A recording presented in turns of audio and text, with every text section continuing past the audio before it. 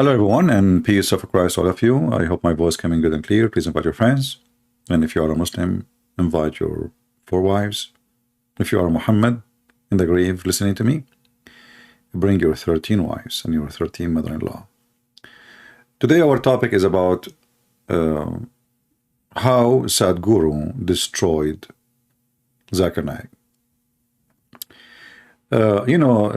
Before we talk about this topic, I learned that those who follow Sadhguru, they believe in terrorism.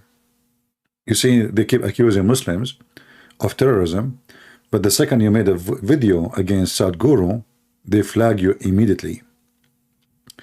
Last time I made a video for Sadhguru exposing his stupidity, it doesn't take even 15 minutes before the gang of Sadhguru flagging my video. The claim is copyright. So today we have give them the credit. It's an info. We have the link for their videos. And the funny is that they themselves, they use the video of Zakir Naik, and they don't want anyone to use their video to expose the stupidity of Sadhguru. You know, I'm not going to take a side because both of them are stupid for me. One, he play with words. One, he is playing with the like a comedian, a mockery, and the other one is just an idiot. He copy, he's like his like a memory, a memory token. He read something in a book. He don't, he just repeat what he read.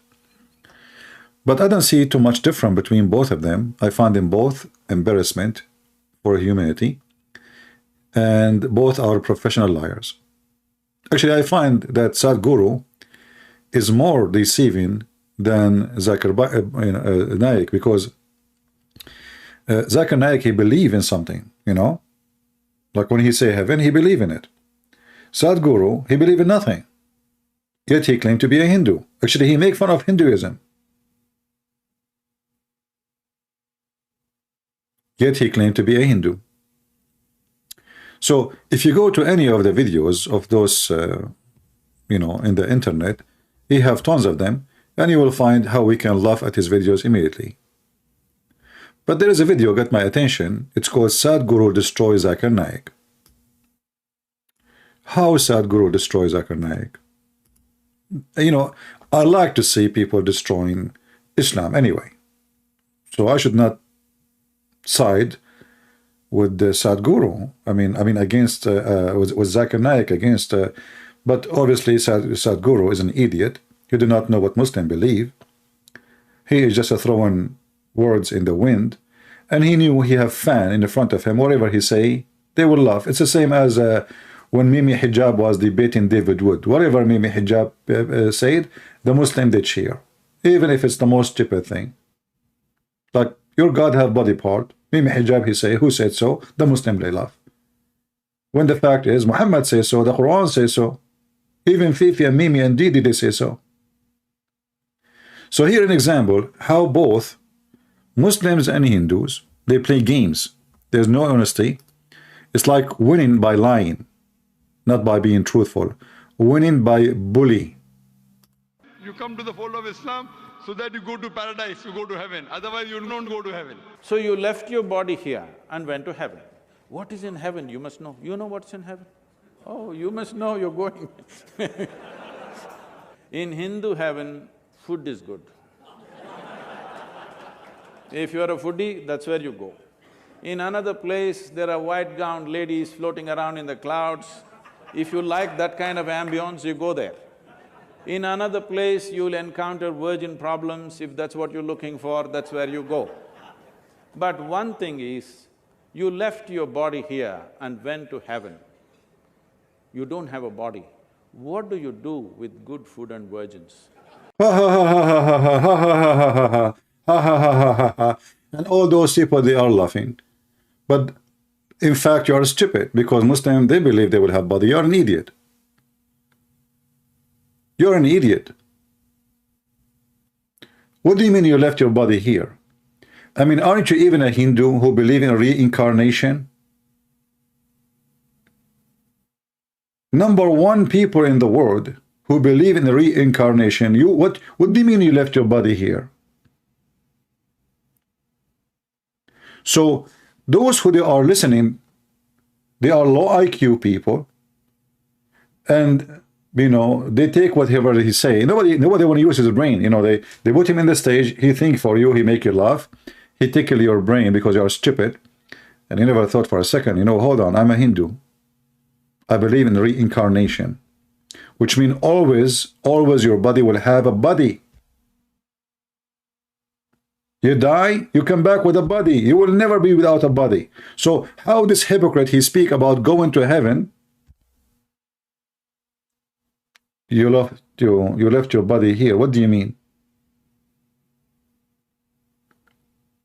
People, do you understand what I'm saying? So he's a hypocrite.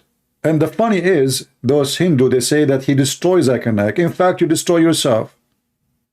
Zakir Naik believe that Muslim, when they go to heaven, they believe in resurrection. You know what resurrection mean, you idiot? Resurrection, it's mean reuniting between the body and the soul. So they will go with their body. So how a Hindu, he put a video like this together, and supposedly this is amazing. And I assure you, they will flag my video because it's an embarrassment. You ask any Hindu, he says to you, if you are a bad person, you will become a dog. The lowest rank. Why? Because dogs, they eat meat. That's weird. The lowest rank is a dog because he eat meat. What is the rank of birds? Oh, birds are high, but birds eat meat too. Have you ever heard of a bird, he is a vegetarian? Put in the front of a bird some worms and some seeds. Let us see which one he will take first. So it's a funny ideology, and he play with words, mockery. It's a bully thing, you know. And then he quote for you, there is a teacher in the Sunday school, he taught, he kept repeating this a story, and he said this is a true story in Alabama. True story, he was there. A Sunday school teacher, he says, how will you go to heaven? Mary, she said, I help my friend. I share my money pocket. The other one, he started giving names, like, you know, he knew even the student names one by one, because he was there in Alabama. True story. And then every kid, he starts saying, I will help my neighbor, I will help my friend, etc. And then Tommy, at the end of the class, like you see, he's at the end, and just to put you in the place, you know, he knew even the location of Tommy. He said to them all, well, first you have to die. And people, they start laughing, ha, ha, ha, ha, ha. But did you ask yourself, how beautiful what happened in the Sunday school?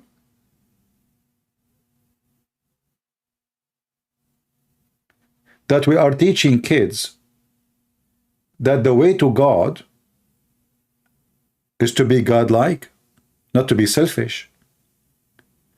This guy, he teach you how to do yoga. And what yoga is? Yoga is to be focusing in yourself and forget everything in the world, which means he teach you how to be selfish. Forget about everything.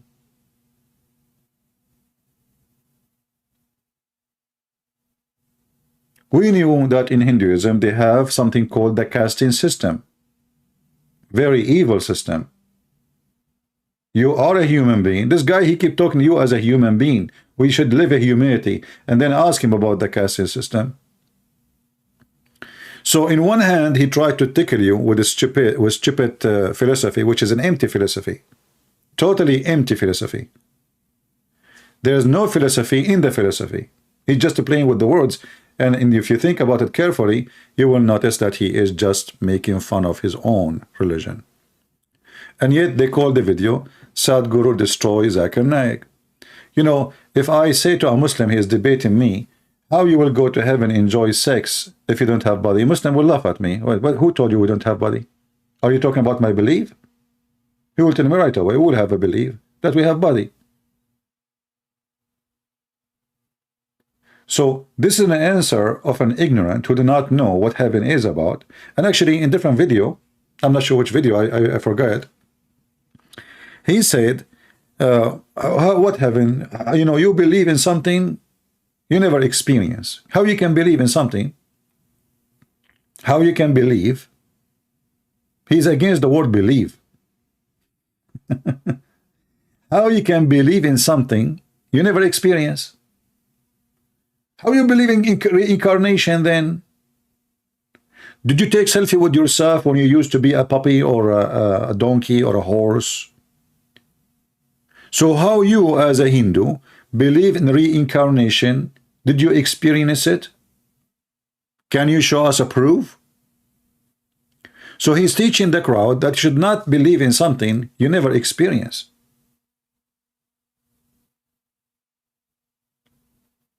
But everything in Hinduism is something you cannot experience. Did you experience the God that he said he have 35 million God, and he said to you we should not believe? He said when you say believe, you concrete yourself. You should open your brain for all possibility. But how you teach your fan that you have 35 million gods? Did you experience them? So in one hand he don't want you to believe. In the other hand, he have 35 million God. In one hand he say you should not believe in something you never experience, including soul. He refused to have a soul. You don't have a soul. So if you don't have a soul, so what you have? He said you have life. Okay, but life is just another name of soul. Are you fooling yourself? You see, stupidity is amazing. So do you have a soul or not? A soul, let us not to use the word soul, it's life. But this is what life is. Life is a soul. It's like, you know, you use the word benzene, benz, you know, and or gas. It's the same. Different letters. Totally different letters. But we are speaking about the same thing. So he played with the words, and those poor people in front of him, like, wow, it's the same as the Muslim when they listen to Zakir Naik, amazing, but nobody noticed how stupid he is too. But to say that this guy destroys Zakir Naik, you made me laugh at you. Both of you are stupid. What is the wisdom in the wisdom?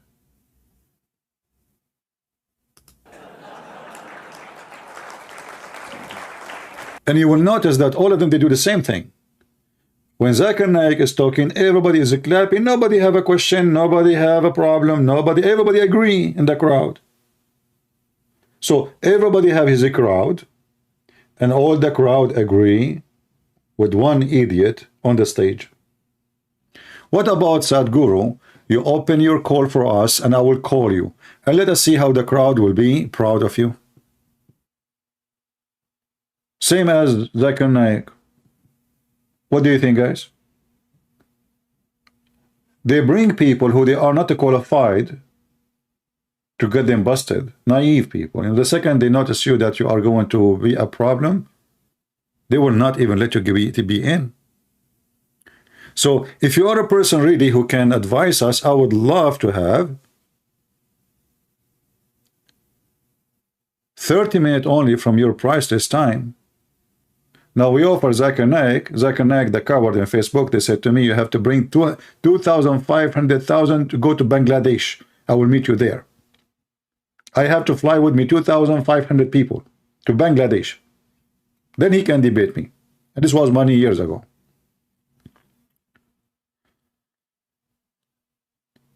You will notice the same laughing, the same clapping, the same amusement in both the crowd, the Muslim crowd and the Hindu crowd.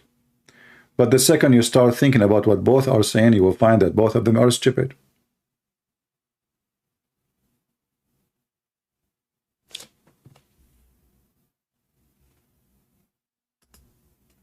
What is soul? For everything they need chemicals. I want you to know this, 70% of US population is on prescription medication. The most affluent nation on the planet. Why does individuals and society seek affluence? Because the first step of affluence is choice of food, choice of nourishment. The second step of affluence is choice of lifestyles. The question was, what do you think about heaven and hell? So we start, what do you think about heaven and hell? And we end talking about chemical. Do you see how they avoid the question? I am asking you, what do you think about heaven and hell? 70% of Americans, they take a prescription simply because this is a wealthy country and they can afford drugs and they can afford medicine and they live for 90, 100 years. Not like in India, poor people, they cannot afford to buy the medicine. Did you ask yourself why? Does it mean that everyone who takes medicine, he is mentally ill? What does this have to do with the question?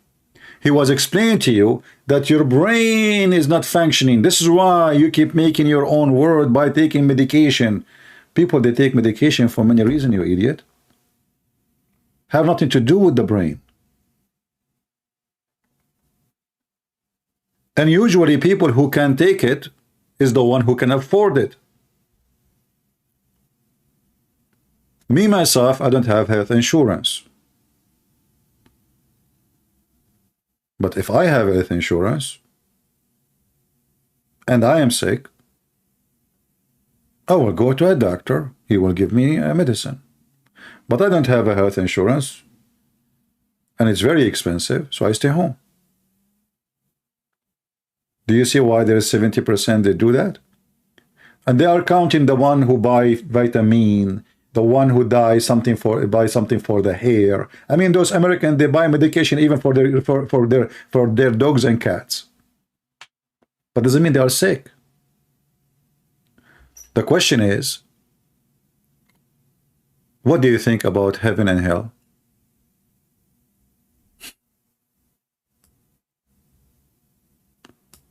He have 11 million subscribers.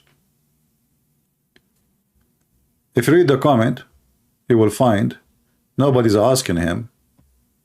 Nobody question his answers, how stupid they are.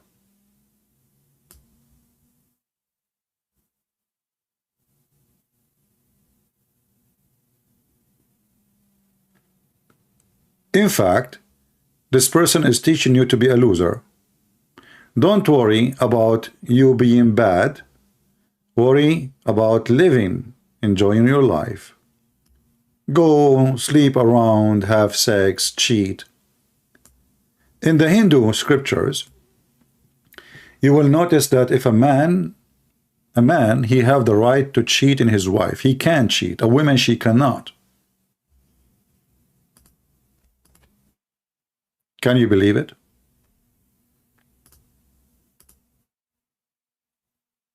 Let me see if I have. I showed you those things before. I formatted my computer. I don't think I have it. But let me see. I will search.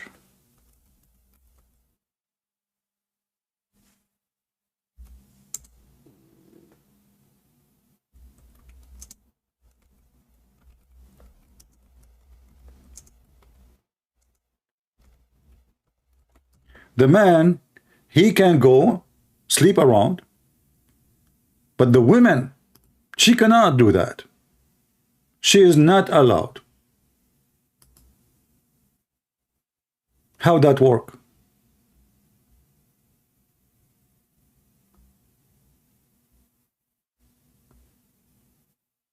I need to find out what was the what I searched before for to find it.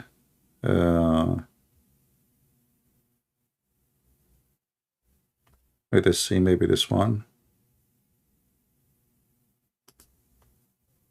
Anyway, I made a video about it before. If you have it, you can watch it again, and we show the reference and we post the link. And it's horrible. Very horrible.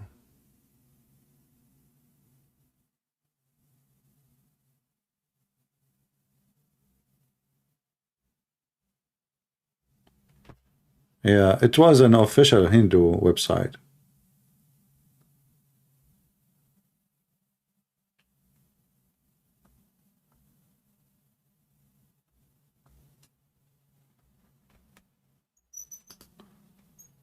I will try to maybe find it some other time. But as you see, they avoid the answer. But if you go and check in the Hindu religion, yes, they have a heaven. He just mentioned to you actually in the previous video that they have a God who is in charge of making food.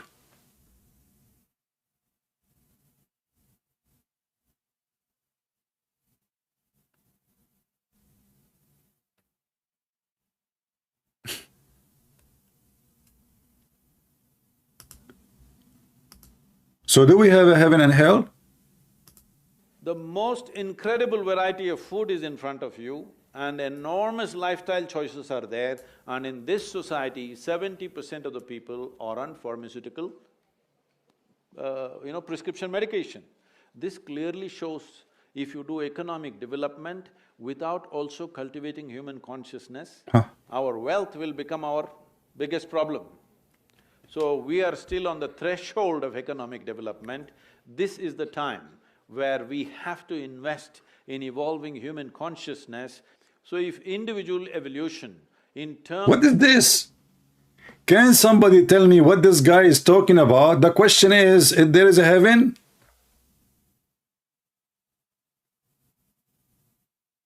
Economy, chemical, medicine conception, evolution…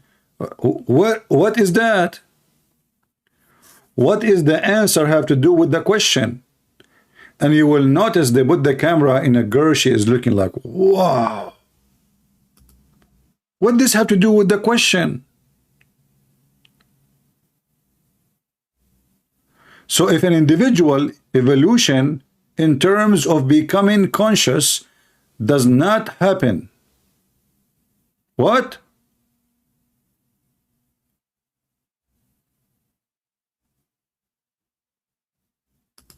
of becoming conscious doesn't happen, you will see 90% of the population will fall into chemicals.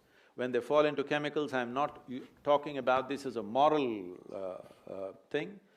If 90% of the human population goes on constant usage of chemicals, the next generation that we produce will be a generation which will be much less than who we are. And that's a crime against humanity. Every generation, the next generation that comes, must be at least one notch better than who we are. If we produce a generation less than us, then we have committed a crime against humanity, we have taken humanity backwards. And now he is making the generation to come better by saying to them, live as you wish.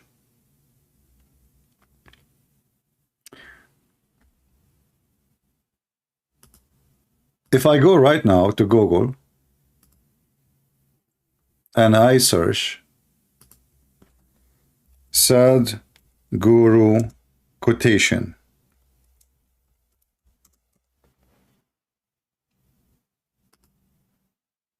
those people, they made a graphic about them. I mean, okay.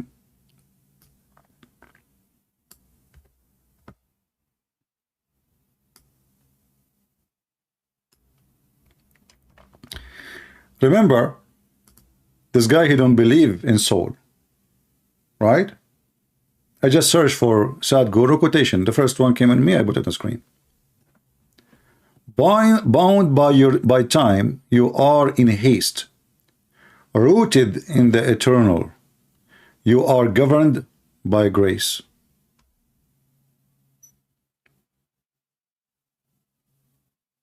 What?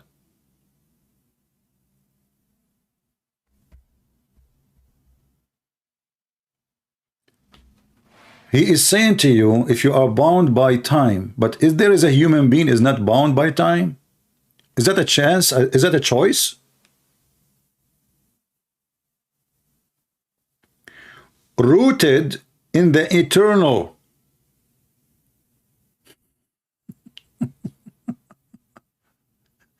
Look like this guy, he's out of time. This is why he have a gray hair, because he don't have to do anything with the time. He is not bound with time. He is rooted in the eternal. And now he lives in grace. Different.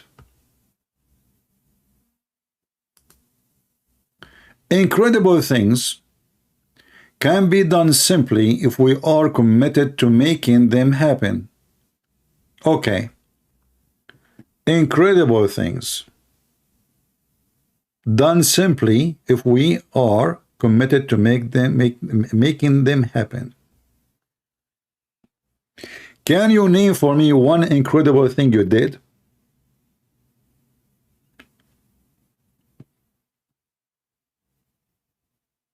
Seriously, what the incredible thing you did?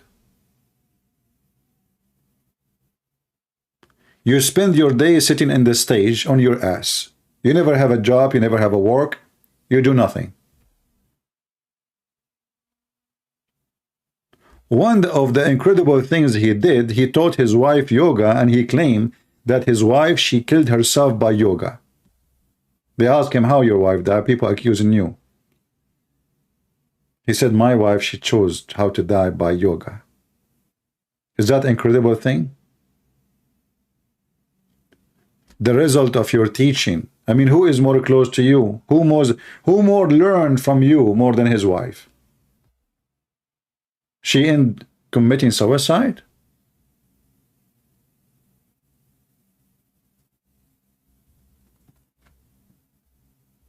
How in the world those people function?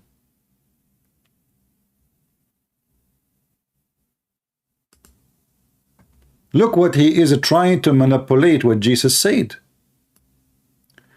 Jesus said, the kingdom of God within you.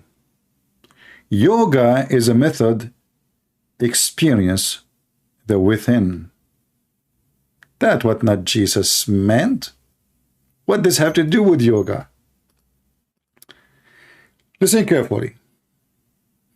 I will open the verse.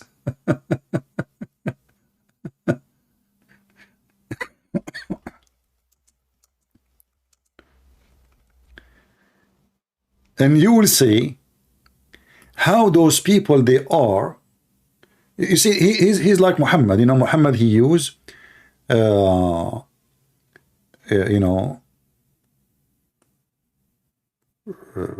he quote from just many things, like the number 70.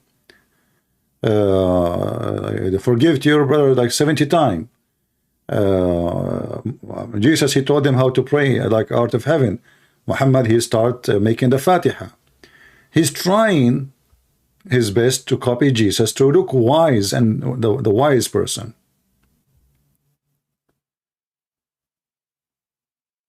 But when Jesus, he said, the kingdom of God is within you, Jesus is not asking me to worship myself and to focus on myself.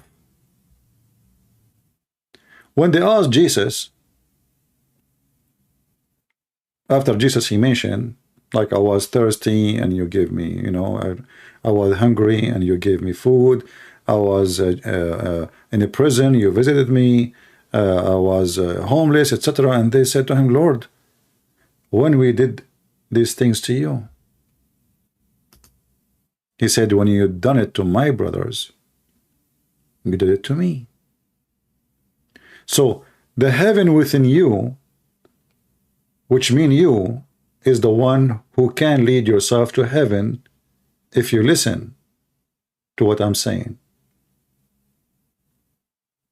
You can have the heaven now, not necessarily tomorrow.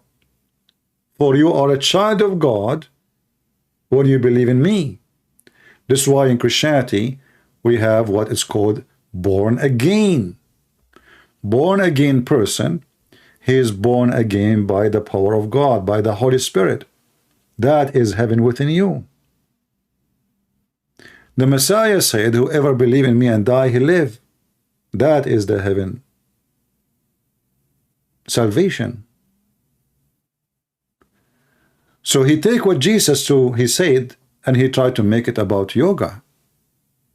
But the yoga is teaching you how to be selfish, not to give. The yoga teaching you how to be quiet, not to preach and try to save people. The yoga teach you how not to move, Jesus never did that. Go and teach and preach. I chosen you to be my fishermen. When you do yoga, you are fishing for who? You are fishing for hippies. Hippies, weirdo. You convince them that they are doing the right thing. And if we check how many of them they are hardly survive in their life, you don't make them happy. Like if we right now, we make a study about who is a person, you know, what is the rank of India for happiness in the world? Happiness. So they convince you that if you are a vegetarian, you are happy. That's false. They convince you that you are more healthy. That's false. They convince you that if you do yoga, you are better. That's false. Here we go, his wife herself, she killed herself. She practiced yoga every day with him. And he is the one who claims she died by yoga. She taught her body how to die. That means yoga is something evil. It's not something good.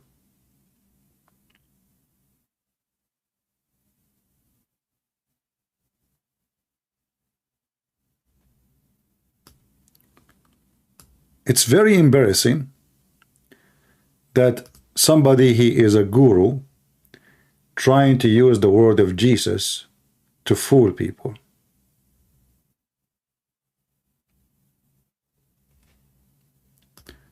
If we have any Hindu, by the way, here, I can open my Skype for you and you can call me. And you can tell me what do you think about Sadhguru.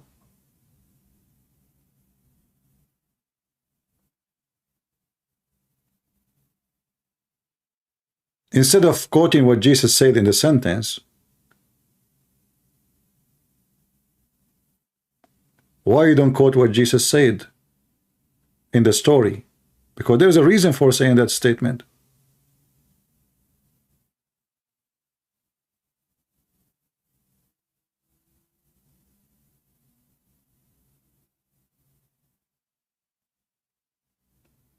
Isn't it Jesus said, if you don't do what I say, you will not be in heaven? Isn't it him who said that the way to heaven is me?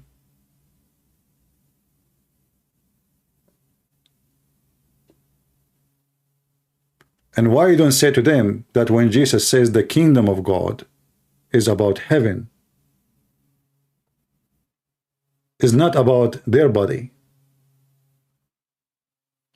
Your yoga is about your body.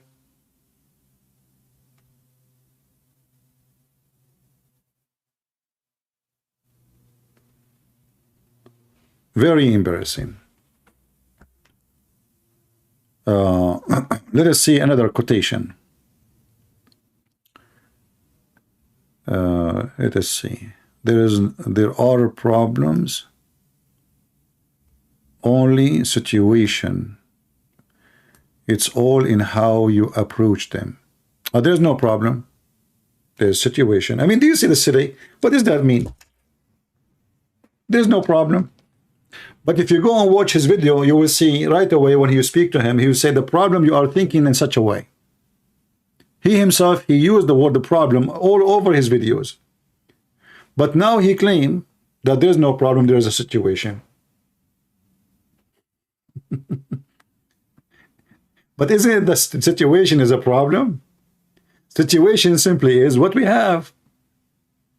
And if it is difficult, it's a problem. A person, he cannot pay his bill. This is a problem. So the situation is a problem because not every situation is a problem, but every problem is a situation.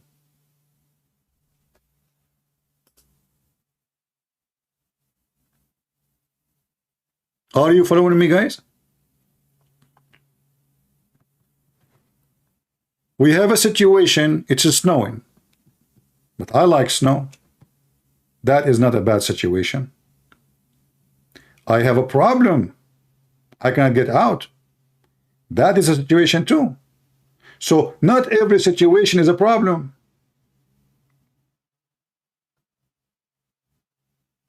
But every problem is a situation.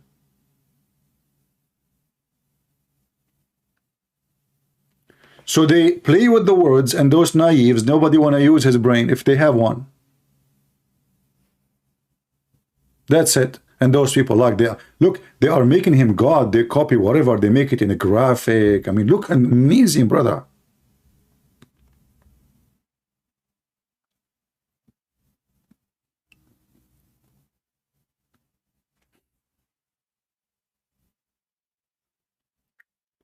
There's no problem.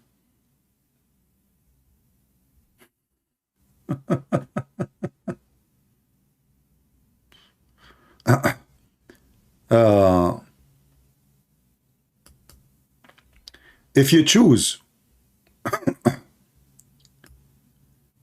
to be joyful every moment of your life, it is time you made your choice. Okay.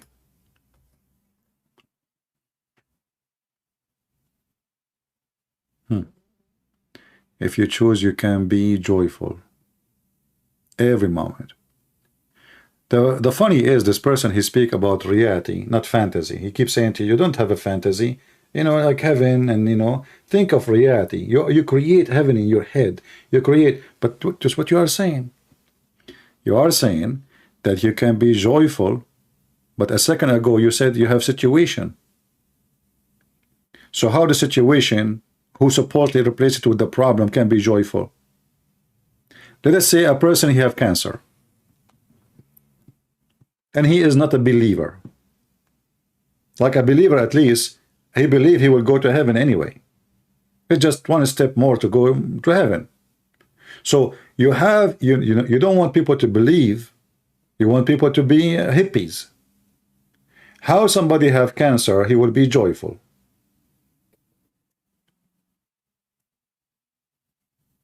How somebody have an accident, broke all his bones, he cannot walk, he cannot go to the bathroom, he have pain wherever he move, he can be joyful.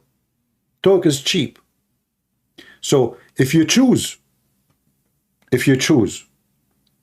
but how many of us really can choose what he is saying? I can say yes, we can learn how to adopt life around us to make it better, but joyful?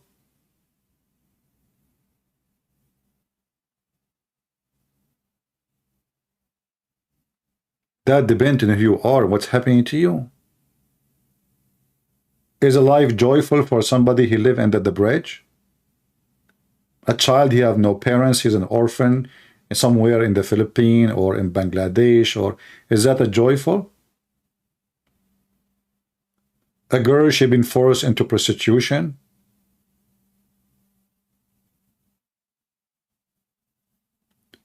Talk is cheap, and that's what he do.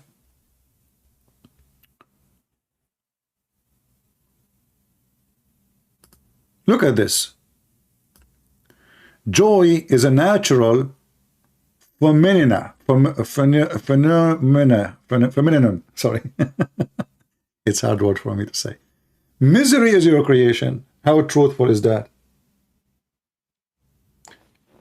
Misery is your creation if you look for it. If you are a person, everything around you is fine, and you choose to be sad, that is your creation. The rest is false. So the hundreds of millions in India who they are so poor, are they living in a creation, their own creation misery? Is that their own creation?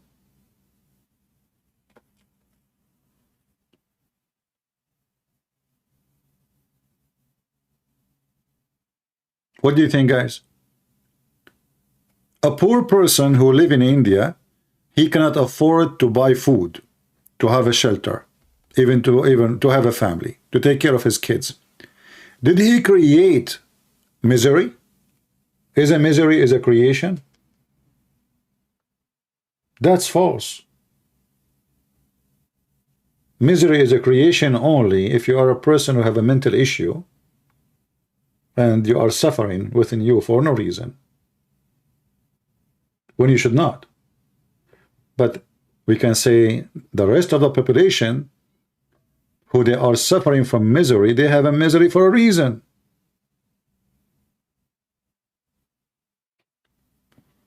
Is losing your child is a joy of my choice, or it's a misery of your creation? You know what I mean?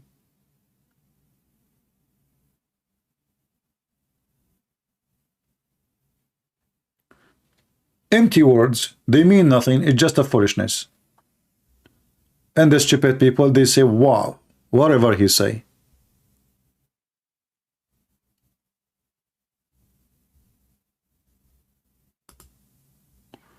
Your life is your making.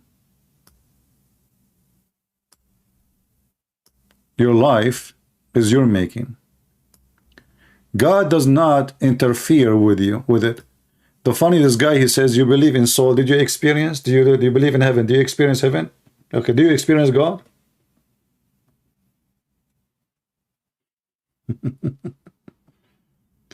I mean, this guy is a total contradiction. He don't believe in anything. He said clearly, you should not believe in something you did not experience. And then he mentioned God. Did you experience God? Did you? Why you believe in heaven? Did you see heaven? Did you experience heaven? He said that. It's your creation.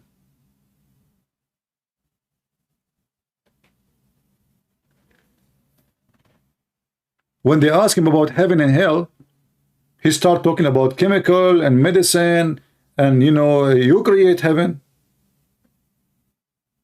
It's your fantasy because you don't like your reality. And look, no, what he's saying, your life is your making. God does not interfere with it.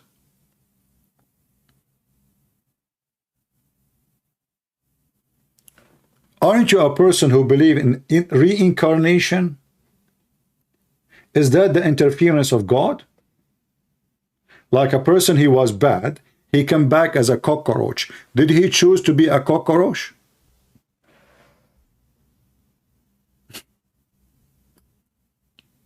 I'm trying to examine how much he is a believer in his belief, because if God does not interfere with it, your life is your making. So now you are coming back as a dog.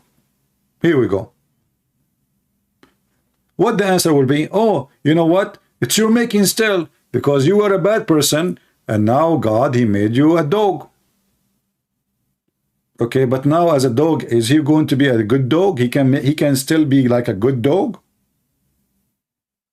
A faithful dog, like, you know, I mean, he's a dog now. What if God, he made you a mosquito? This mosquito, she will not drink blood? She will be a nice mosquito? She will repent.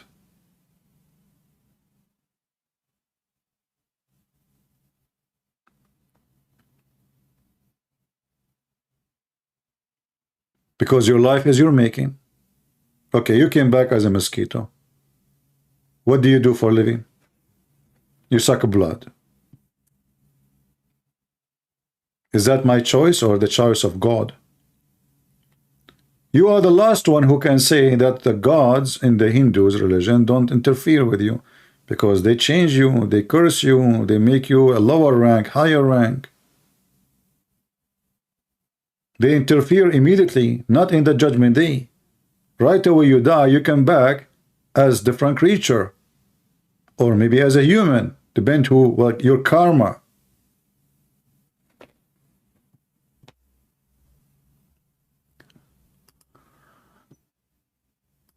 Every aspect of my life is soaked in devotion. Devotion not for a God above, but for all that is around me. Yeah, this is why the Hindu people, they are living in the street and you have a big villas everywhere. Hey people, I'm devoted for you.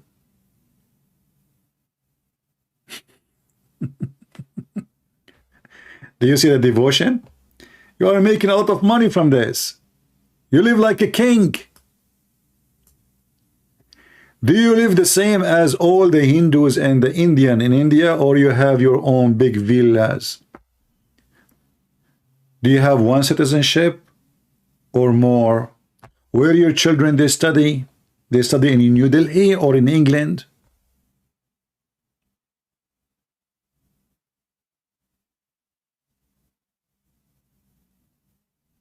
He is very devoted. He reminds me of Muhammad when he said, any woman, believe in woman, she can offer herself to the Prophet. A human being is a like seed. Either you can keep it as it is, or you can make it grow into a wonderful tree with flowers and fruits. Well, this is a nice quotation. I cannot say much, but somehow I find you like you are quoting the Bible somehow. Because the Bible teaches us about to grow in faith and how we can do that. The Lord, he said, from their fruits you shall know them. And how we can have a fruit without seeds. And the Lord himself, he spoke about seed too. You plant your seed not in the rock, or you plant it not on the sand, depending how stupid you are. So the good farmer, he knew where he planted his seed so they can grow.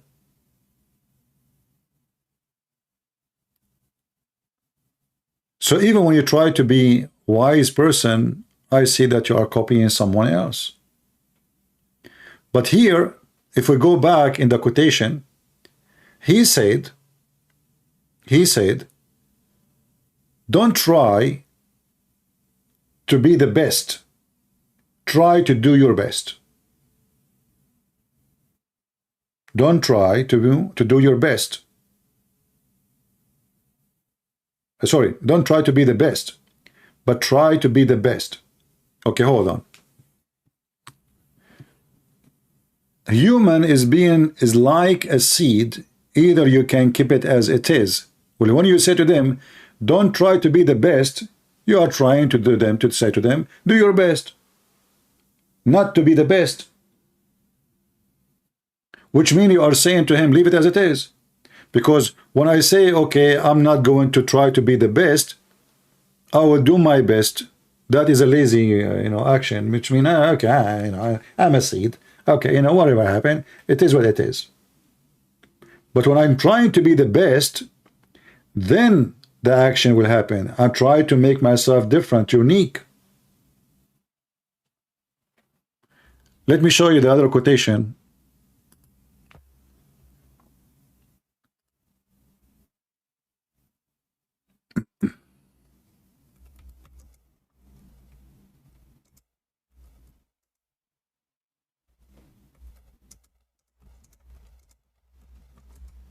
Give me a second.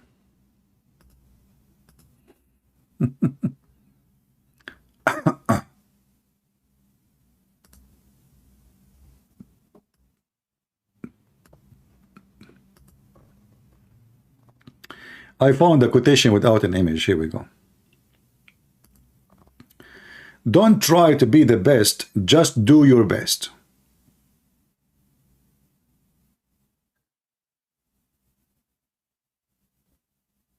How you can grow your seed and to be an amazing seed without trying to be the best.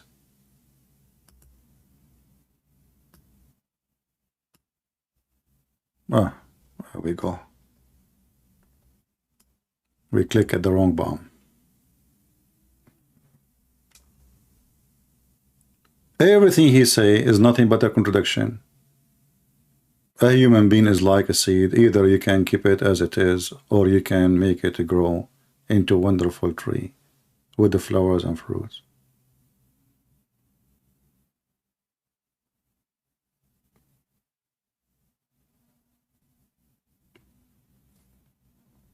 But he said previously, hold on, I want to go back.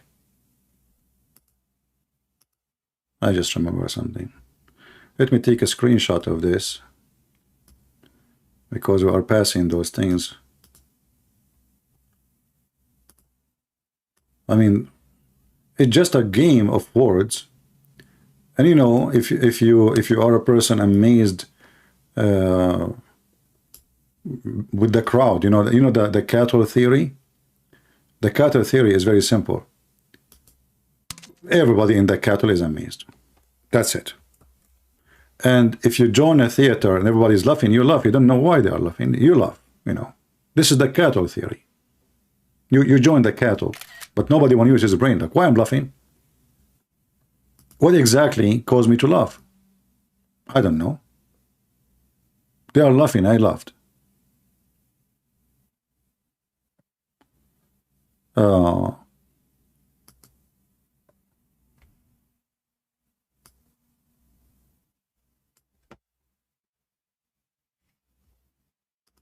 Which one I saw? Okay. Huh.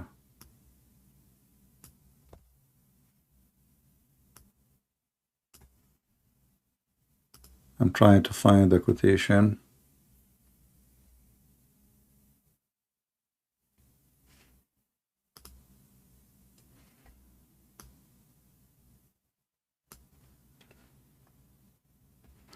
Okay, let's stop with this one, previous one.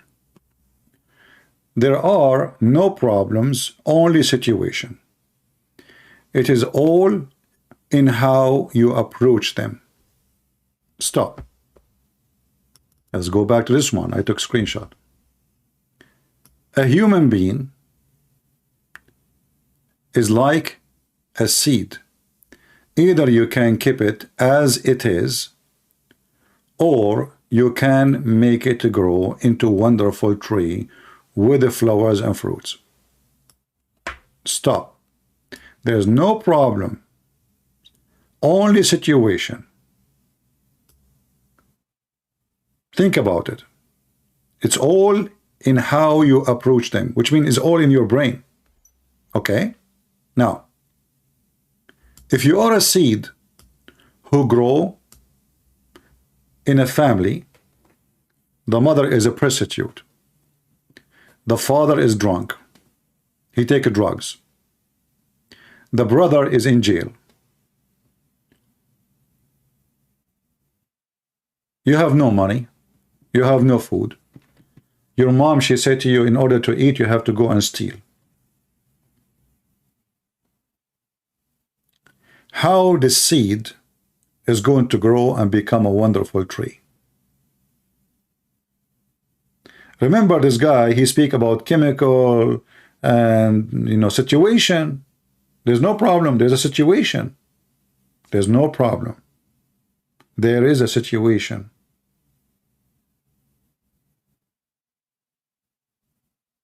But the fact that's a false. What you expect from these kids to do? A girl, she is born in a family. The father is a pimp. The mother is a whore. And she is 7 years old. And her mom, she said to her, there's an old man there. Go and sit with him. Sit in his lap.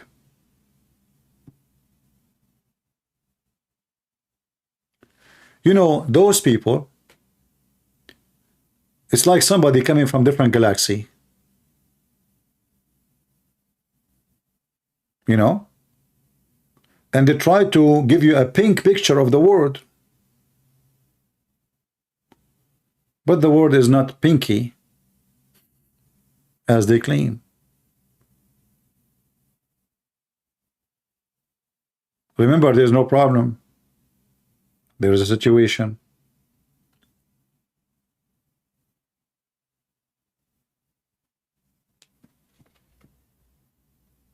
Let us continue. Shall we continue or stop? Do you want more quotation? I cannot even read them before I open them. Like, I have to click on them so I can read them. The page becomes so small. One who is constantly making you turn, what? Obviously does not want you to go anywhere.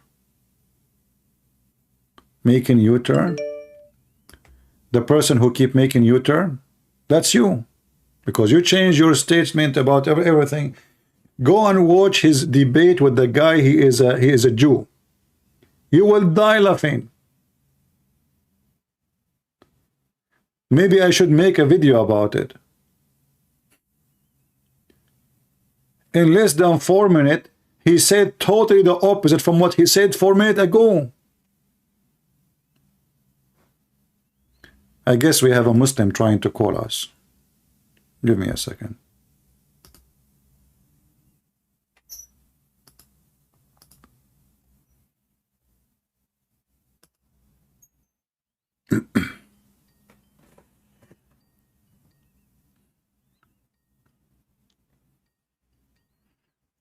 Maybe I should search for this debate, Sadhguru with the Jew. Hello? This is the son of Mut'a Fakira. Assalamu alaikum, CP. A whore, son of a whore. Let me look for the debate. Hold on.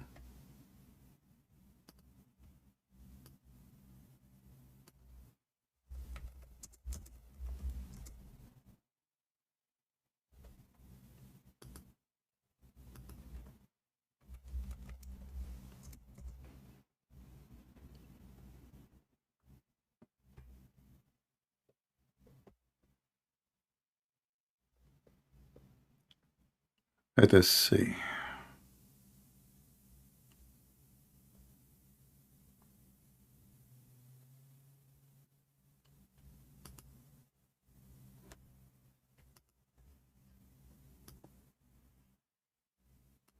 I don't know if this is a debate really or it's part, so I'm not sure I'm going to miss part of it.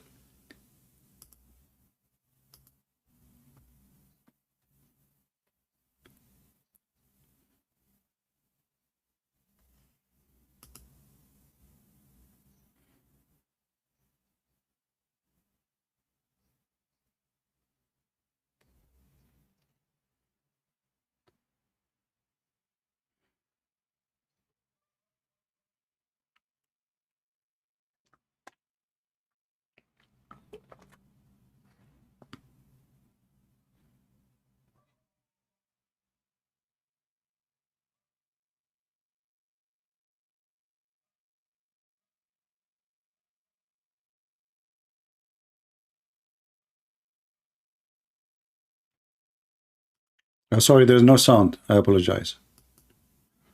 Hold on. It's my mistake. Live a good life is courage. Because what you're describing actually takes a lot of courage. It's not easy to be able to change your ideas. It's not easy to be able to change the pattern of your life, and you have to have a certain amount of courage to allow someone to trample on your ideas, because fear is a very powerful motivator in that drive to self-preservation. See, we have given lots of significance to various psychological modes and moods that our intelligence takes. We can call it fear, we can call it courage, we can call it love, we can call it hate, but it is just different shades that your mind takes at different times. All this is only because it is in constant compulsive reaction to something around you. Guys, did you see what he said? It's a reaction for something around you. But isn't it him who said there's no problem? There's only a situation. Isn't him who said your life is your making? Didn't he say your life is your making? Let me find the quotation again. It turned to be no. Your life, it's not your making.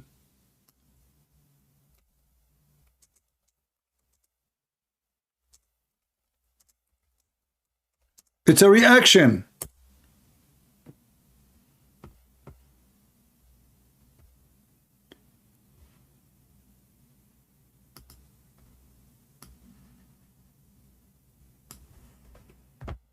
Who is the crazy here?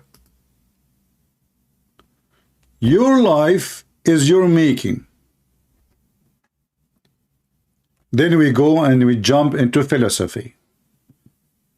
It's not easy to let somebody to interfere with your way you think or the way you live. The Jewish guy said. Sadhguru now, he want to show that he is smarter than the Jew. So now he start giving something to oppose it a little bit, to show his side of the story, the high IQ.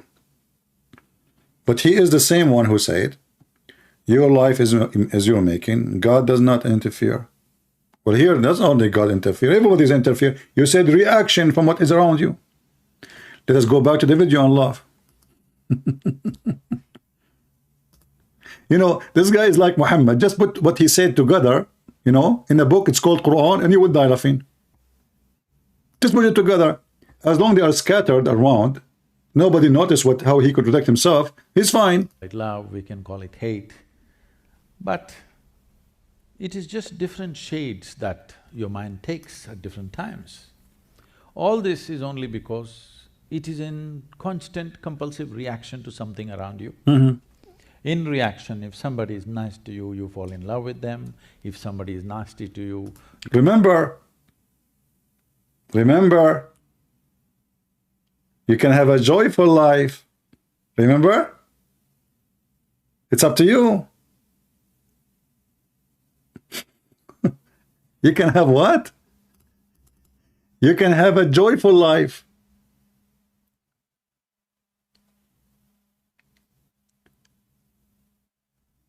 You are like seed. You can grow as you wish. A human being is like a seed. Either you can keep it as it is, or you can make it grow into a wonderful tree with the flower and fruit. It turned to be neither this or that, because now you are not a seed keeping it as it is. You are a reaction for what is around you. So whatever result is going to be is based in nothing have to do with you, for it is a reaction. Continue, Abdul. You hate them. Like this, in reaction, so many things are happening. This is a psychological and social phenomena. This is not an existential reality. It's not existence. It's not an it's not real. But he said you act for reaction. So now if I come to that stage and I spit on you, is that real? And you will have a real reaction for that or not?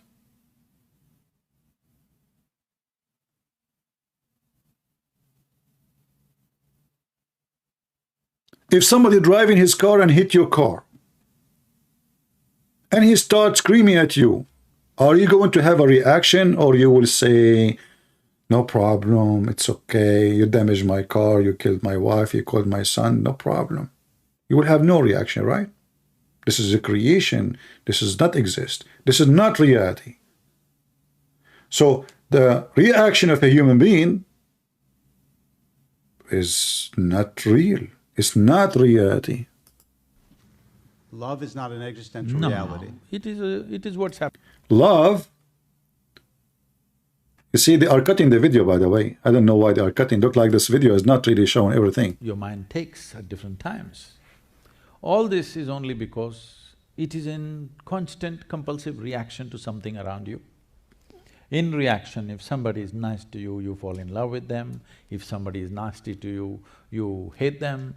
Like this, in reaction, so many things are happening. This is a psychological and social phenomena.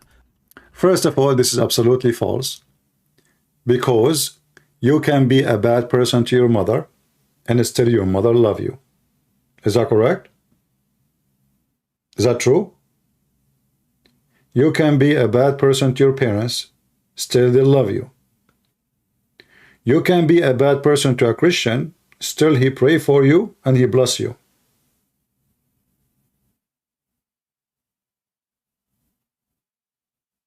So the reality is, have nothing to do with the reaction as much as it is, have to do with you and your belief.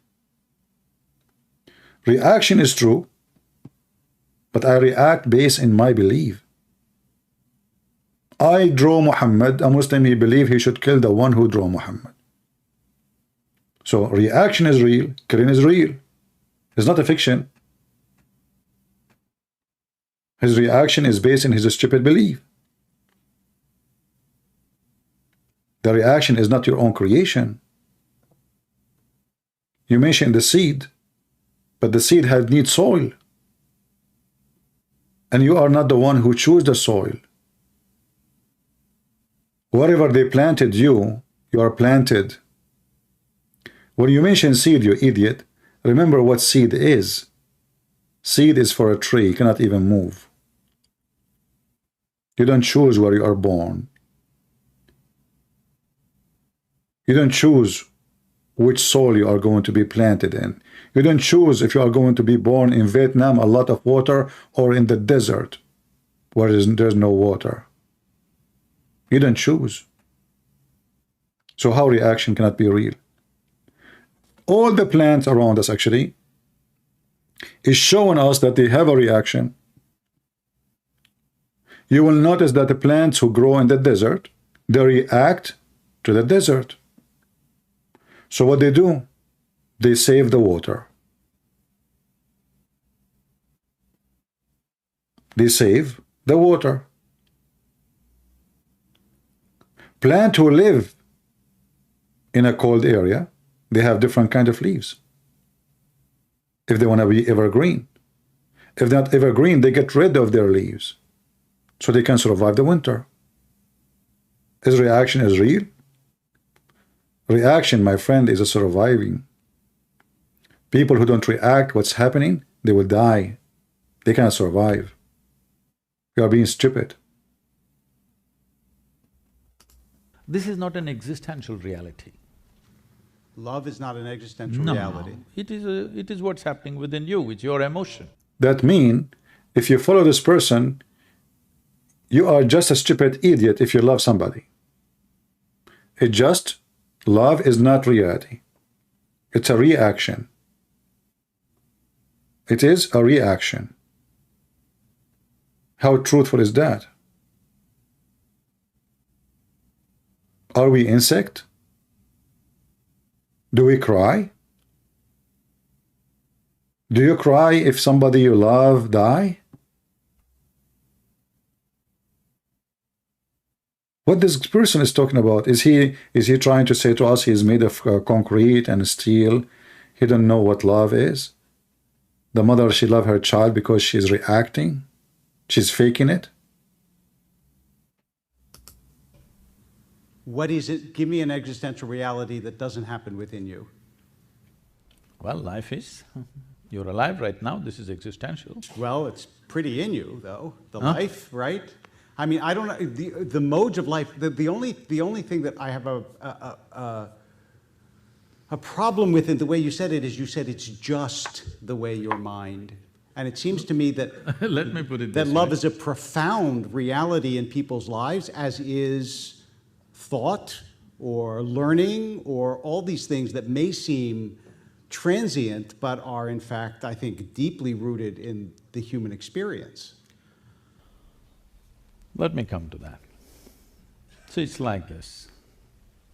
If your body becomes pleasant, we call this health. You want it? Hello? If it becomes very pleasant, we call it pleasure. You want it? I got a bigger yes for that than health. If your mind becomes pleasant, we call this peace. If it becomes very pleasant, we call it joy. If your emotions become pleasant, we call it love. If it becomes very pleasant, we call it compassion. Here you see how stupid his statement is. He is just describing one thing, your emotion. But all the things he is talking about is temporarily. You see how he is a deceiver? Except love. All those things he is mentioning is temporarily. But love is not temporarily. And those blonde people who they are amazed about what he's saying. Nobody says to him, listen, you are comparing things, have nothing to do with the question. I can feel pleasant because the weather is nice, but this is temporary. It gets hot, it's not, I don't feel pleasant. I can feel pleasant because my stomach is full. I get hungry, I don't feel pleasant. My body is fine, I feel pleasant. I'm sick, I don't feel pleasant. But if my body is sick and I am hungry and even I'm dying and if I love somebody, I will still love this person regardless of all unpleasant things happening to me. Are you with me, people?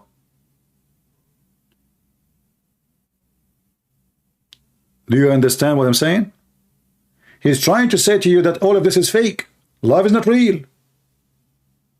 So you are so pleasant, you call it compassion. That is the most stupid ever thing ever.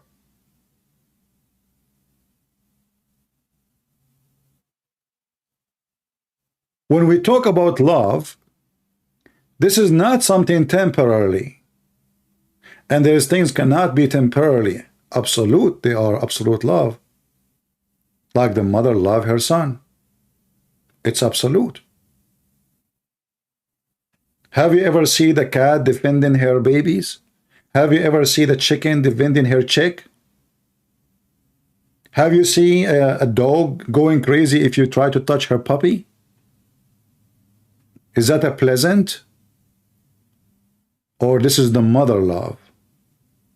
Did you see the fish? She keep her babies inside her mouth after they are or become fish. They come from the eggs. This person is evil and he's trying to lie to you, make you believe that love is not true. And you know what? The second we believe in his garbage, we are just filthy creatures. Because now the woman, she look at her husband, I don't love you. You know, temporarily. The man look at his wife, what the heck? She is temporarily thinking about me. She called me honey. Tomorrow she will change her mind. My son tomorrow will dump me in the street. He just told me yesterday, I love you, Dad. That will destroy the society. This person is absolutely evil. And you know, I don't want to talk about the love of Jesus because he might say to me, oh, this is a different story. No. For God he loved the world. For what? For God, the Father, he loved the world. He sent his only begotten Son. Was that a fake temporary love? When Jesus went to the cross, is that because he was faking it? So, to make it simple, when somebody defend his house and he saved his family and he is willing to die, he said to them, you run, all of you run, I will stay here. But Father, they will kill you. Say, just run, you and your mom. Is that fake love? Sacrifice your life to save a family or a woman or a child? What this guy is talking about? Pure evil. Trying to insert false philosophy with evil logic. Listen carefully. If your mind becomes pleasant, we call this peace. If it becomes very pleasant, we call it joy. If your emotions become pleasant, we call it love. If it becomes very pleasant, we call it compassion. If your very life energies become pleasant, we call this blissfulness. If it becomes very pleasant, we call it ecstasy. If your surroundings become pleasant, we call this success. Only for success, only to make the surroundings pleasant, there is a challenge because you need the cooperation of all the forces which are here. But to make my body pleasant, mind pleasant, emotion pleasant and energies pleasant is 100% my business. But right now… Hold on. In the beginning he said, everything you do is your reaction, is a reaction. Hey people, didn't he say everything you does is nothing but a reaction. Now he is saying everything you do is your business.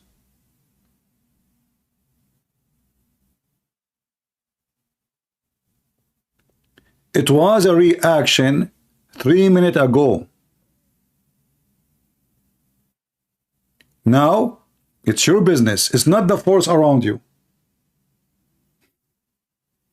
He just said that if you, the force around you, they make you pleasant, you are pleasant. He's explaining that, and now he jumped to the opposite. He just said, well, whatever you do is your business. It's not a reaction. Listen carefully. I will go back just 3 minutes ago. We can call it fear, we can call it courage, we can call it love, we can call it hate. But it is just different shades that your mind takes at different times. All this is only because it is in constant compulsive reaction to something around you. See? In reaction, if somebody is nice to you, you fall in love with them. If somebody is… What he said? If someone nice to you, you fall in love on them. You feel love to them. It's a reaction, right? But he mentioned the word love, right? Okay, it's a reaction. But then he just said the opposite, and at the end, he said all those things is not reaction, is your business. Listen carefully what he's saying. If you are, you can play the video slowly and write down what he's saying if you want. So here he's explaining that everything happened to you, you do reaction to it. It's not real. It's not real. Even when you love somebody nice to you, you love them. That's all. It's just a pure reaction. And then we move the video, just 3 minutes after, he said the opposite. Mind pleasant, emotion pleasant and energy is pleasant, is 100% my business. But right now, what is entirely your business, you're trying to handle it like a social phenomena, so it looks so complicated and… What? Hold on. When he say all is my business, it's mean it is my decision. It's not a reaction. It's you who make things happen. It's my business. It's not the force around me. But in the beginning he says everything you do is a reaction. Even love is fake. Listen carefully. I mean, this guy is mentally ill. Which are here. But to make my body pleasant, mind pleasant, emotion pleasant and energy is pleasant is 100% my business.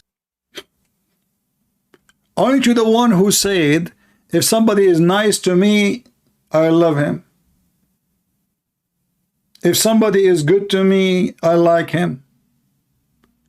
Now he is turning upside down with his logic. Why? Because the Jewish guy, he opposed him in something, so now he tried to fix it. And the more he talk, the more he make poo-poo. People, do you understand the stupid thing he said?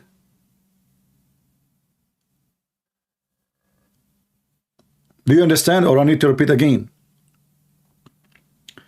In the beginning, he is trying to explain to us that everything happened to us is a reaction. Anything we do. 3 minutes after, anything you do is your business. It's not a reaction. 3 minutes, not 3 hours after. The pattern of your life, and you have to have a certain amount of courage to allow someone to trample on your ideas, because fear is a very powerful motivator in that drive to self-preservation. See, we have given lots of significance to various psychological modes and moods that our intelligence takes. We can call it fear, we can call it courage, we can call it love, we can call it hate. But it is just different shades that your mind takes at different times. All this is only because it is in constant compulsive reaction to something around you. Did you hear it? In reaction, if somebody is nice to you, you fall in love with them. If somebody is nasty to you, you hate them. Like this, in reaction, so many things are happening. This is a psychological and social phenomena. This is not an existential reality. It's not reality, remember. It's not an existential reality. No. It is what's happening within you, it's your emotion. What is it? Give me an existential reality that doesn't happen within you. Well, life is. You're alive right What? now, this is existential. Well, it's pretty in you, though. The life, right? I mean, I don't know, the modes of life, the only… He asked him, give me something is not within you. He said life.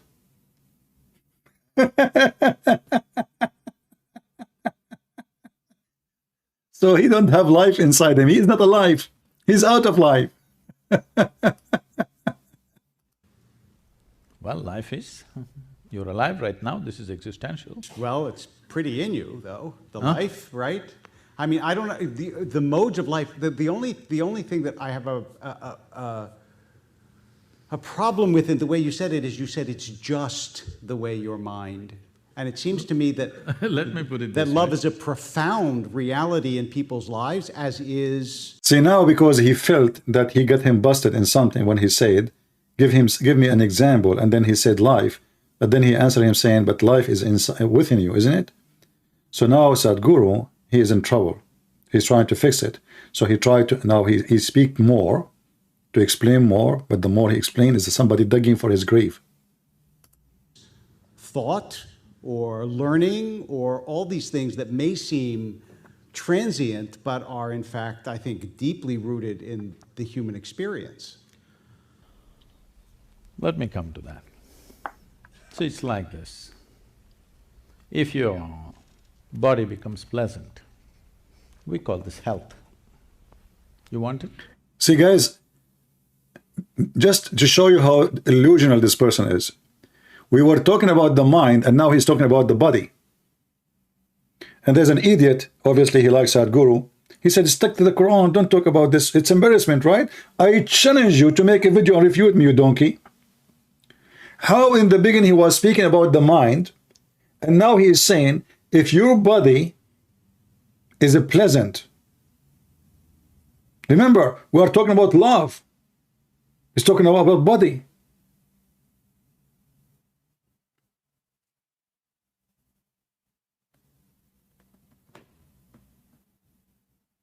You can have a body which is unpleasant and you love.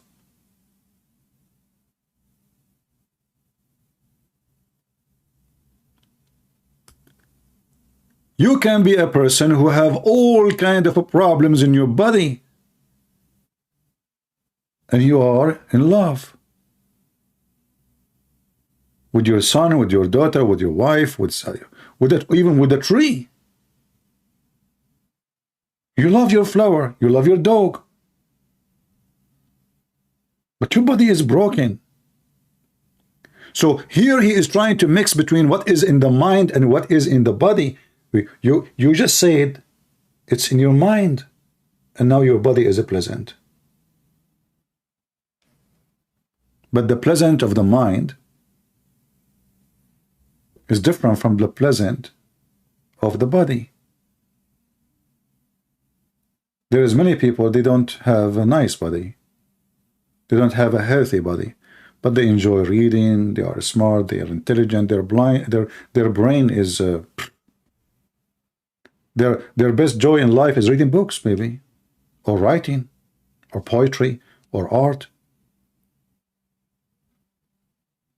But their body is not pleasant. So he could not answer. He switched the topic. But are in fact, I think, deeply rooted in the human experience. Let me come to that. So it's like this. If your body becomes pleasant, we call this health. You want it? Hello? And now the blonde people, yeah, please, you want it? I mean, what? You see, he's trying to break time. You want it, he's trying to think of idea. What does that mean? Why the Jewish guy, he don't say to the white people there in the stage, hey, blondies, you want it? You will see this guy, he tried to get little, support from the crowd. You want it? Like, you want to hear this wisdom? Answer the guy. He's trying to take time to find a solution for what he did. If it becomes very pleasant, we call it pleasure. And look how he moved his hands. You want it? But you know, do you want it? It's a I movie. got a bigger yes for that than health. If your mind becomes pleasant, we call this peace. If your mind become pleasant, we call this peace.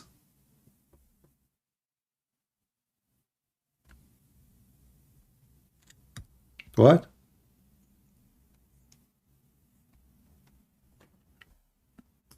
I want to go a second back, hold on. Hello?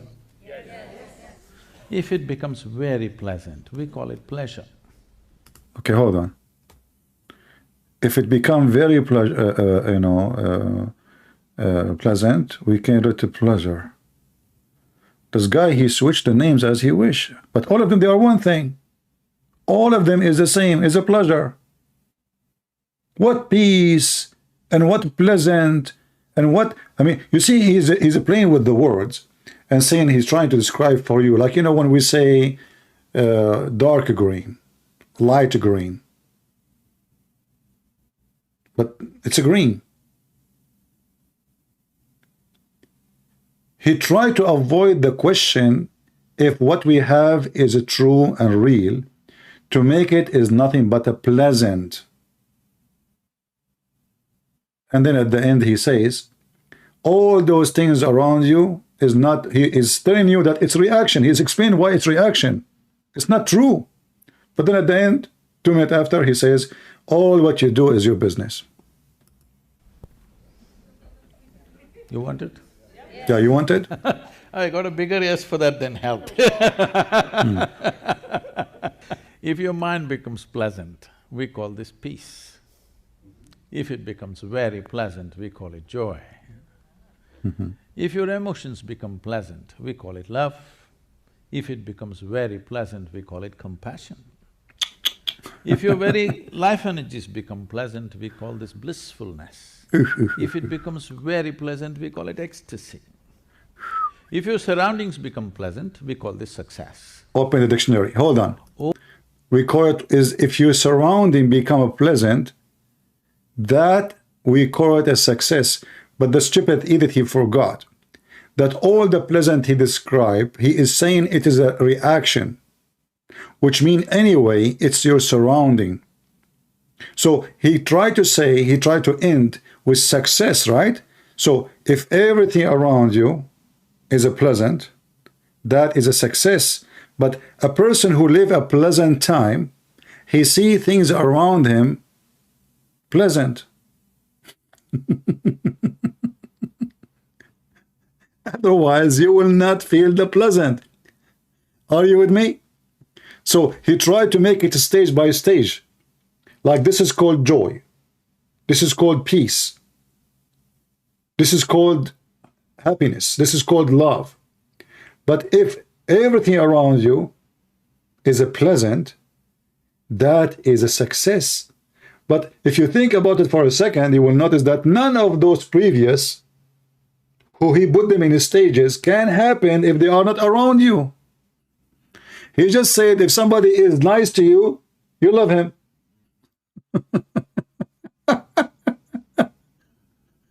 Are you with me? Guys, are you with me? If somebody is nice to you, you love him. Correct? But isn't it this person who is nice to me is my surrounding already?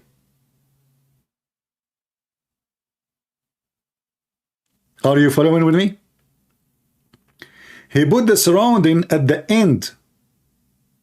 That is called success. But in fact, he started with surrounding from the beginning, from zero. Because he said clearly that all of this is a reaction. It's not within you. Even the Jewish guy, he said to him, so are you saying love? Give me an example, like, you know, he said like life. He said, but isn't it life is inside you? He got him busted right away. Isn't it life is within you? So he's trying to say nothing is inside us, it's all reaction, right?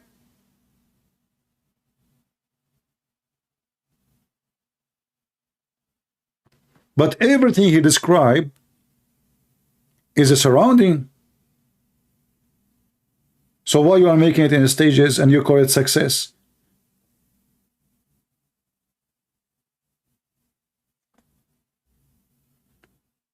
You will notice the fan of Sadhguru are going nuts. Oh my God, you did not get it. No, we got it, we got it. It's our surrounding. Because, listen, you did not get it. Isn't it your idiot, he said. If somebody nice to you, you love him? Shall I play it for you again? And now he is saying, if the top, what is the top? The top, the top, the top, the top. If your surrounding is a pleasant, is a success. But all the previous he mentioned are the surrounding. And it seems to me that let me put it that this love way. is a profound reality in people's lives, as is thought or learning or all these things that may seem transient, but are in fact, I think, deeply rooted in the human experience. Let me come to that. So it's like this. If your body becomes pleasant, we call this health. You want it? Listen carefully. If your body become pleasant, we call it health. Correct?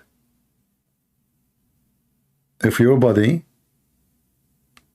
is pleasant, we call it health.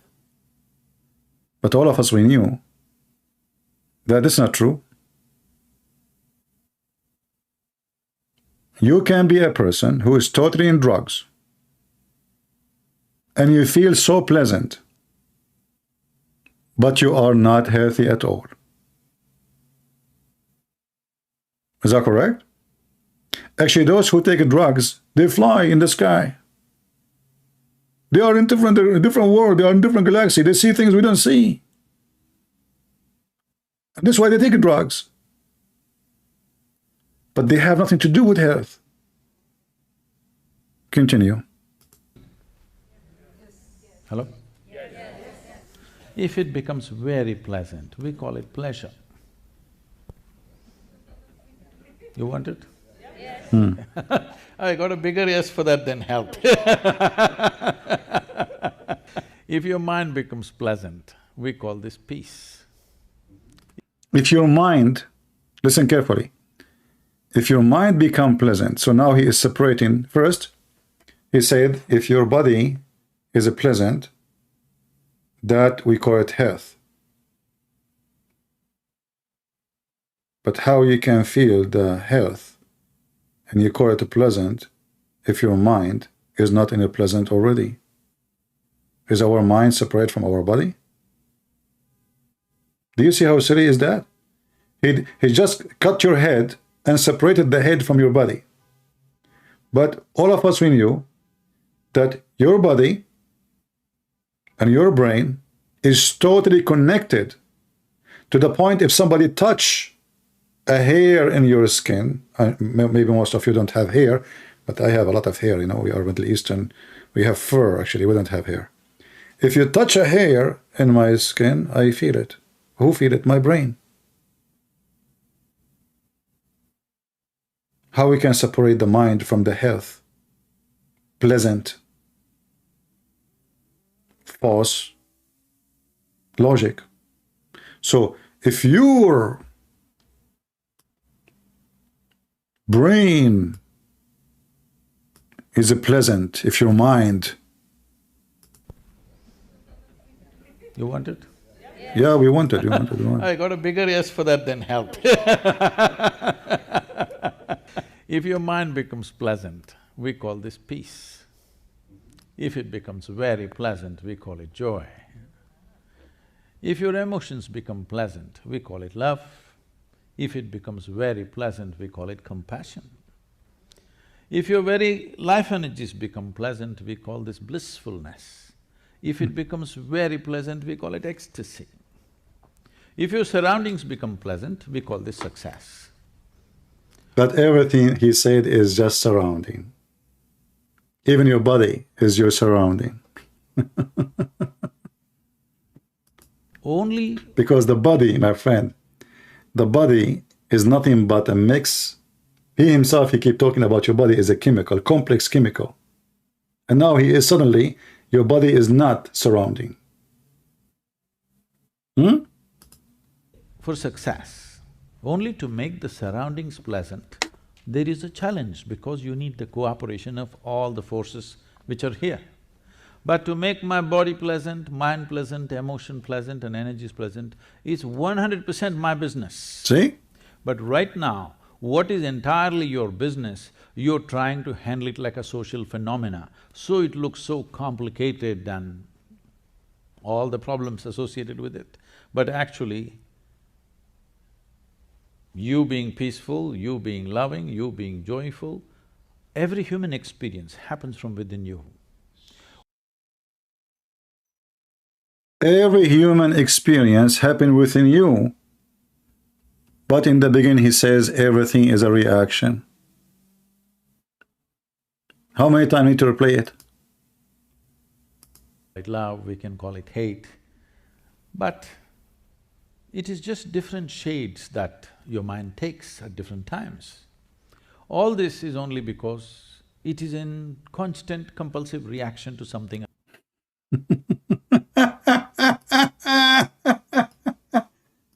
Talk is cheap. Talk is cheap and stupidity is amazing.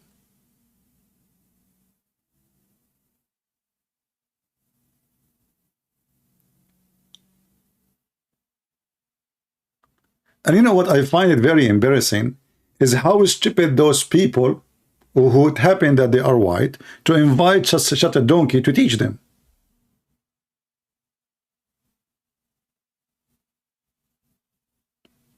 Don't you think it's an embarrassment that those people, they go to school and they have degrees and then they bring somebody, he give them empty speeches saying nothing, like after you do listen to him, what you learn? Nothing.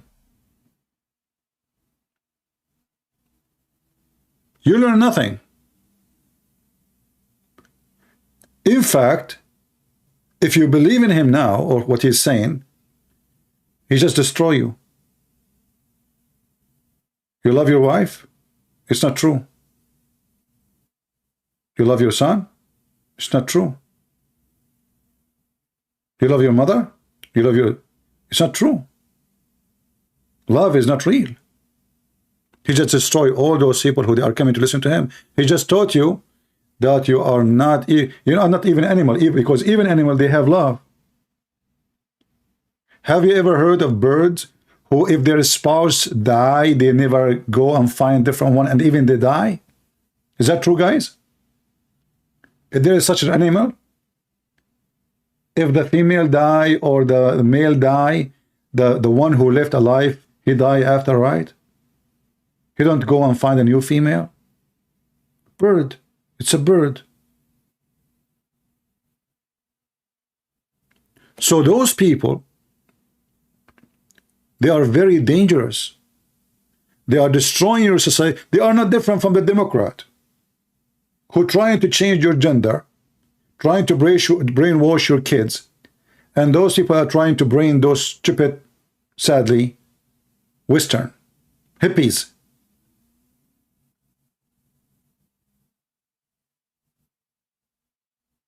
Because if love is not true, then everything about us is not true.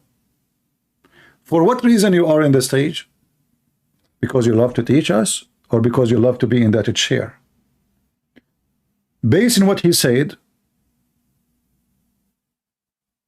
is not because he loved to teach you.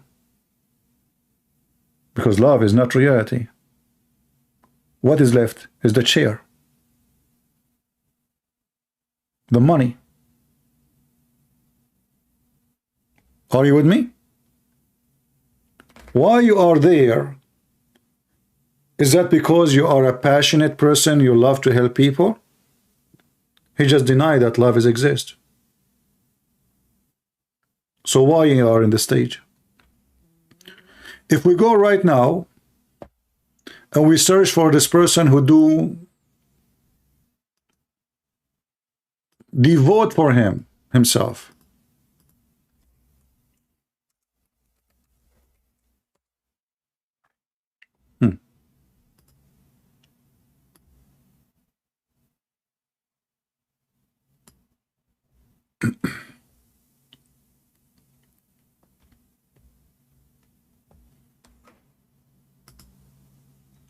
If you have money in your pocket, it is a great. Only if it enter your head, it become a perversion. Go right now and search how many houses this man he own, how big his villas. So look like his villas, they are not in his brain, because he like to live like the, you know, like a poor guy, a naked Hindu guru. He is very humble. He ride a donkey, you know. But your lifestyle is not what you say.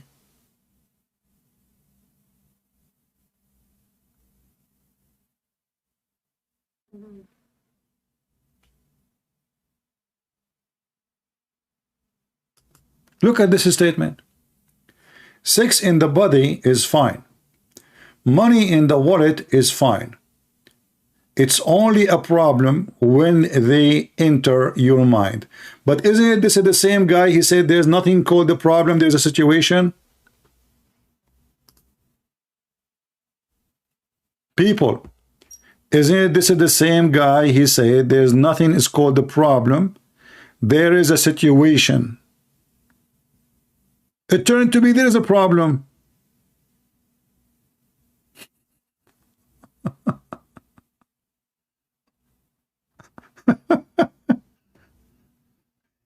If you forget it, I can search for it. There's nothing is a problem. There's only a situation. But now he is saying there is a problem. It's not a situation. You know, when somebody says there's nothing is a problem, that means there's nothing is a problem. Why you use the word nothing? And then you say, well, there's a problem. Here we go. Money is a problem. Sex is a problem. They are not a situation.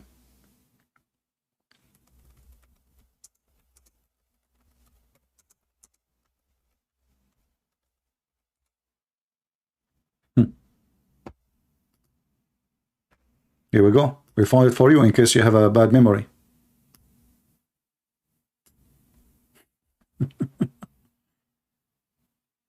There's no problems, only situation. It is all how you approach them. This guy is like Muhammad.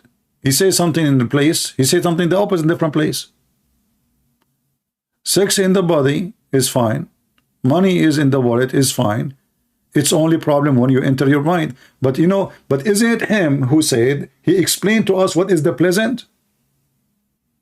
People, isn't it him who said that everything is a reaction, and if everything, then he said it's within you. If your mind is a pleasant, we call it a pleasure. But isn't it sex is in the mind before it is in the body? If we have a person, he have a dead brain, he feel nothing. All our sense, including our tongue, is in the brain.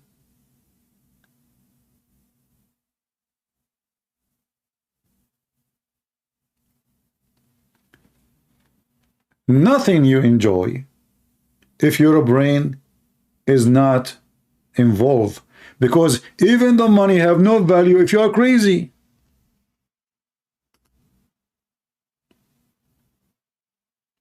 Are you with me? If a person is crazy and you give him $1 million, you give him a bag full of dollars, he will burn it, he will make it, he will put it in the fireplace. He's crazy. You don't know what is this.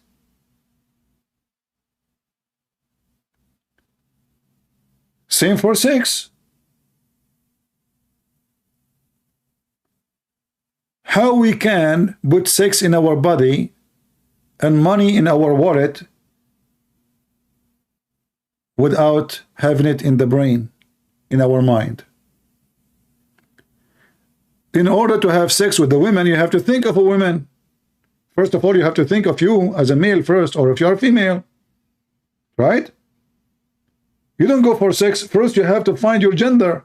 So your mind is involved in the sex from the beginning. So I'm a male, okay, I will think of a female. I'm not going to think of a male. My brain is telling me who I think about. The mind is right away involved. I get money right now. Okay, money, this is something I should put in the bank. My brain is involved. It's in my mind.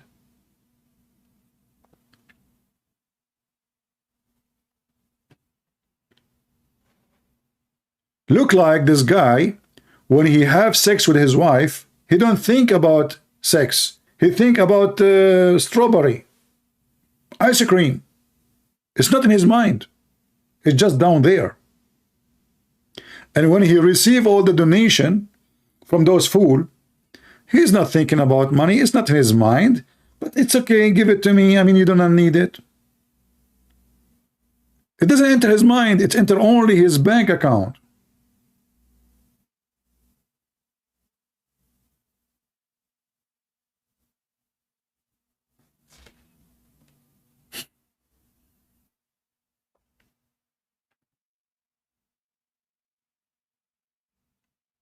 This is the guy, they call him guru, fool people with him.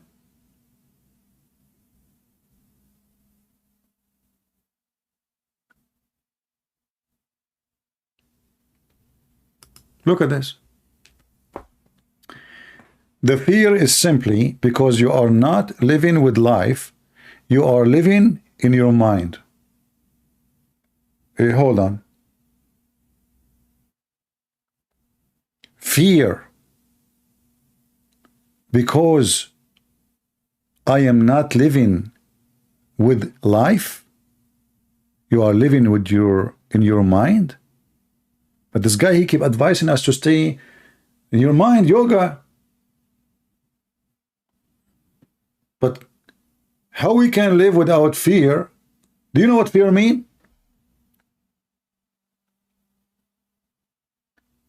If there is a human being, he don't have fear.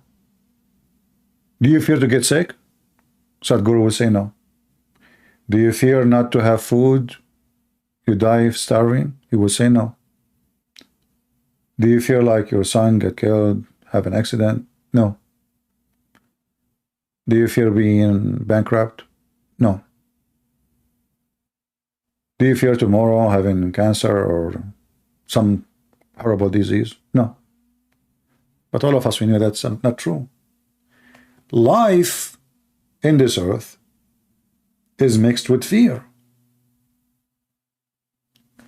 When you go in, you know, if you ask this guy, do you have an insurance? He will say yes. Do you have a doctor? He will say yes. Do you go to school? He said yes. But this is all because of fear. You go to school because you fear to be ignorant and not to have a career. You buy insurance for your car because you fear to have an accident, and then you have to pay for it, or you might even go to jail. Not because you like it. You obey the law, not because you like the law, but because you fear the punishment of the law. How this is only in our mind? If you live in this life, you live and you experience the fear. And you spend your money to protect yourself from it. And you spend your time to stop it. If we ask this guy, should we have a fire extinguisher in a place where fire is? He would say yes. But based on him, we should not have fear. We should not buy fire extinguisher. You are not living life. Living life means to get burned, to be stupid.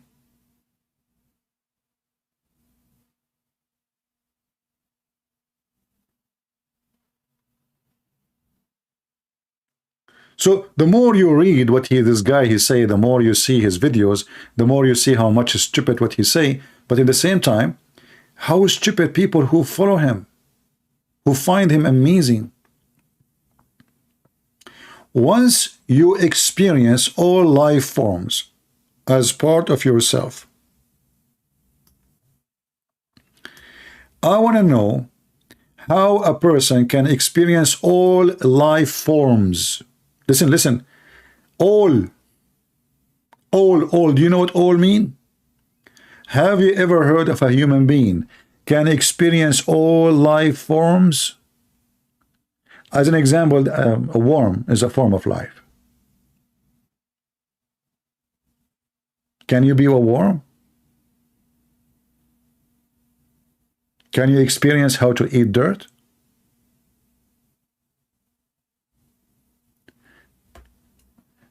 So once you experience all life forms as part of yourself, you cannot help but fall in love with everything around you. Hold on. He just said love is not real. It's a reaction.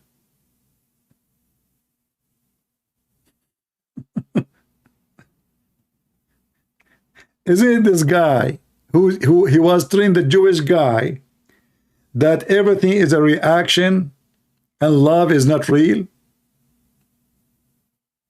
It turned to be you fell in love, and it's coming from within you this time.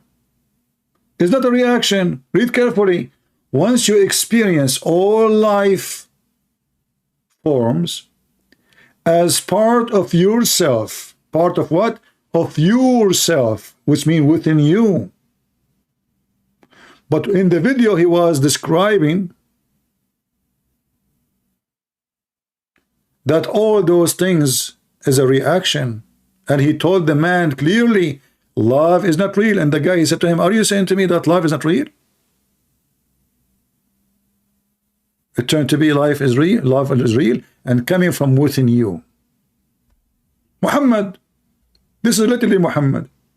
In the morning he says something, afternoon he said the opposite. Yeah, and now those Hindus who follow this guy, they will say this is the Eve quotation. This is what? This is the Eve. This quotation is a Da'if quotation. I'm warning you. This is not from Sahih Sadhguru.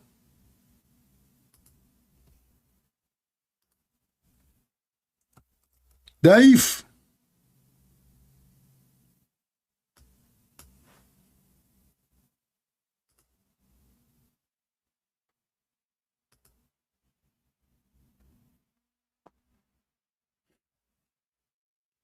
Stupidity is amazing. Put this quotation next to the video, you will die laughing.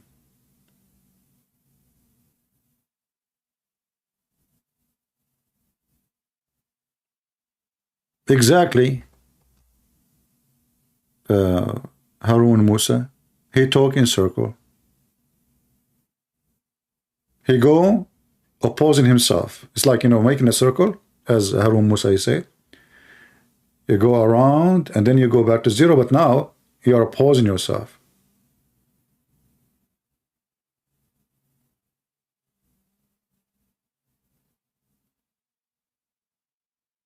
How in the world those people even they invite him to speak to them?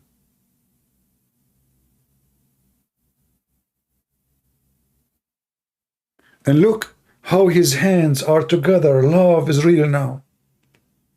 Once you experience all life forms as part of yourself, what the heck does that mean?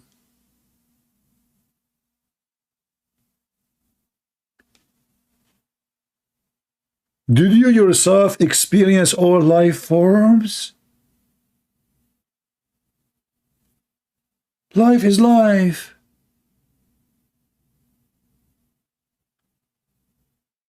You cannot help but fall in love with everything around you. Is that why you flagged my video previously? Because you fell in love with it? Because you experience all life forms, including people don't like what you are saying? I mean, this guy, he teach people how to be accepting others, not to be angry if somebody don't like what you say or disagree with you. 15 minutes after he flagged my videos in YouTube. Did not even take 15 minutes.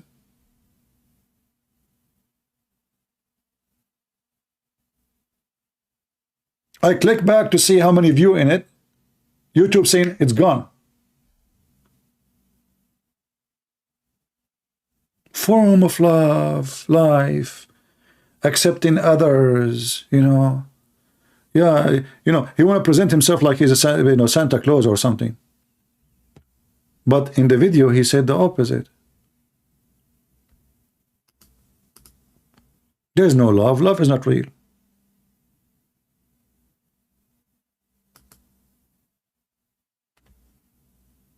Let's see different quotations so we can love more.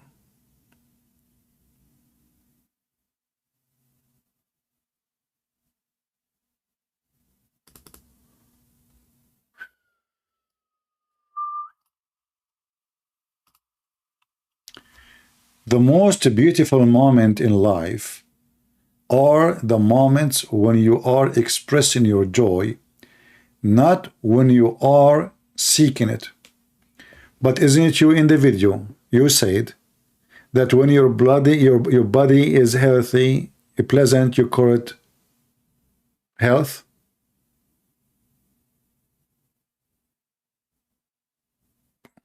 Okay, hold on.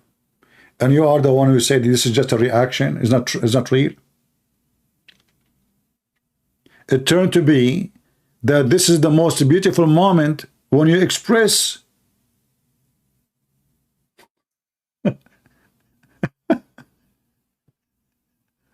Listen carefully. The most beautiful moment in life are the moments when you experience, you know, expressing, not when you experience. When you're expressing your joy, okay.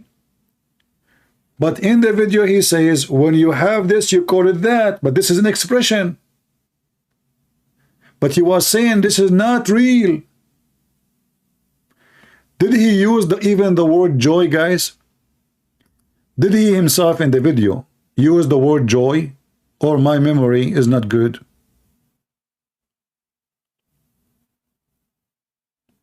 Somebody says to me, he did not flag your video, his people working for him. Does it make any difference?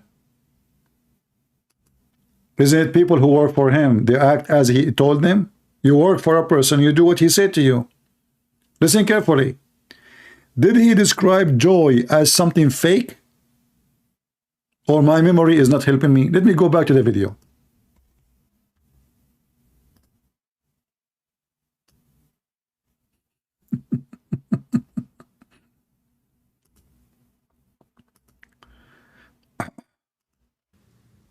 Well, life is.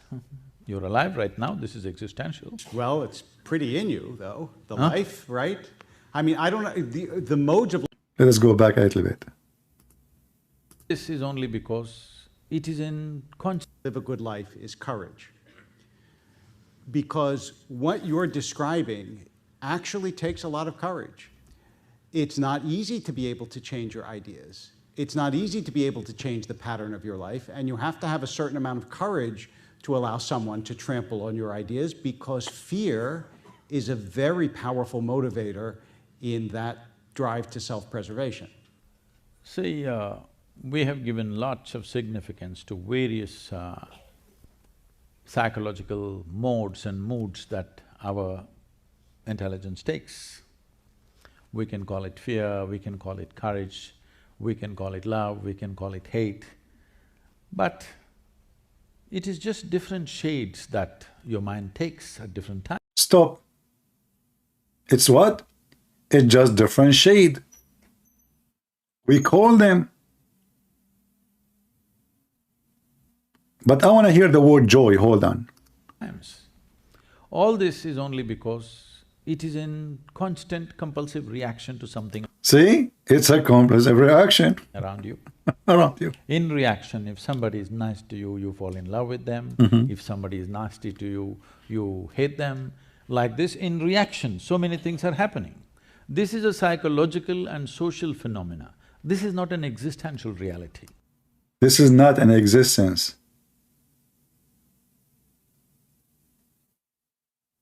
Reality.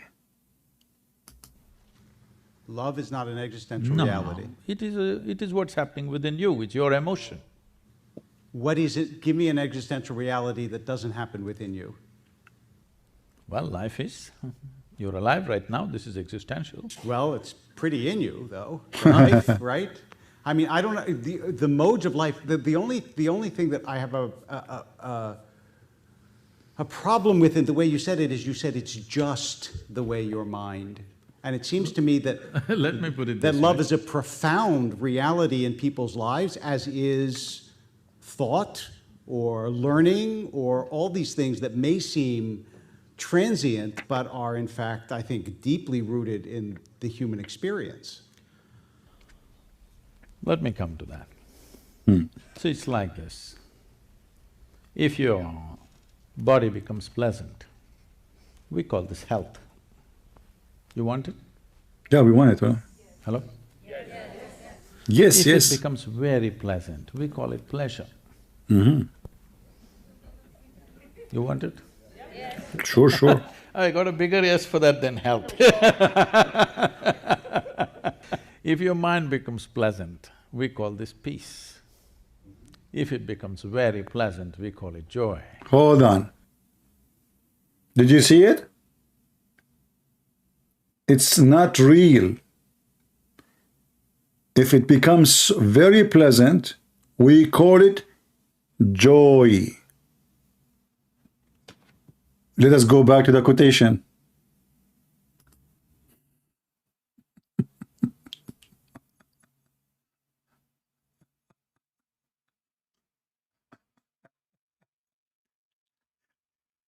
If it's not real, and you are explaining to them that it's fake, how is going to be that the most beautiful moment in our life are not the moment when we are expressing your joy, when you are expressing your joy, not when you are seeking it. You just made it the target. And the target is the success. And what is the success?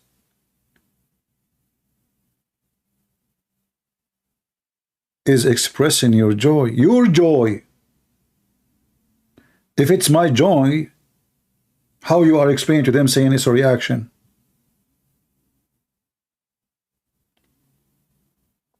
Your surrounding, he was saying. So this guy is 1 billion times he opposed himself. And guys, I'm not even looking. You see, I keep the page in front of me is full of quotation. I just click. I don't even know how to. I cannot read them when they are small because the page in front of me, I make it small. I can read them only after I click on them. Look at this one.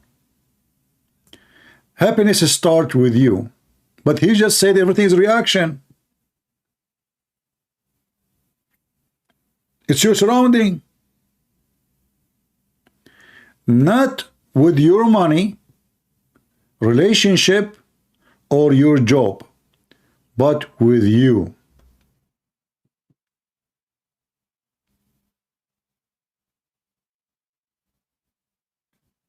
But he spent the last 5 minutes explaining that everything is a surrounding, not within you. It's a reaction.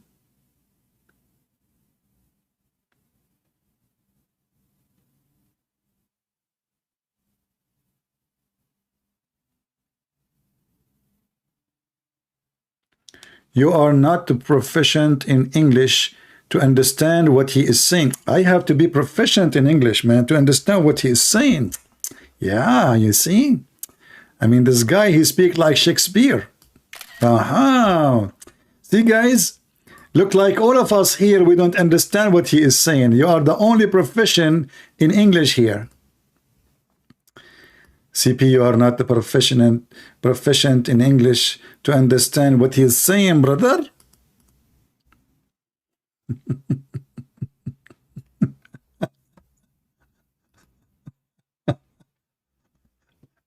Let us see this one here.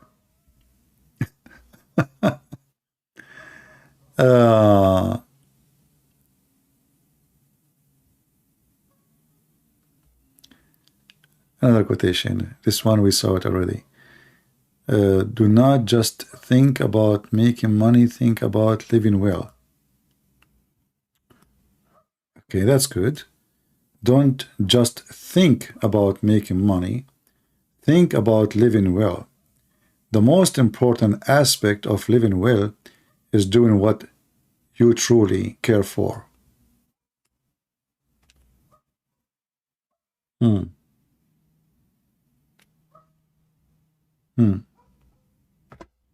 I will do a little search in Google. Give me a second.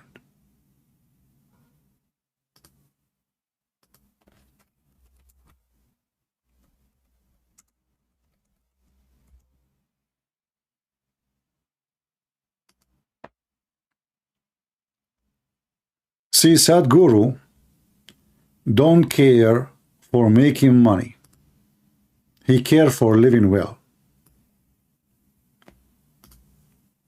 Look like living well will not be happening unless you have a nice properties. And all those properties owned by you, and you call it foundation. You are a very humble man.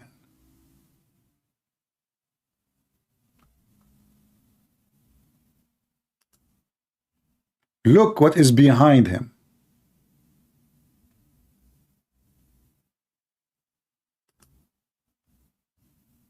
This is a villa just for the yoga, brother.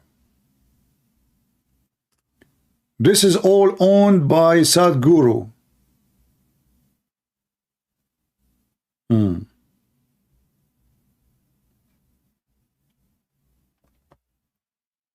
I see.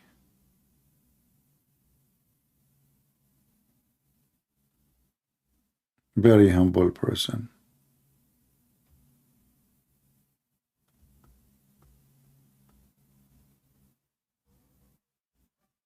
I mean, I see tons of pictures of houses, but all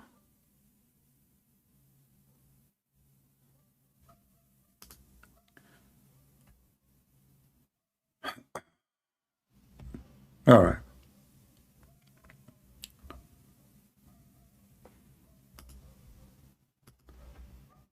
Let us go back to his quotation. Learning to listen to essence in the essence of intelligence living. But he just said living life is not real. He just said life is not real. Learning to listen is the essence of intelligence living. But how you can have intelligence living if you have no life? Is intelligence something living or is dead?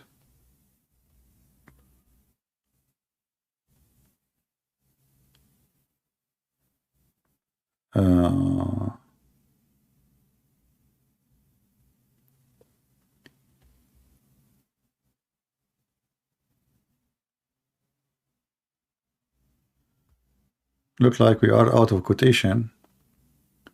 50 best quotation of Sadhguru. But maybe that will take us to a website. You must build yourself in such a way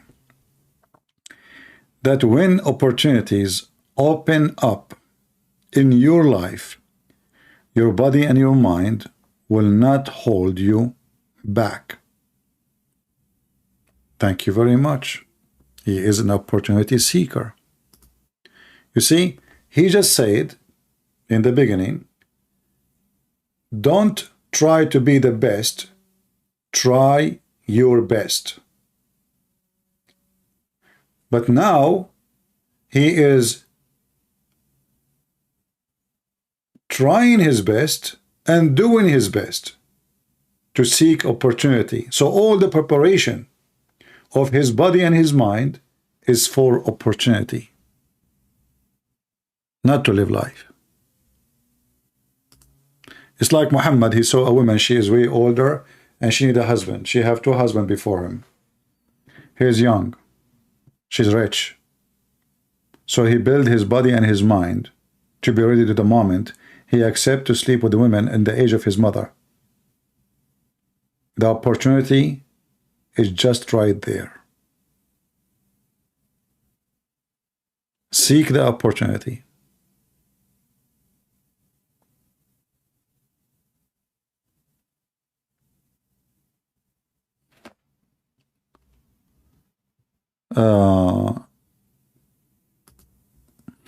Look at this. Don't be dead serious about your life. It is just a play. I like this one. He is playing us. He is not serious in anything he say. It's just a play. Did you see it? Don't be dead serious in your life. That means you cannot be honest. Everything you do is just a theater.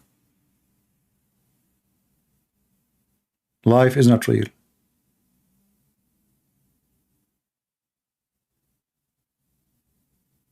Life is a play.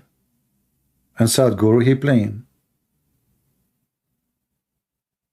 I'm not the one who said that. Even they are making it in a graphic too. They are proud about it. And now young ones, they will say, I'm not going to be that serious. I'm not going to study seriously. It's a play. I'm not going to be honest to my wife. It's a play. Today I have this wife. Tomorrow I have different wife. We play. Huh? I'm not going to be that serious in the way I build a house. Everything is a play. I'm not going to be that serious when I teach my students so they can be successful. It's a play. Don't be that serious about your life. And listen carefully, saying about your life. About what? About your life. But how he said, try to do your best without being that serious. You tell me. How I can try my best if I am not that serious?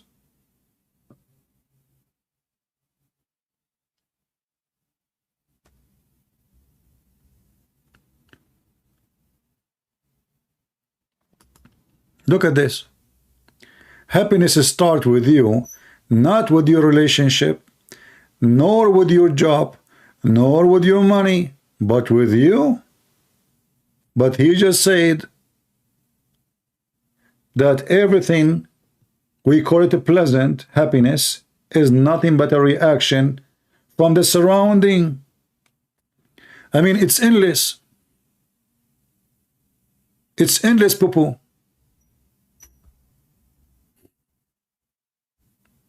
It's endless, poo-poo.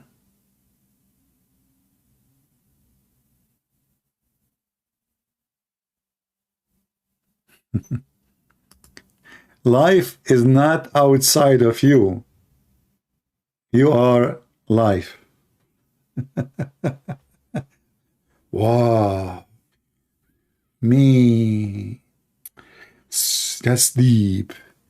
How you come with this, man? You are life. Life is not outside of me. How long it took you to find out? That's beyond human capability. Hey, chicken, life is not outside of you. You are life. So here we go. She's alive. She have life inside her.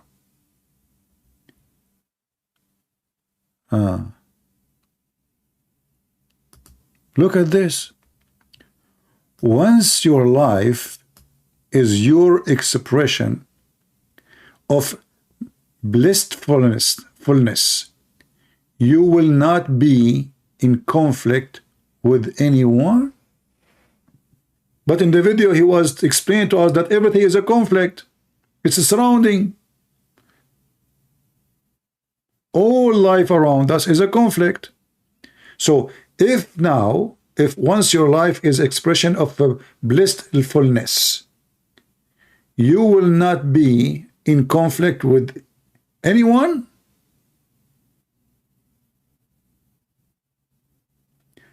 Let us make it simple.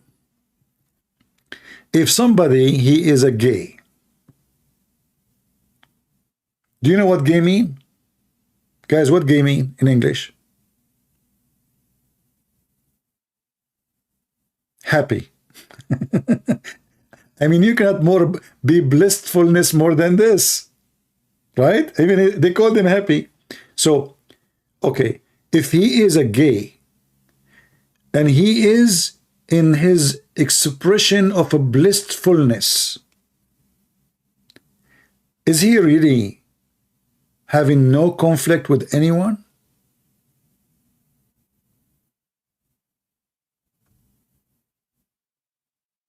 Are you sure?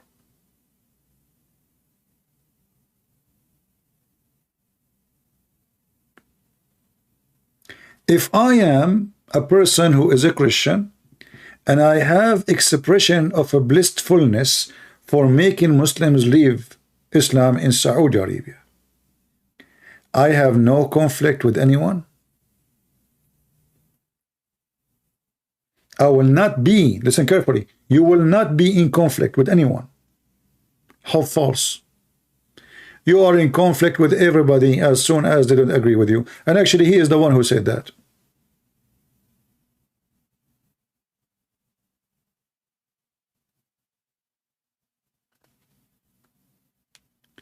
You know, I find it very embarrassing that those white people, sadly, I have to use the word white, because I don't see too much of people who they are black or etc. They are impressed with him. White people somehow they have a problem, or let us say some of them.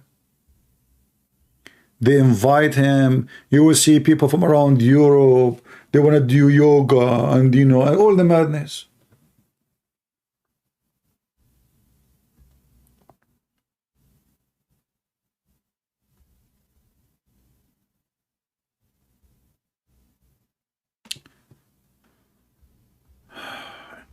Do you know the movie? It's called The Love Guru. The Love Guru is a comedy movie. It's exactly described as hippies, stupid hippies who listen to those gurus.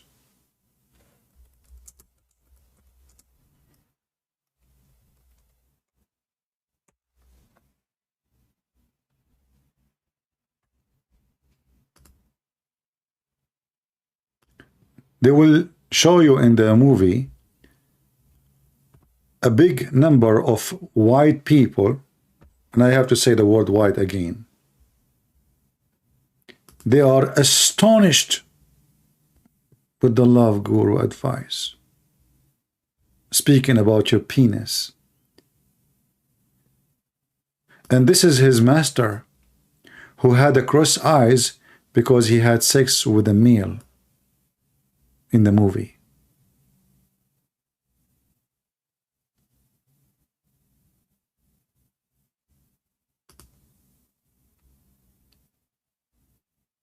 The guru who can change your life. Yoga can be good. No, my friend, yoga cannot be good. If you are talking about sport, do sport. Any sport is good. All those movies, all those movement exist. They do not need a yoga teacher. Spreading your legs, spreading your arms, you do not need the yoga. This is false. So we are not against a sport, but yoga is a stupid behavior. It's very selfish, and actually it brings depression. You see, he told you it's a play. Life is a play. So why you need yoga? As long it is a play, is yoga is a play?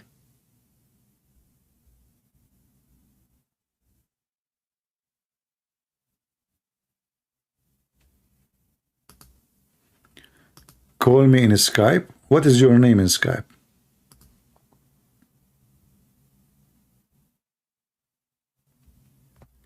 The only one is text me is Fakira.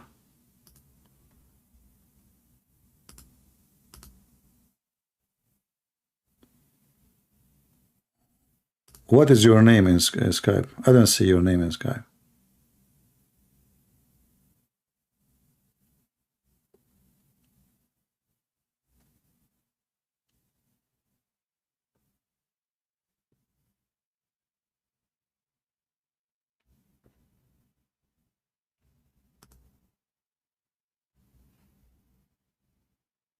Uh,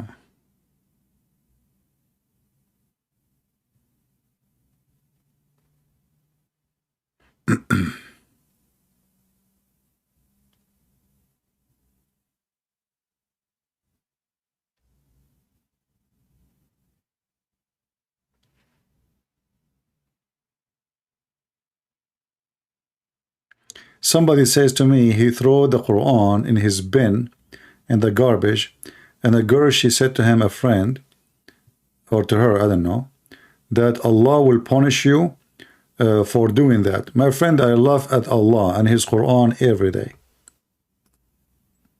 Since I was a kid. Look like Allah will punish me when I am in my 80s. Where is the Hindu guy who wanna text me?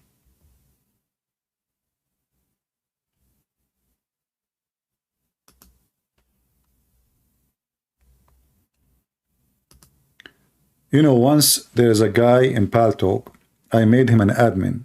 You know, admin like here in the chat. Few weeks after, his cat died. So he texted me, he said, do you think my cat died because I'm insulting Allah?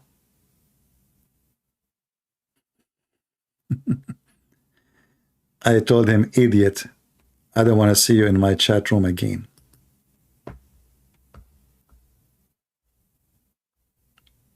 You are not mentally stable. You don't fit to be in this place.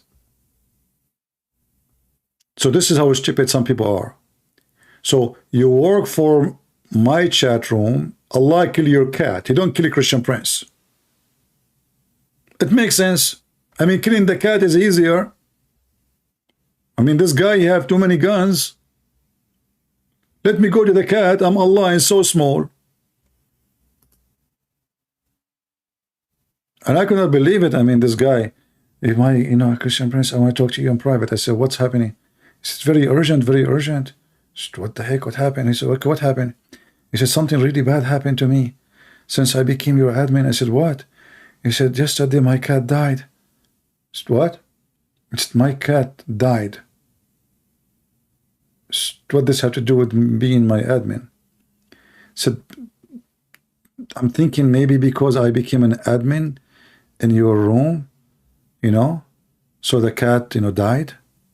I said, sure, you know, yeah.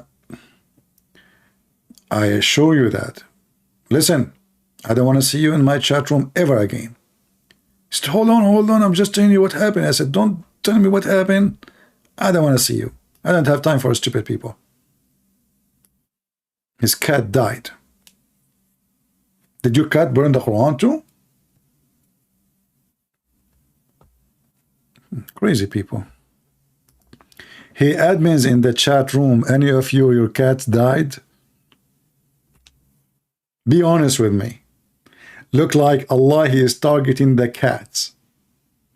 Do you think the cat who walked in the Quran, in the video of David Wood, Allah, he destroyed her? Actually, I should challenge David Wood to show us this cat again. I'm sure Allah, he seek revenge with that cat. There is no way Allah will let this cat stay alive since what she did.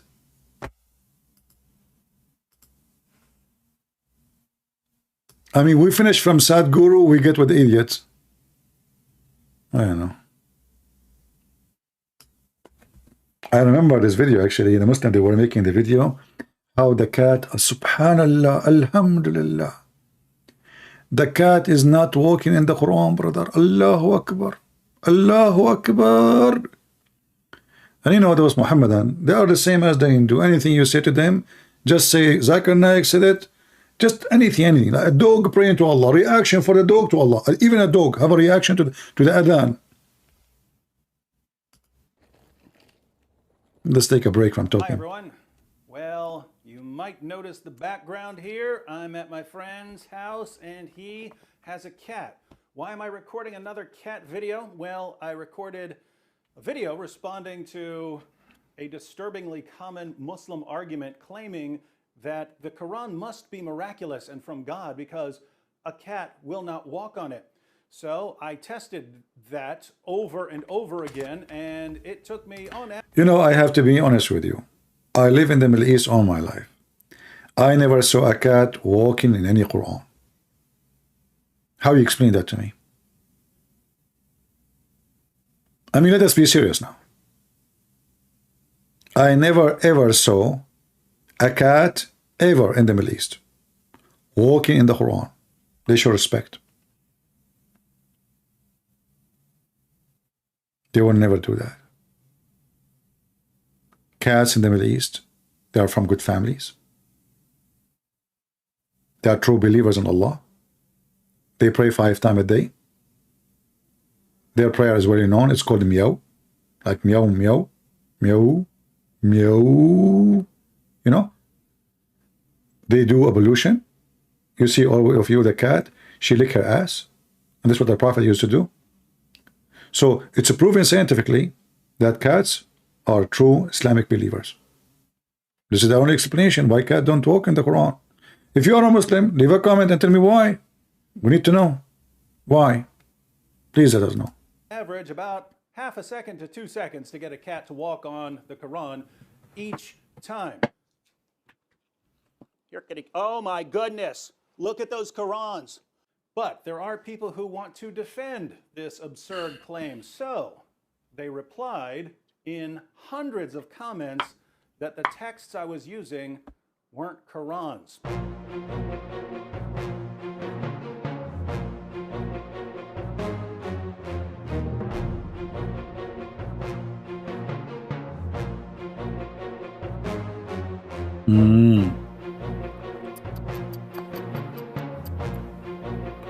Well, I agree with them. This is not Quran. This is Quran, not Quran. Some Arabic dictionary or journal, David Wood, you are junkie, idiot. Try falsing any argument. I don't see the unoriginal Quran in the video. I see only Quran translation. See, this cat, she speak Arabic. I mean, think about it. This cat in America, she know Arabic only. Is from Allah. Because translation, she don't know what this book is about. She don't speak Arabic. I mean, she doesn't speak English. It's translation. This is a very educated cat. She can differentiate between Arabic and English. I mean, who can beat that? The Muhammadan, they got you busted. Sound like Sadhguru.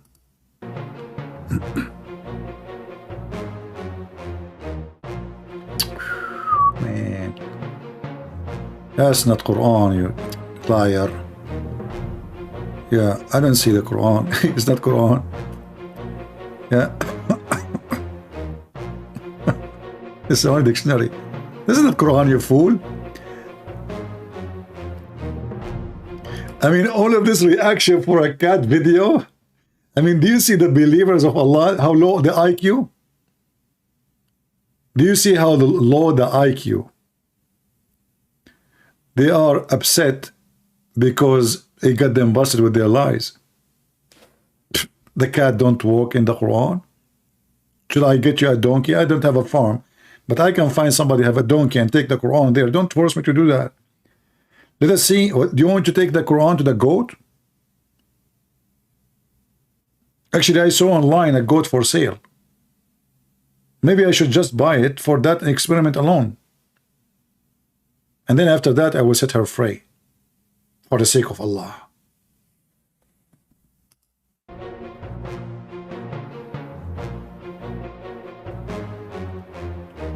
And I have right here the text I was using. Here we have a variety of Qurans, which they say weren't Qurans, they were dictionaries. So I heard dictionaries, they were phone books, they were random Arabic books, but they weren't Qurans. Oddly enough, those same people would complain that I set the Qurans on the floor. Odd complaint if they're not really Qurans. But let's go ahead and flip through some of these books to see what they actually are. Notice that it says the Quran. That's odd considering it's just a dictionary. You can zoom in on this and see it in the original video. Arabic text with corresponding English meanings. And what you have here is you have the English translation over here and you have the Arabic. This is the full... Okay. It have Arabic, but obviously this cat, she have a weak vision. She did not see the Arabic, she did not see the Arabic. It's obvious. I mean, all of us, sometimes we experience that we don't see something, like certain things, well, we don't see it. It happened. Like in the other day, I was looking for my car. I could not see the car, but I saw the key in the car. Where's the car? But I am in the car. But I could not find the car. And I found the key in the ignition. But where is the car?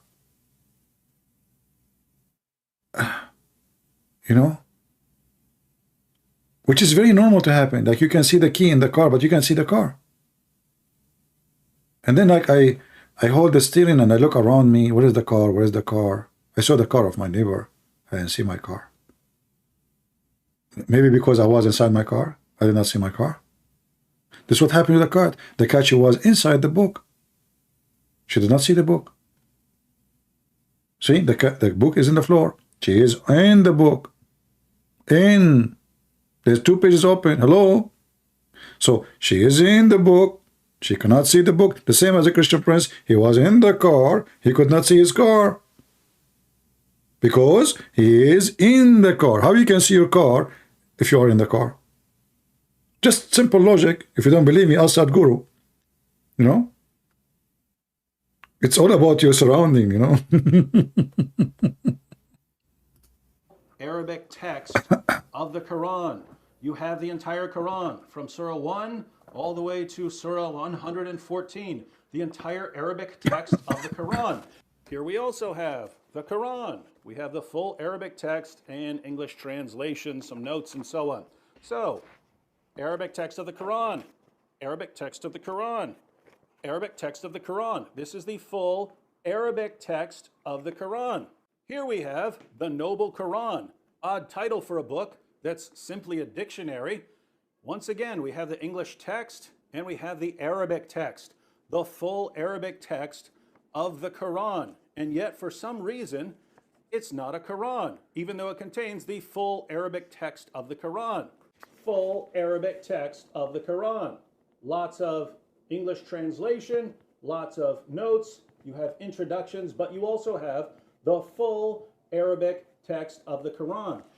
And yet we're told that this isn't the Quran. So basically you have 2 different kinds of claims. You have one, people saying that these are just dictionaries or some other random texts. I hope you see at least that these are Qurans here. But then we have another claim, which is that if any translation is added, it's no longer the Quran. So if you have the full Arabic text of the Quran and you add a word of translation, suddenly you have just destroyed the Quran. It's no longer the Quran. Now, why is that odd? Well, the word Quran means recitation, right? It's something to be recited. You write it down in the text because that's the text that is to be recited. So if you have the text in Arabic that's to be recited, then you've got the Quran. The word Quran does not mean recitation. The word Quran means reading. Reading. Because, you see, Allah, He gave Muhammad Qur'an. So if this is Qur'an, if the Qur'an means recitation, that means Muhammad already he knew the Qur'an. Because what is recitation? Recitation is repeating that what you memorize, correct? Do you understand? Recitation is a repeating, is something in the memory. Reading is something else. Yeah, you can give me read something new. Like now, give me a paper, I read it. To recite to you, I have to recall my memory. Are you with me? It's just a correction for what he said. But you know, David Wood don't speak Arabic. This is what he learned. The Muslims, they say the Quran is a recitation. That's not true. The word Quran is coming from the Aramaic. Qarra wa ra'a. Qarra is saying with his lips. Ra'a is seeing with his eyes. And actually both words are exist in Arabic now. So Quran is saying what you saw. So obviously, based on this, the word Quran is wrong if Muslims believe it's recitation, because it can be recitation for them, but cannot be recitation for Muhammad, the first one received it. But the Quran confirm that Muhammad, he received Quran from the beginning. So it was not a recitation. Anyway, we continue. But according to our friends out there, it's not the Quran if it has an English translation beside it. So notice, if you were to say that you have the entire Arabic text of the Quran memorized, if you went to classes and memorized the entire text of the Quran, if you know the translation for any one of those verses, you don't have the Quran memorized because you've also got another language in your mind. See how silly this is? But I aim to please, my friends, and so we're going to put this to yet another test. Our friends say that these Qurans are not real Qurans because they're not just in Arabic. If they were only in Arabic, then we could actually have ourselves a little test. Well, we're going to go ahead and have a little test here. I have a can of cat food. Remember, that was the original claim. The original claim is that a cat will not walk on a Quran, step on a Quran for food. We're going to test it. Will a cat step on the Quran to get to some food? Let's test it with some Arabic text.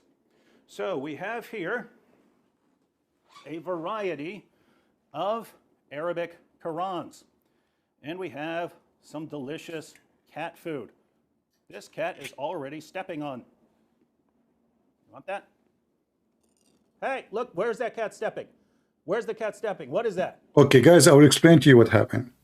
First of all, this David Wood, he took advantage of this cat because she was fasting Ramadan. And now she is not thinking. At the end of the day, she is a cat, fasting all day in the month of Ramadan. So when a Muslim cat, she fasts Ramadan, and he have a beard. See, this is part of the play. So David Wood is playing this cat, fooling her. She thought he's a sheikh. Did you ask yourself why he have a beard? So she is fasting Ramadan, she is hungry, and now the time of breaking fast. It was sunset. Look, see, he have a light, sunset, look. It's sunset time. So the cat, she is not thinking, she is hungry. Like, okay, fasting, okay, he's a sheikh, you know, he opened the food, takbir, you know, Allahu Akbar, you know, it's time to eat. She did not even notice she is walking in the Quran. So he used her hunger to take advantage of her. This beard David Wood have, he bought it from the Mickey Mouse store. You know, this is not real. Just so the cat will think he's a sheikh, she will trust him. I mean, you cannot fool me. Yeah, we know what happened. Very disturbed at how quickly that cat stepped on the Quran, and is currently stepping on multiple Qurans. What's wrong with Okay, this is exaggeration. Those are not multiple. They are just 3. I mean, she have 4 legs. I mean, why you are exaggerating? How she can stop in multiple Quran if she have only 4 legs? She can step only in 4. not multiple. I mean, come on. She have only 4 legs, man. They lie, they lie. I mean, those Christians, they lie. What multiple? There's a huge difference between multiple and 4 Quran. Multiple is like 1,000 Quran. Learn English. This is David Wood, don't speak good English, by the way. I told him I want to give you a private class, but you know, he said he's busy. You know, he's learning German right now. Anyway, but I need to help him with his English. This cat. What's this book? You tell me what this book is.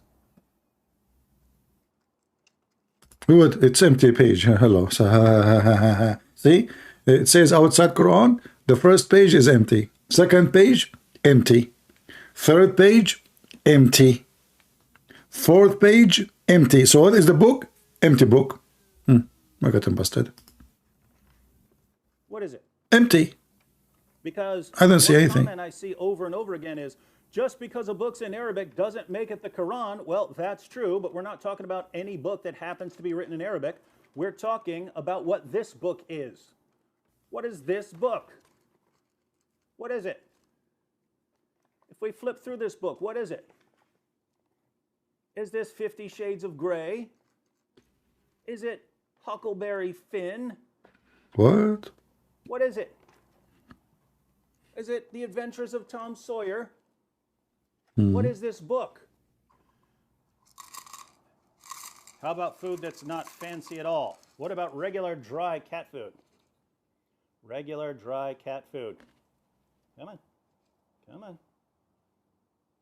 Are you willing to walk on that Quran? That cat is walking right on the Quran. Wasn't that the claim? Hang on.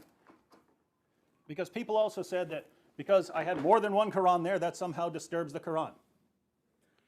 Come here. This cat is walking all over that Quran. That was the exact challenge, ladies and gentlemen. The exact... Muslims, how embarrassing to be a Muslim. How embarrassing. Isn't it the prophet's wife, she said, that the goat, even she ate the Quran. Not only they walk in it, they eat it.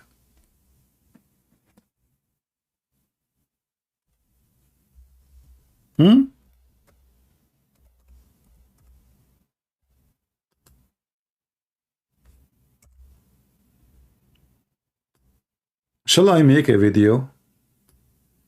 Man, I wish I have a live in a farm or something. Somebody have a goat. I will take the Quran I have and make a video about it. That will be hilarious. And then what the Muhammadan they will say? This is a fake goat. This is not real goat.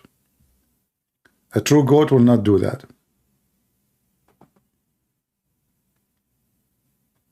Do we have any Muhammadan?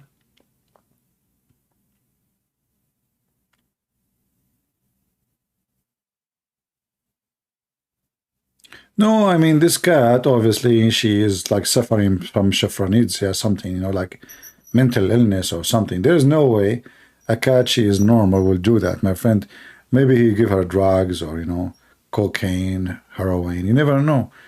You know, she sniffs something like, you know, she is not aware of what's happening.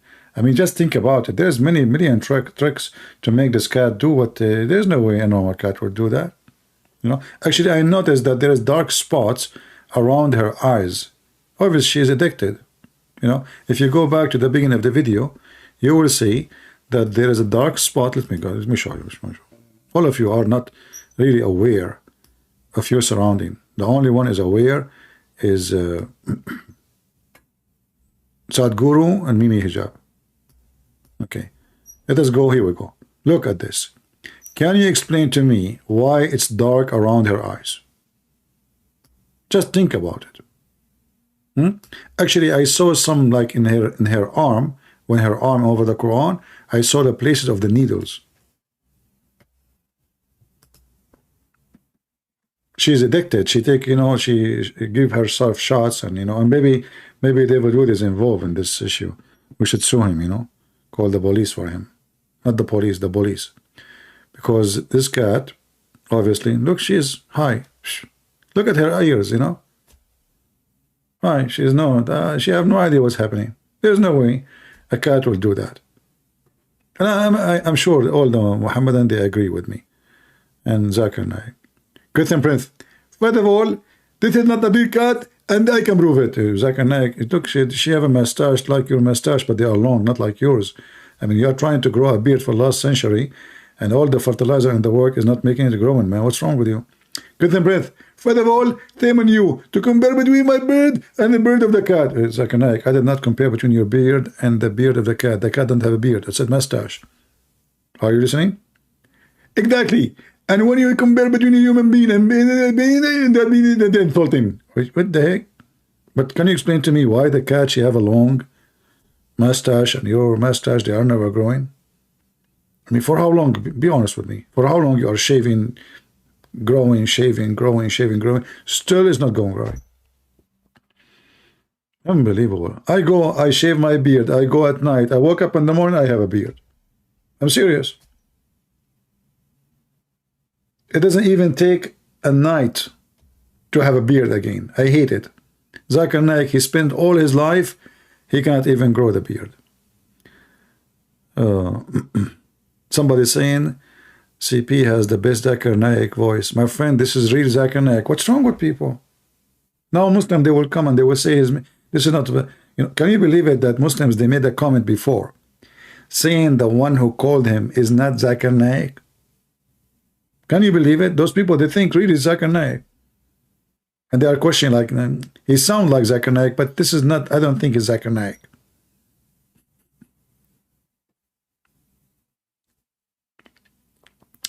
My friend, don't tell me call this person one person. This may give me the Skype, I will call. What call mean? Give me the Skype.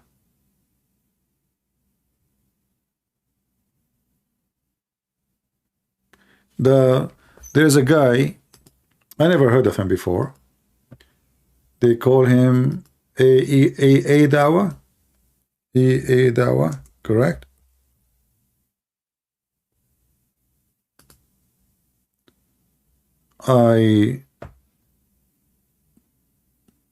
He was arrested, right? For child rape or something like that. I saw David Wood and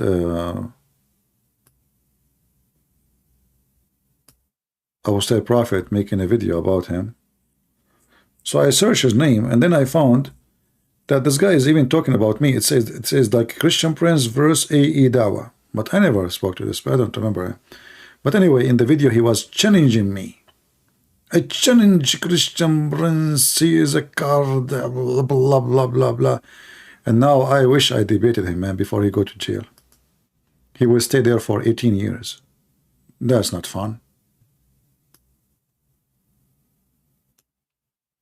Where is his video? His channel is empty now. What happened? Where is the videos? Playlist. He have created a playlist, but he took all his videos. And 18 years in jail. Yeah. But anyway, I mean, this is what happened to you when you try to follow the steps of your prophet in America. You should do that in Saudi Arabia, and you know, but not here. Shame on you, Djupet. And even he took his because last time I look at the channel, he have his picture in there. They took it like recently. What happened? There was a picture.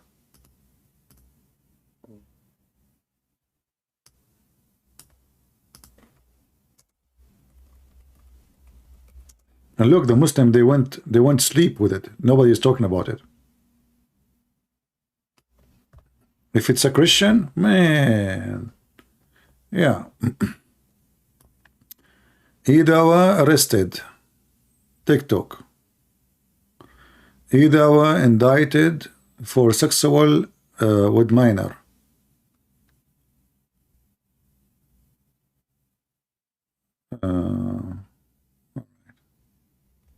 Anyway, he is following the steps of his holy prophet.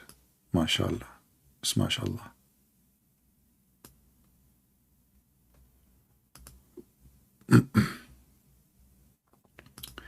Do we have any Muhammadan or any even a Hindu? His stepdaughter? This is exactly what Muhammad did. He took his daughter's son.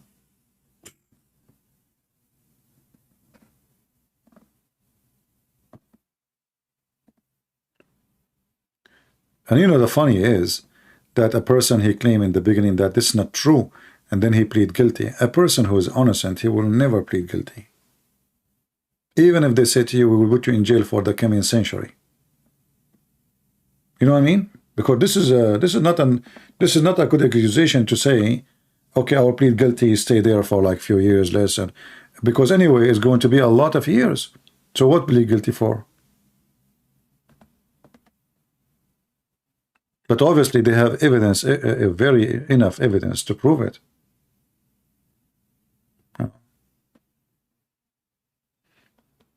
There is no way a person, he is innocent, he will plead guilty for sexual accusation.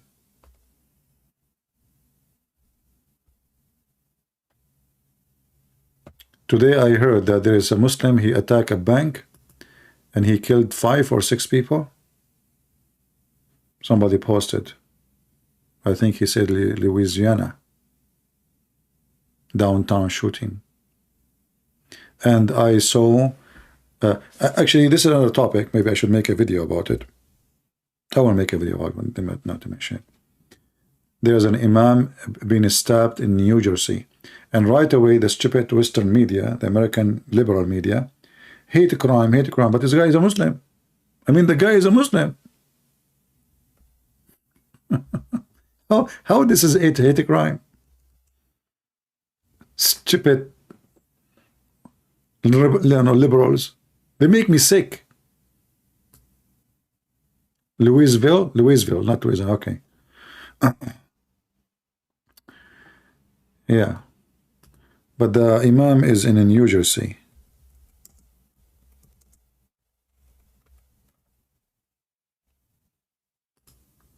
And even there is a video about it in the internet.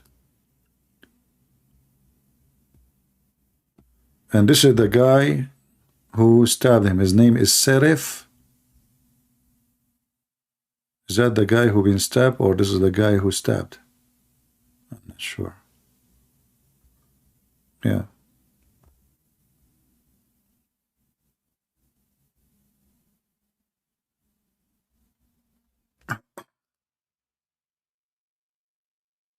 Right away, hate crime, and they want to put, you know, I mean, the guy is a Muslim.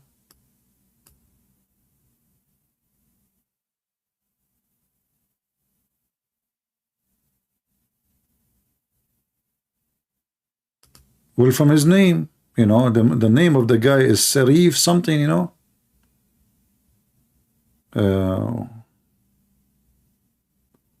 What is the name of the guy? Hold on. I saw his name before. Mostly he's from Pakistan or something.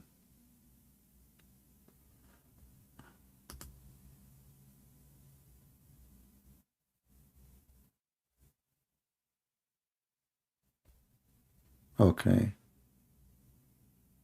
They are saying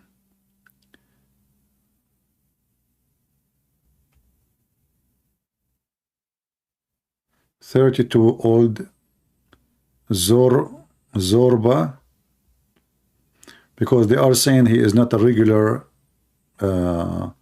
attendant to the mosque. Obviously, he's a Muslim.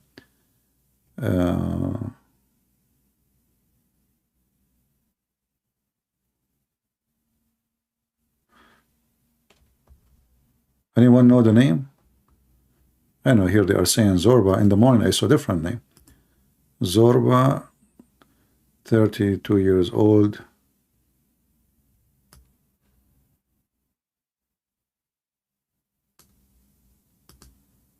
Yeah, Sarif. Yeah, Sarif Zorba. Yeah. Serif. Yeah, this is like sheriff. So Serif Zorba. Yeah. Is that like a normal name in Pakistan or?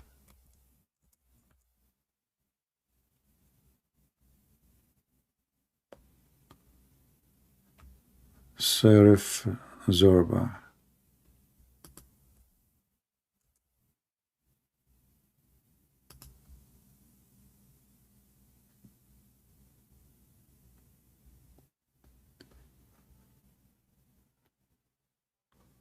Yeah, you see, he's a Muslim. It says he worshipped with them before. See? He's a Muslim. He did worship with them before. It says here, ABC 7, New York. The faith leader at the Omar Mosque says that the suspect, 32 years old, Serif Zorba, has worshipped with them before, but he is not a member in the mosque, which means he's not a regular attendant, but he worship, he's a Muslim. Can you read the text or you cannot? No? Yeah, so he worshipped with them before, obviously he's a Muslim. So they knew him, he came many times before, but what happened, you know, I don't know.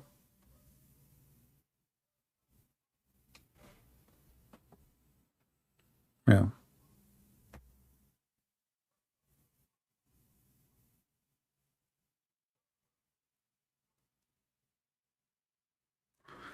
Do we have any Muhammadan?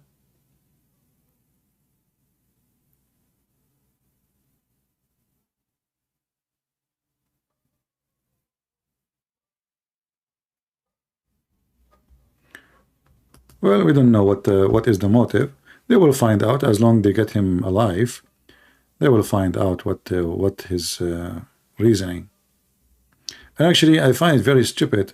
I mean, if somebody want to kill somebody, you want to kill him in front of everybody, and you know the mosque is full, they will arrest you, they will get you. I mean, how stupid? Like, let's say he want to kill him.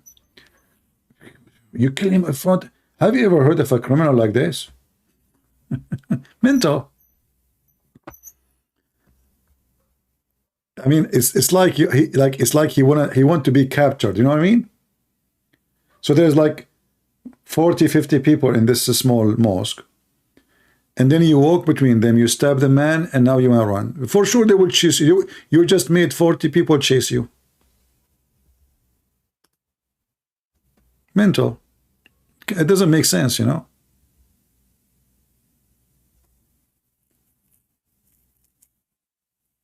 Like, usually if somebody want to target somebody, you know, he choose like at the moment where nobody see him, so nobody will arrest, he want to be arrested, he hide his face, he hide his look, you know, etc. Yeah. And what is the name of the other guy in Louisville? You said Louisville? Louisville.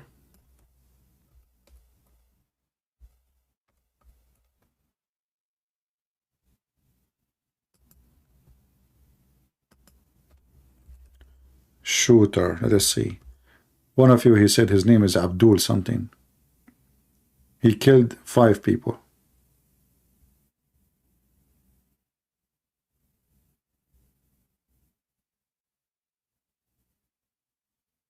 Let us see.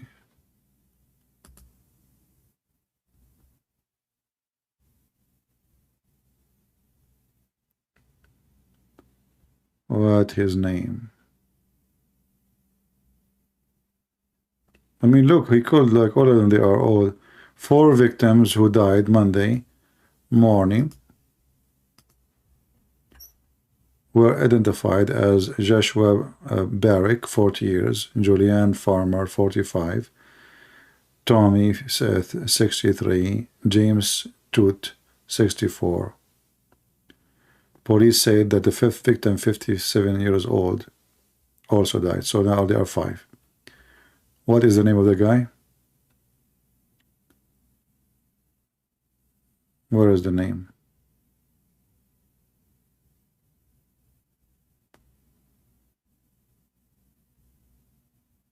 They are not showing his name. Yeah, it's a CNN. They will not show his name.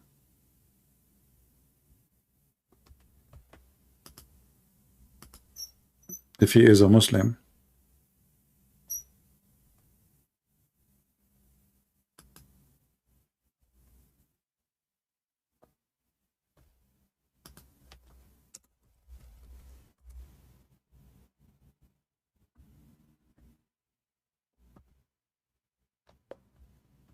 Five people. Can you believe it? But remember, you know, everything happened to you in life is based on your choice, according to Sadhguru, you know. His name is Connor James Storgon. Doesn't sound like a Muslim. So the guy who posted the name is not right? Maybe then. Because I saw somebody post in the chat. Maybe he's lying.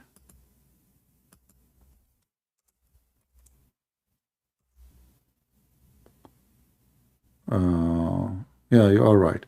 23 years old. Maybe he's a convert or something. Why this guy, he said...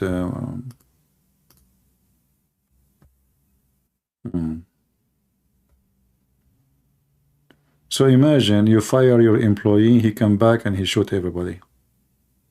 Stupid people. And now what you did, you know, like, okay, you so you lost your job.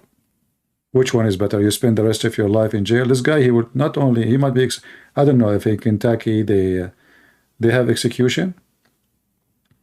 Like some state they have execution, some state they don't. So he will be lucky actually if there's execution.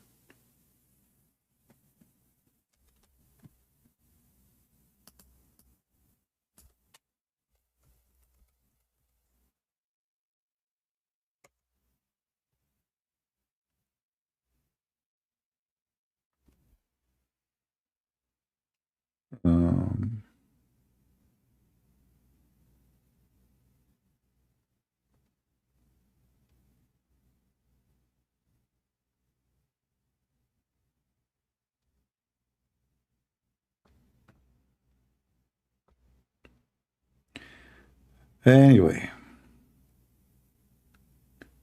so guys, I'm going to finish for now, but don't forget to download the video.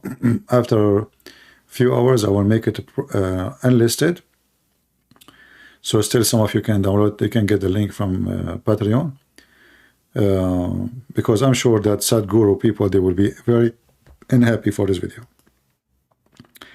And if you are going to download it and repost it, try to cut parts, like Sadhguru said that, and show what I said. So you can make it easier to repost again and show people. All right? The police, they killed him. Yeah, but you see, this is why you should have guns. Because the police always come at the end of the movie. You know what I mean? So he go inside the bank. I mean, this is a bank and nobody have a gun. He go inside the bank, he starts shooting people. If one of them have a gun, he can stop him, at least make him run away. This is why, you know, living in those, I mean, any state, if they don't allow you to have a gun, you don't want to be there, because that means the criminals can have guns, or crazy man, he can start shooting people. And that's it. I mean, you have no power over him. By the time the police is there, you are dead. You know, the police, they come at the end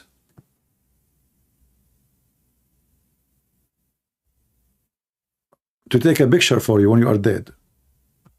You know, to write a report.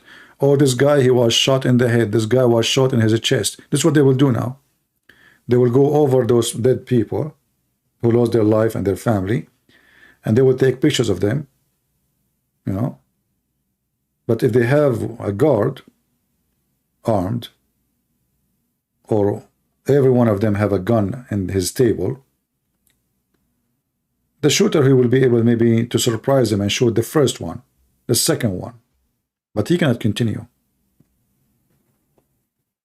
Right?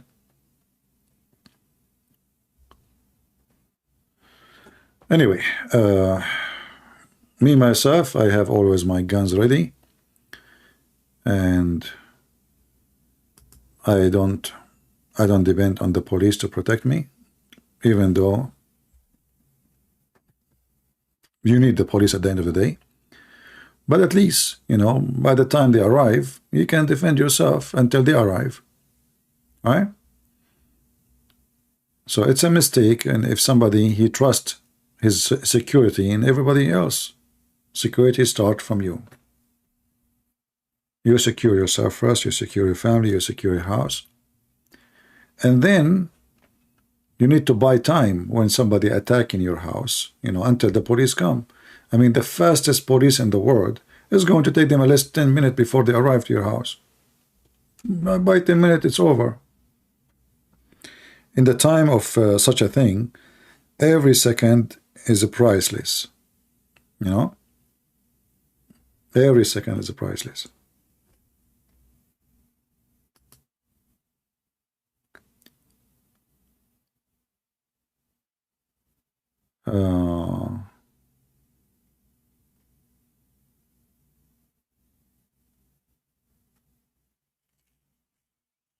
You don't have to kneel to shoot. Kneel to shoot. I mean, you kneel to shoot if there is necessarily to kneel. But why, you know, actually there's a gun I like. I did, you know, it's a nice gun, but I don't have it. It's a rifle, actually. It's not a shotgun. It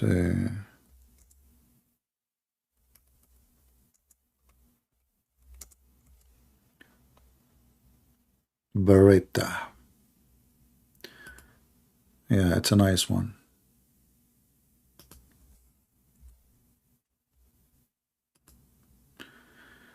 Beretta shotgun A400. Nice one. What if you live in a country where guns are not allowed? Well, try to find something else to defend yourself. What you can do. I mean, sometimes there's things you can do, there's things you cannot do. If it's not allowed, it's not allowed.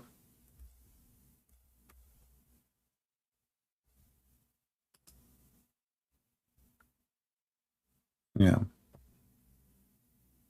But, you know, there is like some weapon, they are good for home defense, like, you know, shotguns, because those do not need too much skills, really. I mean, a woman, she can use it. What my guns, I cannot tell you what my guns is, but I can tell you what I like. Magnum 500, Browning, Schmeiser, you know, Beretta. Yeah. A Magnum 500 is the best to play with the bear. But those kind of guns are not good for, I mean, it's not really for normal carry. No.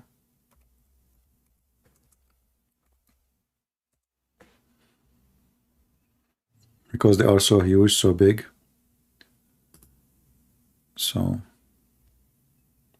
and not everyone can handle such a gun, you know. It might flip in your face if you are not used to it. But in America, you will find even women are using them, you know. Depend. It's a very, very small gun.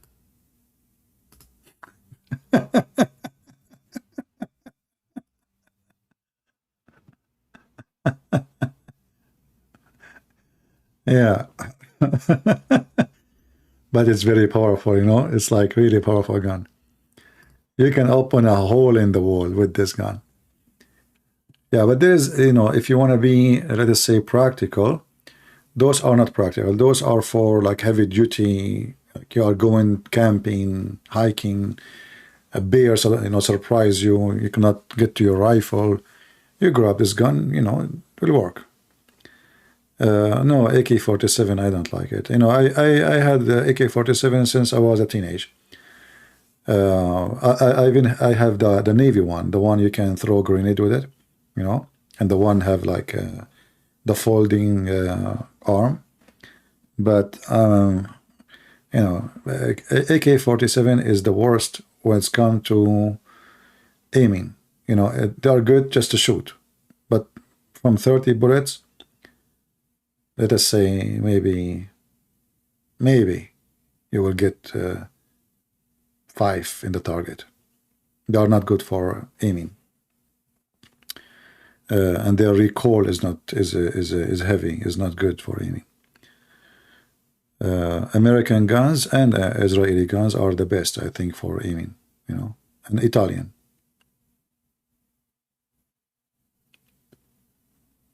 Yeah. Like if you want to have a small gun, we change the topic today. We can talk about Sadhguru. Oh boy. From Sadhguru to... Yeah, there is a small guns. Like, if you want to get something cheap and easy, and even the bullets are cheap, is 22. 22,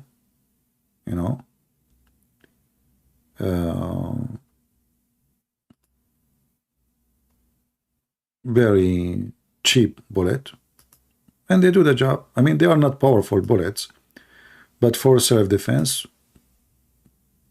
those are the cheapest bullets you can get in the market, and they will do the job. And actually, even for training, 22 is the best because their recoil is nothing, It's like shooting with BB gun.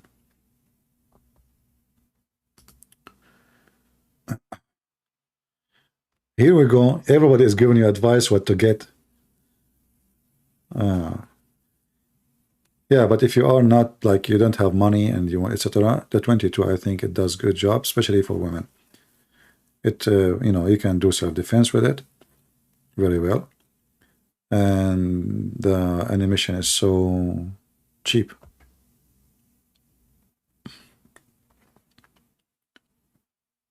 I am a member of Sadhguru website. I will try. Maybe I can make your online debate with Sadhguru. Okay, my friend, I will be happy if you can do that. I don't mind at all. Anytime. Just let me know. All right? Yeah.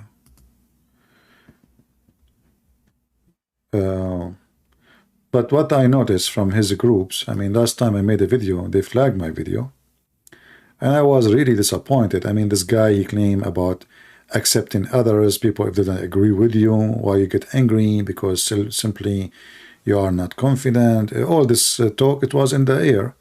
The second I made a video, criticize him, they come and flag my videos. It's not even 15 minutes. I went to make a cup of tea or coffee. I came back and click at my phone to see how many view, and the video, it says, YouTube telling me that Sadhguru channel, they made a copyright claim. I mean, there is Muslims I make videos, use their videos, they don't flag my videos. Sadhguru, it turned to be he did the worst, the worst.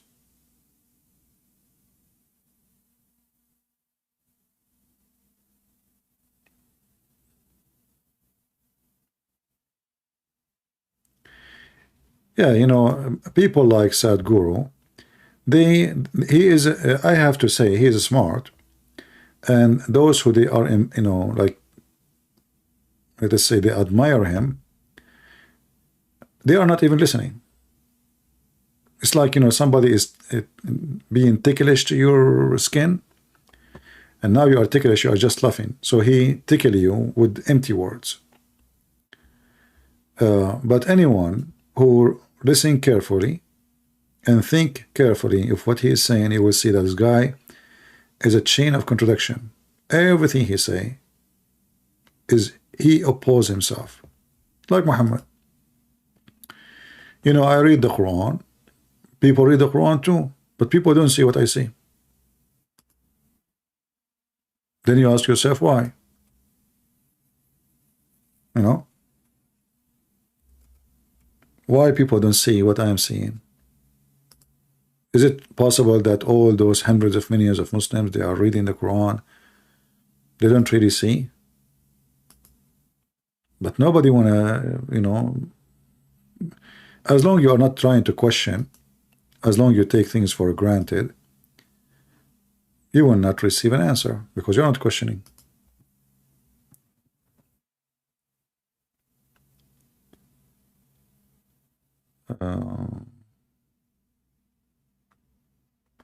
Do we have any Muslim here? Because I turned off my Skype. If there's any Muslim want to call me?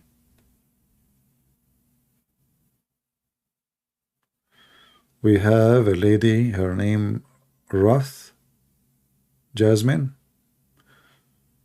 Okay. Well, if there is any Muslim would like to speak to me, let me know. I will stay, I will not leave.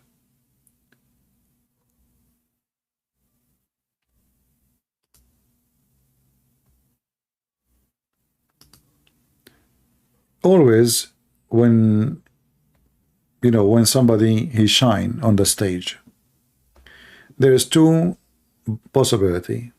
Either he is smart and the audience are stupid, or he is so smart and the audience are so smart too, and they enjoy a smart person in the stage. What I notice that in the case of Sadhguru, either the smart ones who they are listening, they are maybe they don't dare to stand and ask questions, or those are just fan and nobody, you know, will question. If you're a fan, you're a fan. You're not even thinking, you know. You're impressed of the way a person he speak.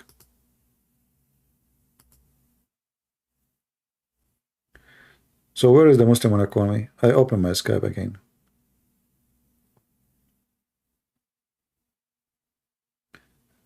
Jasmine, if you like to call me, go ahead. I was going to leave, but if you want to call, no problem.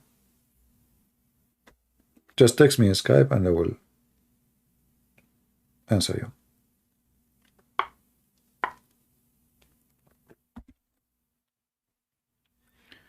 You know, the Bible says, and the Lord said, we have always to examine the spirit. And the spirit, they teach you that love is fake, is not a spirit to trust. Because he just told me that whatever he do is not for a good reason. Because if love is fake, that means everything will come from this person is fake. For this is the most beautiful thing in a human life, is love. If we take love from a human being, he's just an animal. What differentiates between us? Actually, even animals, they have certain kind of love, like the mother love to her babies. So if love is fake, this guy, there's no way he is legitimate. This is satanic teaching. Why a person he donates for someone is poor? Why? You don't have to, right? You love to. As simple as that. So it's an act of love. It's not an act of must. Like in Christianity, if you donate, you're not going to go to heaven because you donate. This is why Jesus, he avoid, you know, the hypocrisy. You're gonna bribe God. So what this person is teaching us is very evil. And this is why I advise you, if your kids, they want to go and do yoga, you know, you better be careful from what is coming. Yoga mean hippie, hippie mean Joe Biden, liberals, and all the stupid things they come with. Nonsense.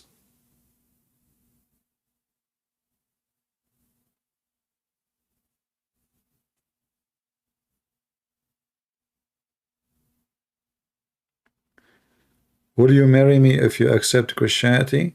No, I will not marry you if you accept Christianity. Get lost. Anyway, go ahead and block you. Do I care even if you accept Christianity or not? Go to hell. This is your business. If every female will become a Christian because I will marry her, I mean, this is a punishment to me. This is not a reward.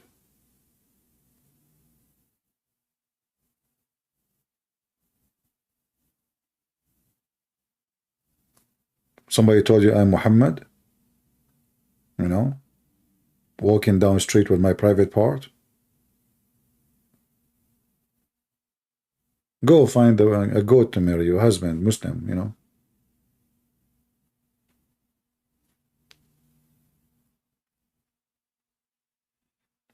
No, I mean, I don't want to be rude, but people who change their belief because of a man or a woman, they are fake and they are stupid.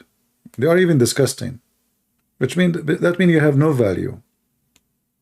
You know, you have zero value. You have zero ethic.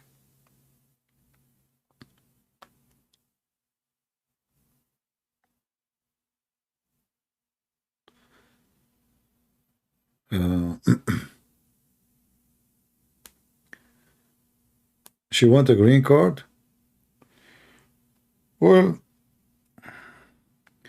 trust me, I'm the last one who can help you in this case.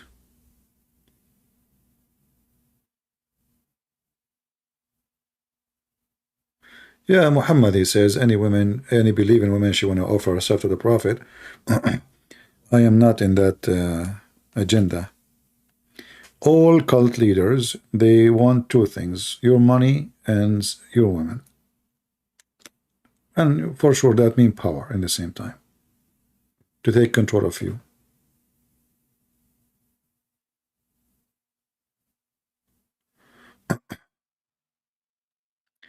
This fool Bobby, he become a Muslim. He is not a fool, my friend. This guy is smart. He is making living. He don't work. He make reaction videos, a lot of subscribers, viewers. It's a business. At least now he cannot say a Christian reaction.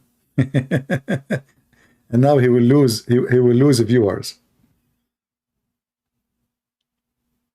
You know what I mean? Because when you make a video, a reaction that you are a Christian, open your mouth, that will make more Muslims click at your video.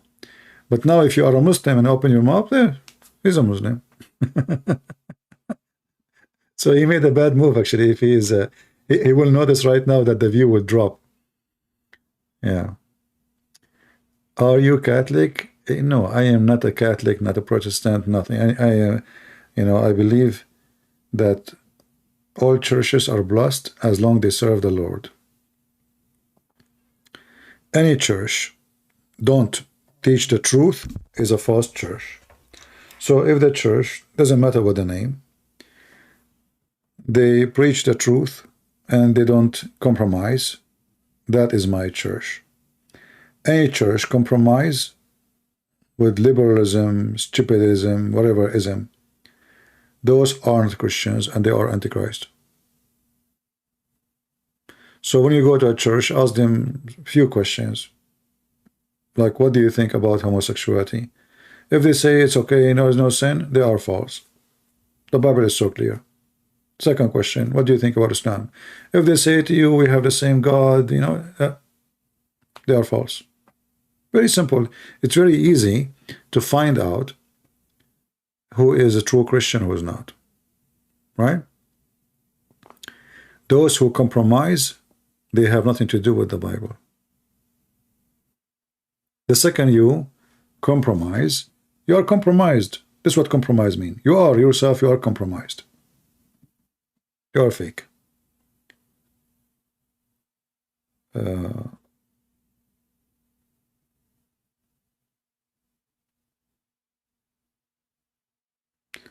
Are you active in a church? Yes, this is my church. But, you know, like I used to go and do seminars in many churches before. But now, I think I found it a lot easier to do online work, like serving the Lord, because you can reach to people around the world. Church, they need to organize it, they need time, they spend money, you need to fly, take a hotel, you know, a lot of hassle. Here, I feel, you know, I go live.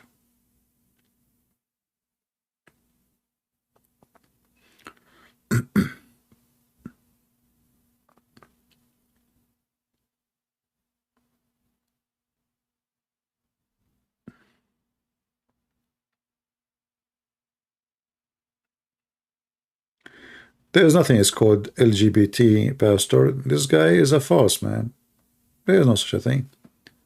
False, my friend. The Bible is so clear. You know, there's no doubt that those people are false. You know, those are hypocrite, you know, coward. They go with the trend.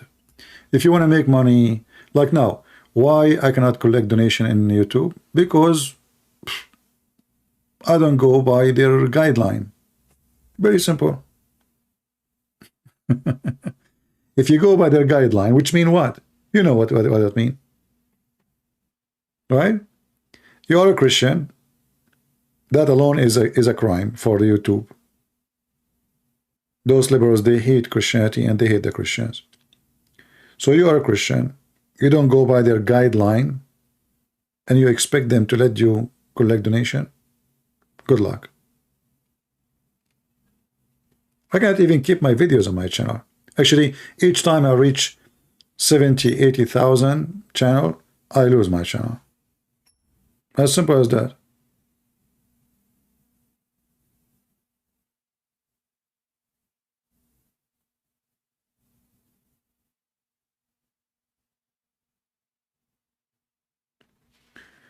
What's happening in Palestine?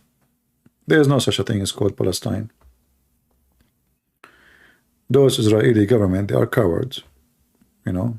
They don't have a real leader. So they allowed the terrorists to flourish.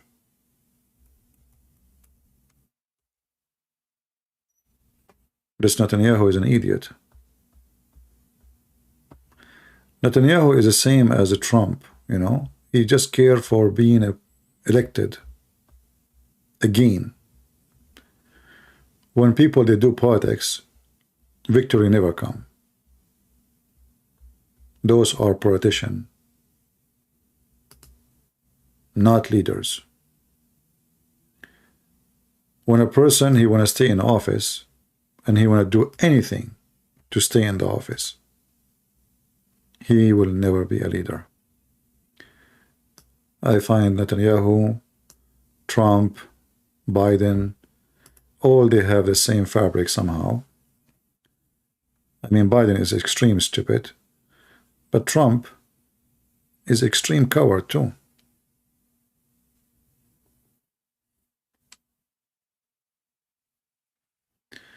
CP, go to church sometime. We must have unity, not just grow solo. Jesus wants us to unite. Well, I am going to church every day. Isn't it every day I come online to make Muslims come to Jesus? Do you have a better church than this? And do you see me talking to myself, or I'm talking to people?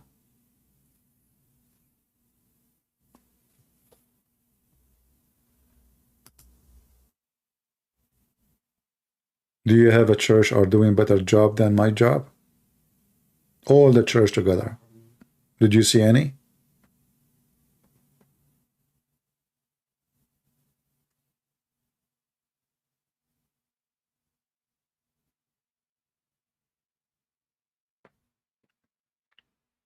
Church, mostly it became, in most places, not everywhere, it became a place of tradition, social club, you know. But here we do the real thing. Here we fight Here we struggle for a truth. Nothing comfortable in what we do. Church, people having fun, praying, singing, drinking coffee, tea. What I do is a headache. Each time I go live speaking to Muslims, you need 4 hours, 5 hours after that just for your brain to cool down. Because it's not fun. It's just fighting.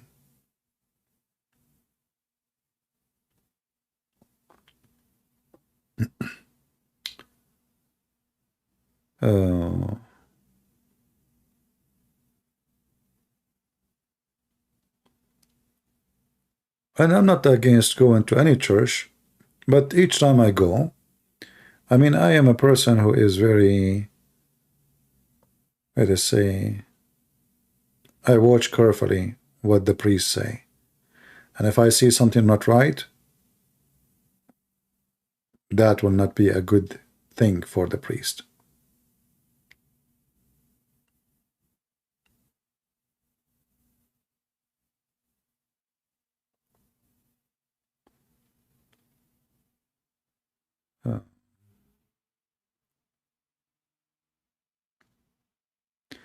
And here not only we speak to Muslims, we educate the Christians how to respond, how to refute. In the church, what they do? Do they teach you how to refute people? How to debate atheists? In fact, if the churches are doing their job, I will not be here. I'm telling you, if those priests are doing their job, why you need me? You don't need me. I'm not a priest. This is his job.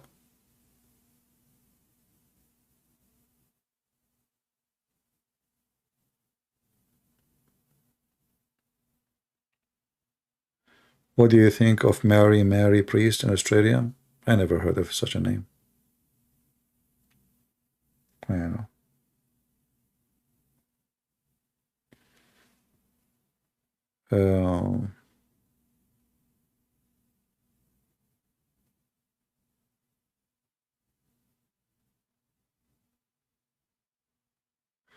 My priest even went Ukraine to preach.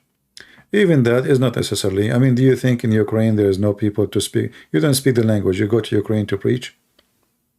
That's not what they need, really. They need somebody local to speak their language. Like I went to Ukraine to do seminars, and I did seminars to bishops, church leaders, because those are the ones who need to learn about Islam. But none of them need me to preach for them. You know what I mean? They are not short of preachers. I found those trips made by anyone. It's a waste of money and time. Send donation for them.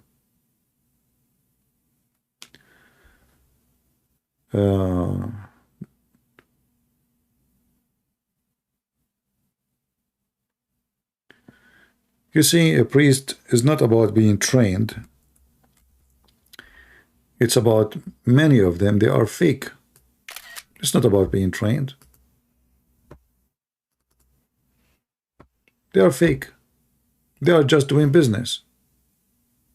If you go right now and search for jobs, you will find priest. It's a job.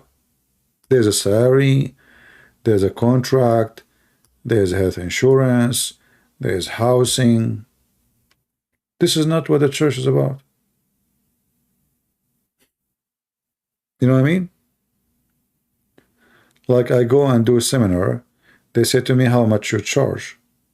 And I was surprised when they asked me. I said, what do you mean charge? They said, well, each time we bring somebody, they tell us in advance because they wouldn't want to be surprised later about how much you charged. I said, why I want to surprise you and why I want to charge you? So imagine those who they invite them to speak in stages, many of them, they don't go on the stage for free. They are doing the same as the Muslims. Like I saw an article about this guy in Indonesia, Ustad Samud. He charged $5,000 for 2 hours of speech.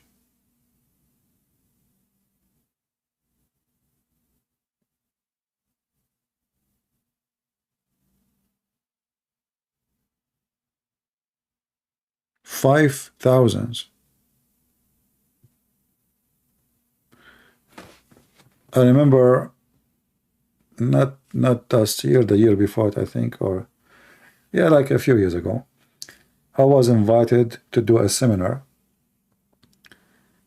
and they told me they reserved for me a room in the hotel, and they told me anything you order, it's on us in the room. I did not even use anything in the refrigerator. I did not even use the water there. In the lunchtime, I went to McDonald's and I ate there, even though everything is on them. I paid for my ticket. They just give me the room. You know, they paid for the room because they insist. Everything I did for free. Same when I went to Ukraine. I did not let them pay a penny. I went almost to every city and I did seminars there. I did not let them pay. You know, even for taxi, train, everything. Accommodation, sleeping, food. Yeah.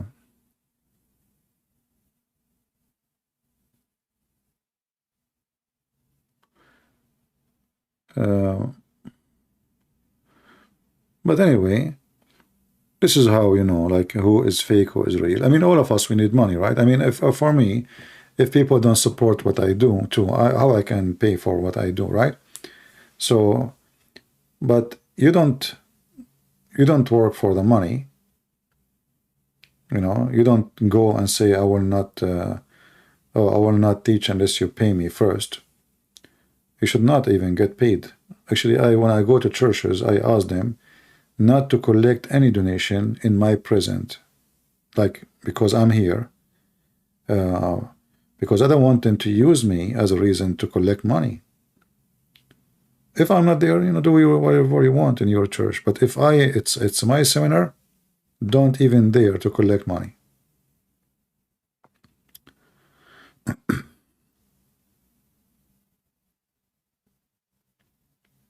Yeah, I'm not saying all is the same. I'm saying there's many are fake, and they are there just to make money, you know? Yeah, but for sure, all of us, we need money. I mean, have you ever heard of a priest get his free gas? No, you need to support him, you know? But you don't, like, demand. People, you know, they knew, they give. But salary and conditions and, you know. How I do make money? It's very easy. I mean, I have my books in Amazon for sale and people make donation. I mean, I have source. All right? I mean, my books is well known around the world, actually. You know? And now I'm working on new books. I hope soon I will be able to finish it.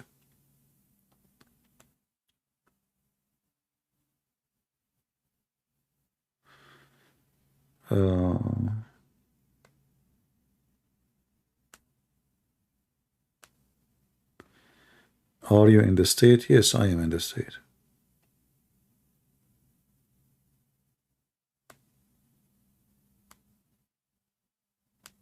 Yeah, and this is another problem that most of traditional churches, because they are traditional and they have a higher authority, a priest in his church, he have no freedom. Like you notice that mostly Protestant churches, they have more freedom to invite a guest like me to speak. But if you are like a priest in a Catholic church, you cannot do that. You have to ask request all the way to the parish, to the bishop, etc. Yeah.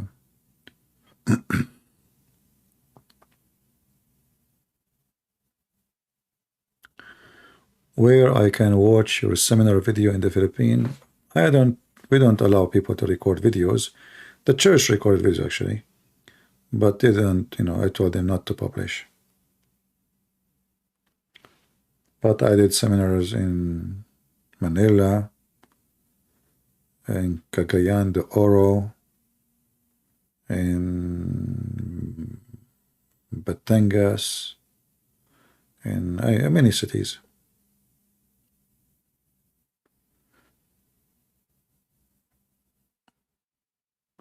And again, in the Philippines, people are poor. They can't afford to pay for anything. So you have to support yourself.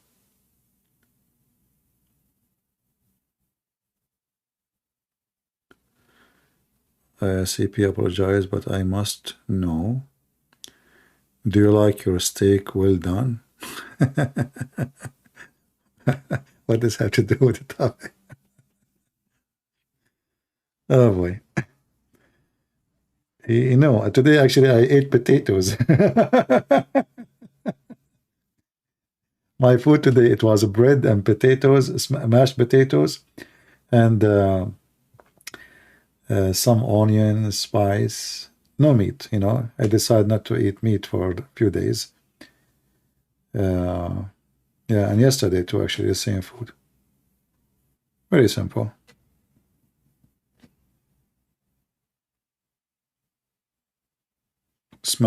Mashed potato, olive oil, onion, bread, and that's it.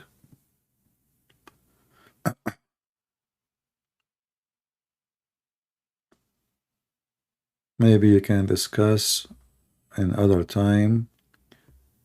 Mind sharing your opinion on exorcism of evil spirit. Thanks in advance. Well, I don't have any experience in such a thing, so I can share. But we have to be careful. There is people who they are fraud, and there is people who they are real, right? I believe that the Lord is capable. People are not.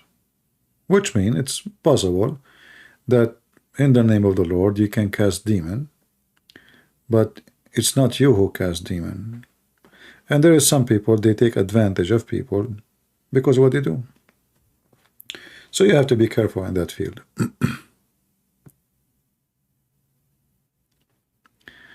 Without fish or meat, yeah, there's no meat, only bread and potato. It's very tasty, try it. No tomato even.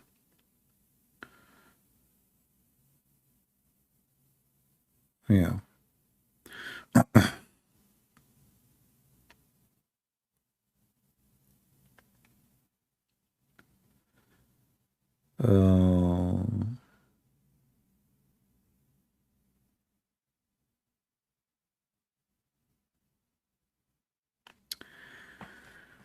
I'm sure I am not alone, but I would love it if you could read your books for audible. Yeah, well, you need time to do that, and I think you have to have some good quality record, right? So I'm not really, I mean, I do my best to make the books, but everything needs time. And what people like to have happened, it needs time too. You sound like you are in your 60s, maybe 72, maybe 70, maybe 90, I don't know.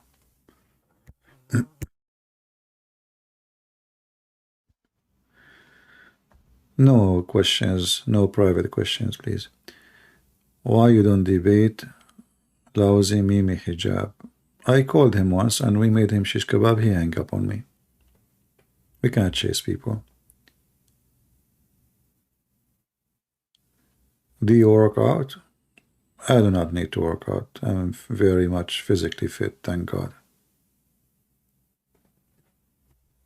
I never went to the gym. I do not need to work out, Yeah.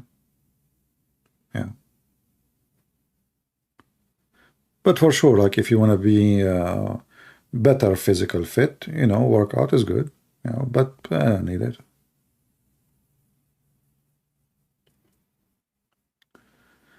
You should use a chat GPT in translation instead of Google. I found it more reliable. Okay, I will try it. We will see. Opinion on Orthodox saints. Saints are saints. Doesn't matter if they're Orthodox or not. The question is, are you saints or you are not? Orthodox, Protestant, you know, saint is people who, you know, saint doesn't mean they are holy. Saint are, let us say, the best of us, who they are able to accomplish good work with God. But doesn't mean they are, you know, God.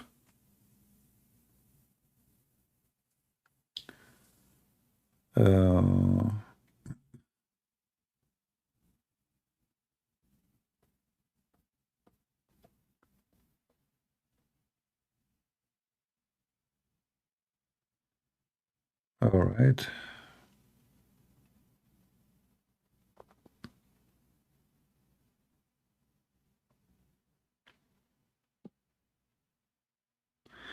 Saints are chosen. Yeah, but don't take the Bible in literally way, you know, like the Bible says, we chose you before the whole world exists. That's not what the Bible meant. You know, you are chosen by God by free will. I will give you an example. The Messiah, he chose his disciple, correct? Is that correct? He told them, I will make you fishermen. Like you fishmen, human. But all of us, we knew the story of the disciple who betrayed Jesus. Is that true? So, did Jesus choose this person? Yes. Did this person have a free will not to be chosen? Absolutely.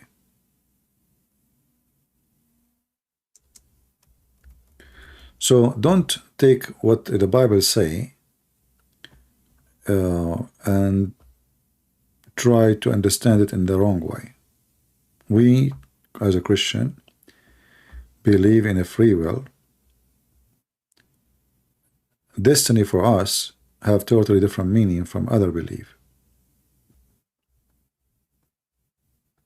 Right? So you can be a person who is supposedly chosen, and you kiss the one who is supposedly you are loyal to, but you betray that person.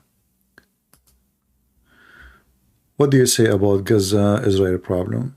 The only answer is the Jews leaders are cowards. You see, when you have a coward leader and they knew that you will do nothing, then your enemy will be aggressive, because they knew that the one you have now on charge, he is literally a coward. Israel does not have a real leader. Israel have a politician.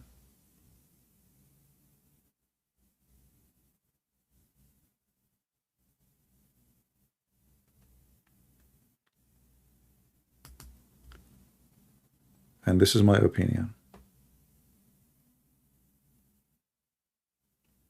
I will give you an example.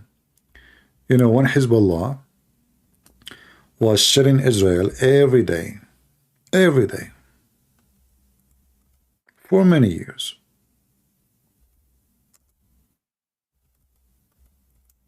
and the Israeli, they have a leader who is a potato, do nothing about it.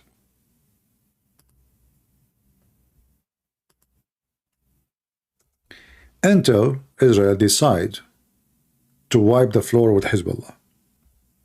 Since then, until now, Hezbollah don't dare even to fart.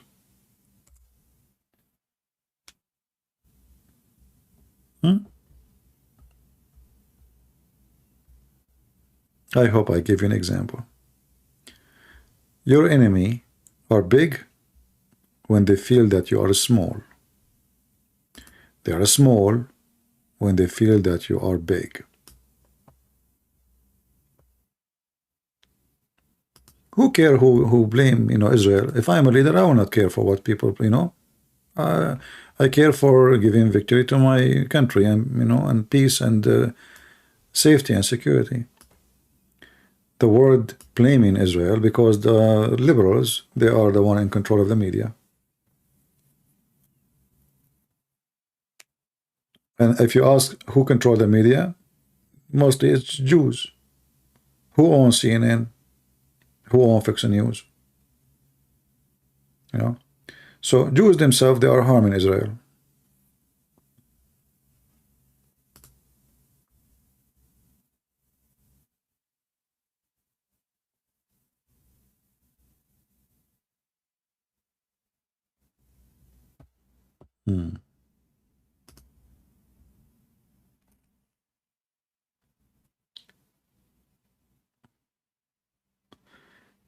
Would you ever do life with Ahmed, ex-Muslim? I don't know him, but he's welcome to call me if you wish.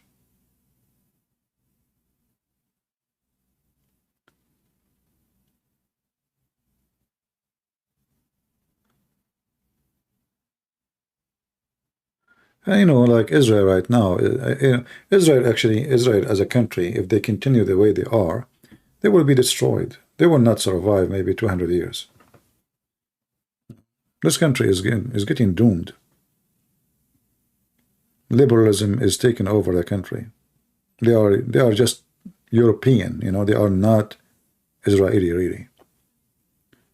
They are hippie. They are even defending the terrorist Hamas. In Israel, they are defending the terrorists of Hamas. A country like this, you see, right away when the kingdom is divided, the kingdom is gone. And Israel is very much divided. So they have no future as long as they are the way they are. Same as America. America will not have a future. I believe in the future that America is going to be divided, like liberals will be alone, and conservative, they will have their own country, like Texas, Tennessee, etc., Florida, all of those. They will, most of the state actually, they will make their own state, their own country, and the liberals will be alone. And because the liberals are not connected, so USA will be scattered. Like California, I believe in the future, California will be part of Mexico. Maybe you might laugh, but I believe strongly that California in the future is going to be part of Mexico because their border is opened for everybody and the number of Mexicans is increasing. And if the people vote in the future, we want to be part of Mexico. Well, California was a Mexican land, so they will take it back. Any kingdom is divided, this kingdom has no future.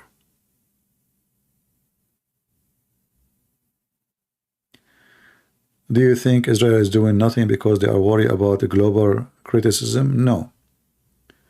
But because they have coward leaders.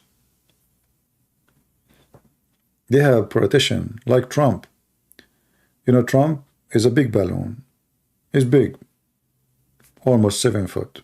Like a bear. But this guy, he keeps saying he will never go and war with anyone. He will be the only president who is become president, you say, without war.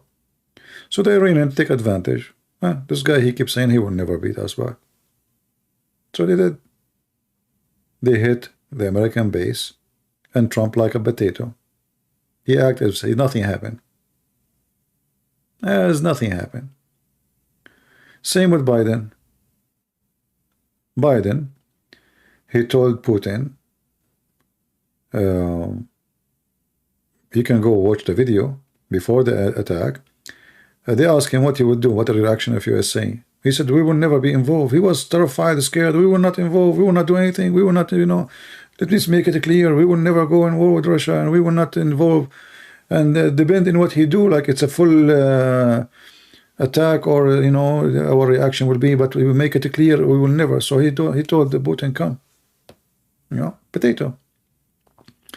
If he say the opposite, he might prevent the war, actually. But he told Putin, I mean, have you ever heard of enemy? You tell the enemy, I will not shoot at you if you do this. He just invited him.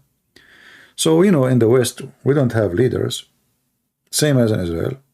They don't have leaders. Right? Leaders, they make victory for the sake of their nation. True leaders. Politician, their victory is election. That's it. Just give him the office.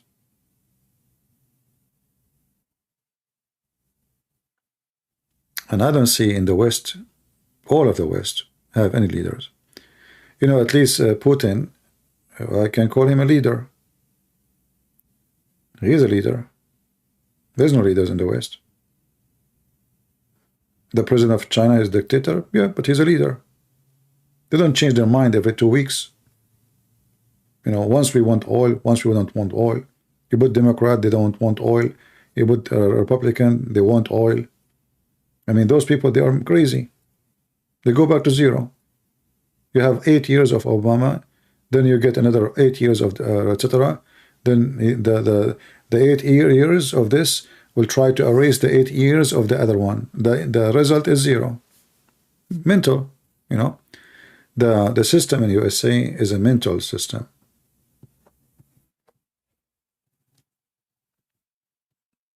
They are just busy with their gender and bathroom and stupid things, and China is taking over the world. Look at the West. What is the West? There's no West. Europe is collapsing. Even population, there's no. They don't even have kids. In the future, you know, if you go to Europe, I think now, even now, if you go to Europe, you will not find European. I believe strongly that European is going to be distinct as a race in Europe. Like you will find Arab, Middle Eastern like me in Europe. You will find Pakistani, Bangladesh, Indian, African, but you will not find European. Those people are stupid. You know, they are losing their land. I mean, they are mental.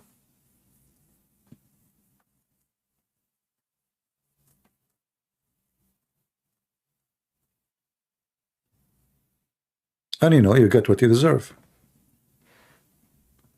Right? You dig your grave by your hands. So.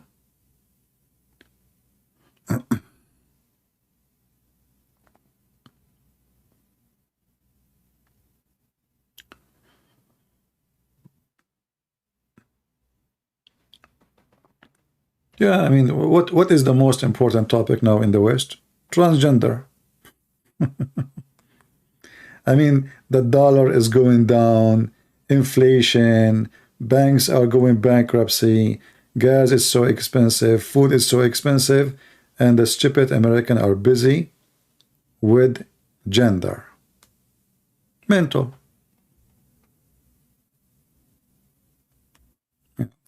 I can't describe it more than mental.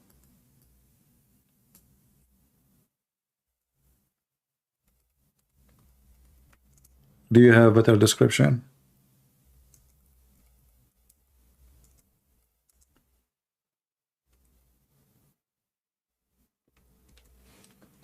What is the price today of dollar? What a joke, you know.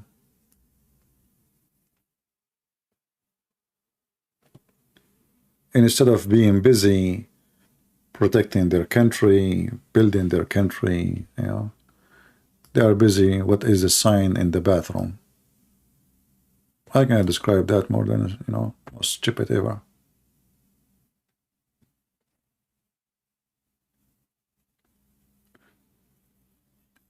You know, countries like Russia, they have multi-ethnic, right? But there is only the Russian in control, really, of everything. This country, they don't even know what the language they want to speak. You know? They are so confused.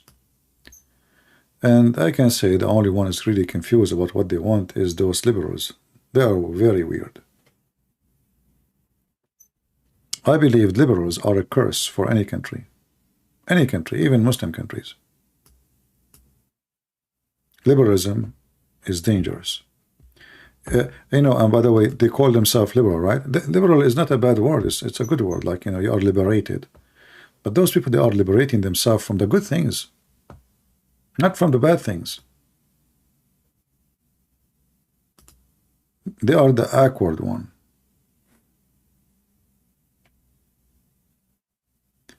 And they play always the race card. You know, they are increasing racism in USA. They are trying to divide the society deeply. So now, like, there's a huge number, speaking of black and white, and, you know, so sadly, they claim that they are trying to find racism, but the action they are doing is increasing it. You know, that's why I found Western people are messed up.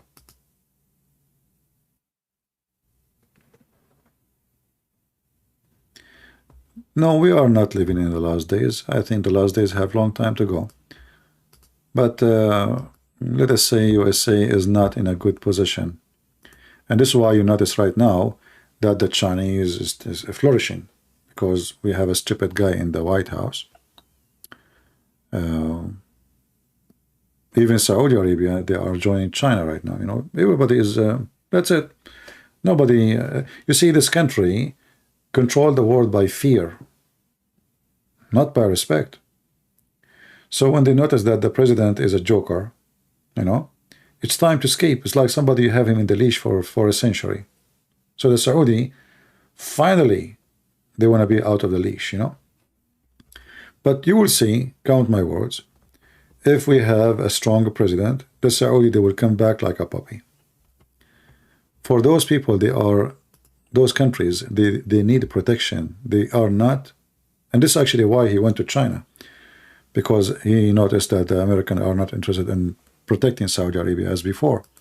So he's trying to find a new master. He's not trying to be too much free, as much looking for a master who can protect. And you know, the Sunni, the Muslim Sunni in the Middle East, they are heavily defeated by the Shia, like in the war in Yemen, war in Syria. And obviously the American, they could not really make the Sunni win, because the American, they were taking side of the Muslim Sunni terrorists heavily. All the war in Syria and Yemen, America was supporting the terrorist. Now the other side is terrorist too, but they don't have support of America. They have support of Iran. So Saudi Arabia, after more than 10 years or 8 years, let's say, in war in Yemen, and more than 10 years, 11 years, 20 years, 12 years in Syria, they notice that they are defeated. They cannot continue. It's taken a lot of money, a lot of resource, a lot of men died, and they've been defeated, you know. And that's why the Saudi right now, they decide to shake hands with the Iranian, because this is the only solution to stop losing. You know, they lost heavily. They notice that USA cannot protect them, so we better shake hands with the Iranian before the Iranian eat us alive. You know, if a war erupt between Saudi Arabia and Iran, Iran will crush Saudi Arabia in a few hours, not even few days. You know, this is just news now. 4 hours ago, Saudi Arabia and the Houthi is a Shia in Yemen, hold peace talk in Yemen. See, they are defeated. Before, they will never accept, they will, etc. They want to destroy the Houthi, which is the leader of the Shia there, but they could not. They could not. So they got defeated horribly, you know. Yeah.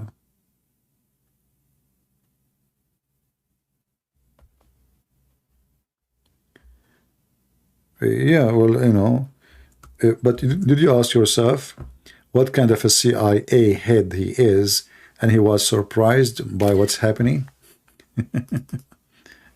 You know what I mean? You are the head of the CIA. I saw the news.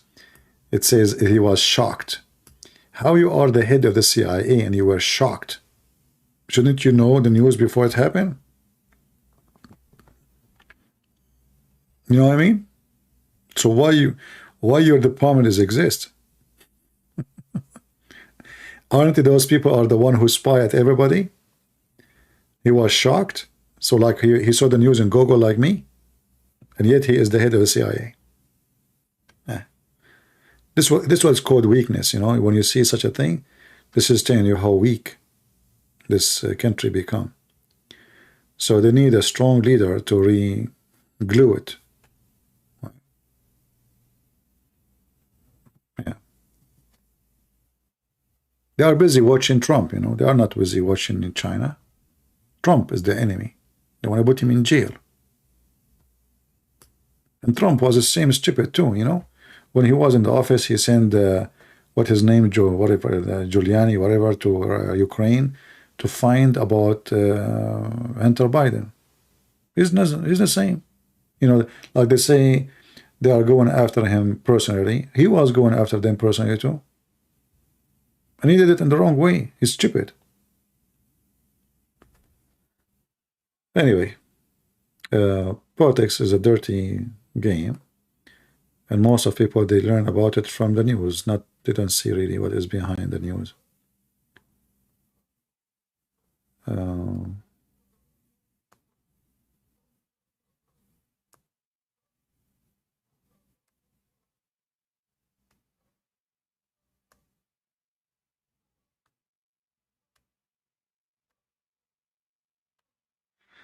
All right.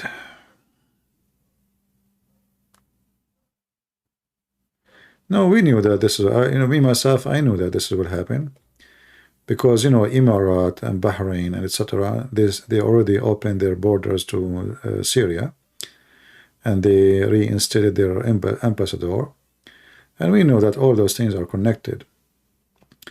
And I believe even when they say that USA is against it, I think this is not actually true, because Obama, he's a Shia, and he wants Iran to have zero sanction. This is why you will see when Biden, when he became president, the first thing he did, the first thing is to take action to stop the sanctions against Iran. He tried his best, by the way. And that is the command of Obama. The one that's in the White House now is Obama, not Biden. Obama, he empowered Iran in his time, 8 years. He gave them the money. He gave them all the reserve money in the banks in USA, which they belong to them as a previous government. He lifted all the sanctions, anything, oil, etc. So he, you know, he powered them. Is Assyria in the Bible is Syria? Syria is different from Assyria. Assyria is a different word. Syria is coming from, you know, the Syrian, you know, the people who live in that area, and they are different nation. They are not the same.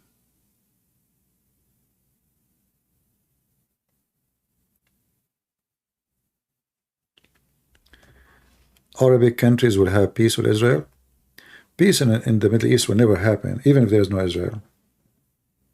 You know, even if you take Israel out, those people will kill each other. The reason there is no war between Arab, because of America.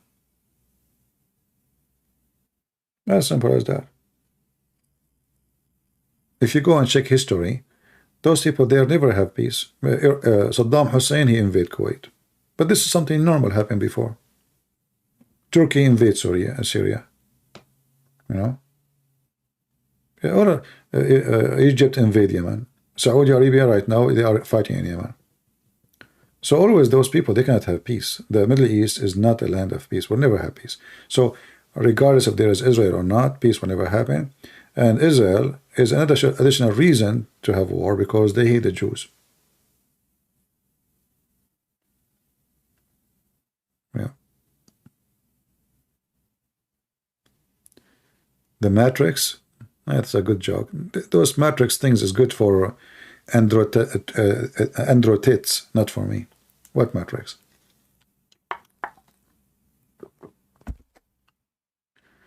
We have the Matrix in the White House already, mental.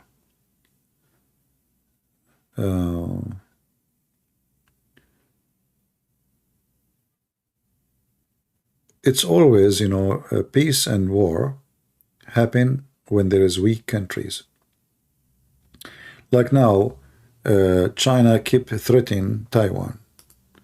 But if Taiwan is stronger than China, do you think China will ever dare to threat?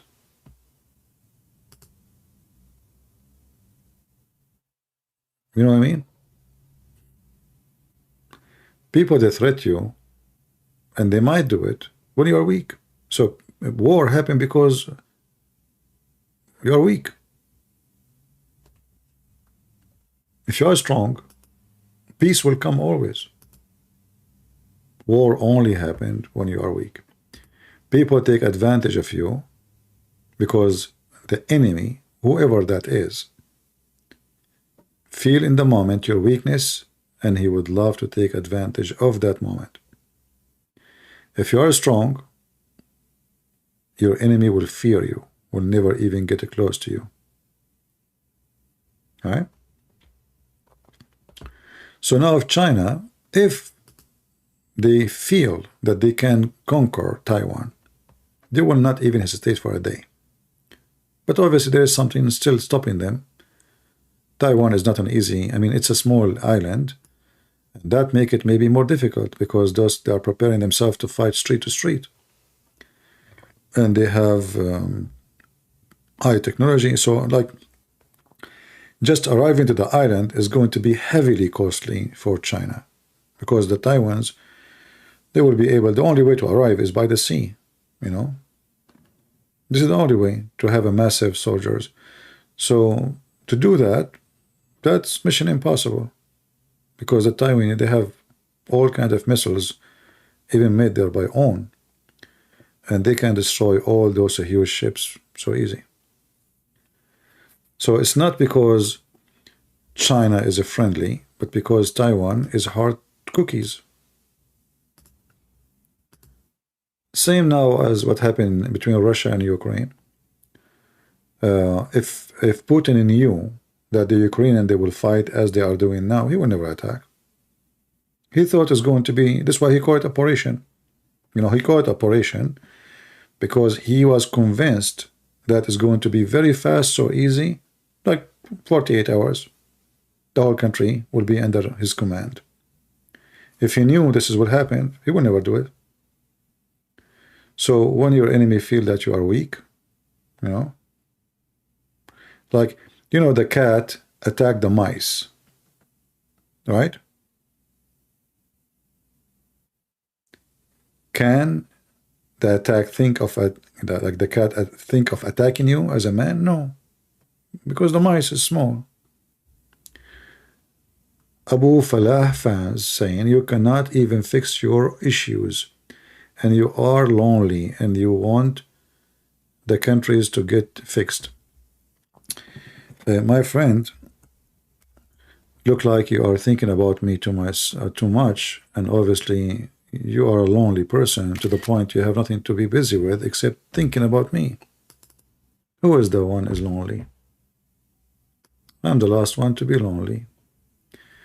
But as long as you are talking about lonely, was Muhammad lonely when he imagined himself having sex? In fact, he did not. He was doing it with who? I will give you three options. With the goat, or with himself.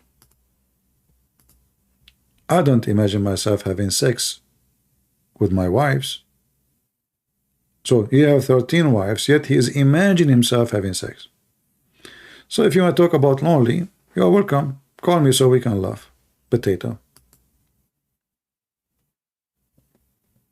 You are no match, Abdul. You are just a small, tiny IQ.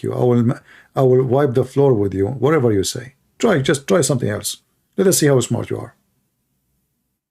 If you want to change topic from lonely, if you want to speak lonely, we can continue. You want to do that? Your prophet never been lonely. He was full of lies. I don't have lies. I guess I'm lonely now. Do you want to show a reference? Yeah, you brought that to your prophet. Abdul talking about lonely. If you are not lonely, you will not keep marrying women after women after women, because if you have a companion, why you keep looking for more? Because you are lonely. They marry you for your money, maybe, but nobody is marrying you. You are just a piece of garbage. So you keep marrying.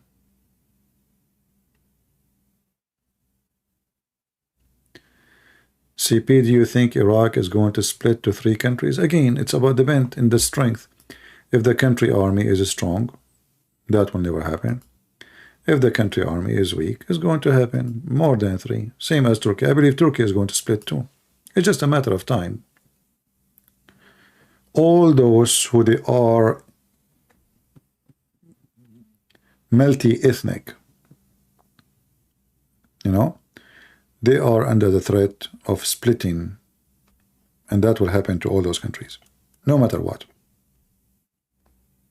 Especially if the ethnic is big in number, like Kurdish. You know, Kurdish, they control a big area in Iraq, so they will split. It's just a matter of time. Actually, they tried, but because the American did not support them in that mission, they were not able to do it.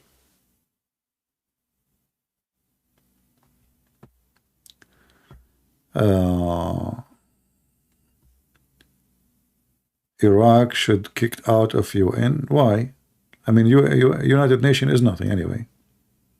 United Nations is just a club serving certain countries. Yeah. It's useless, a club. Not even one command United Nations take can be taken seriously.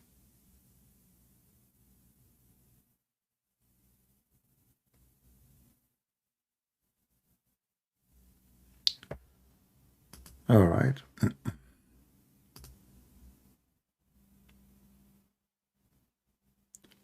Like how many order the United Nations took against Israel? It's paper, ink, useless.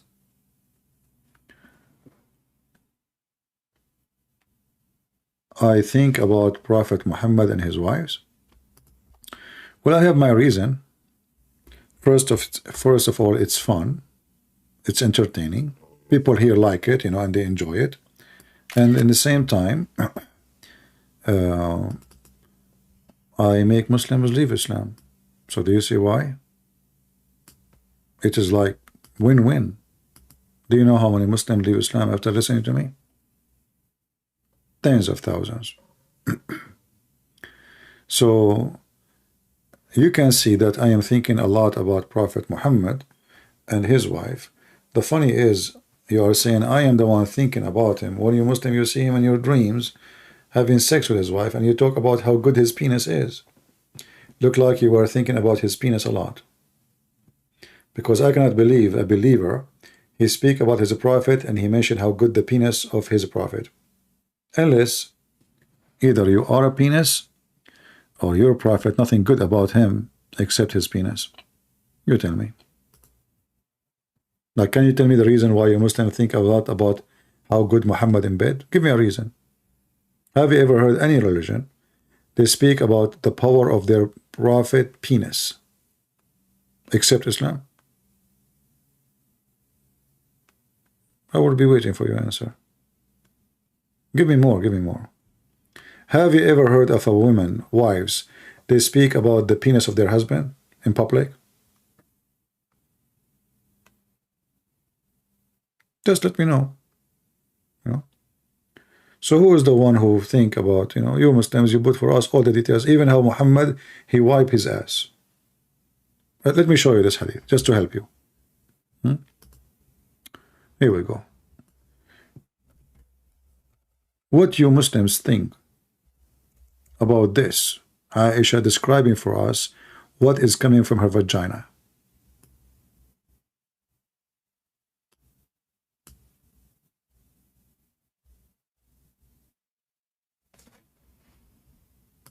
Are you there?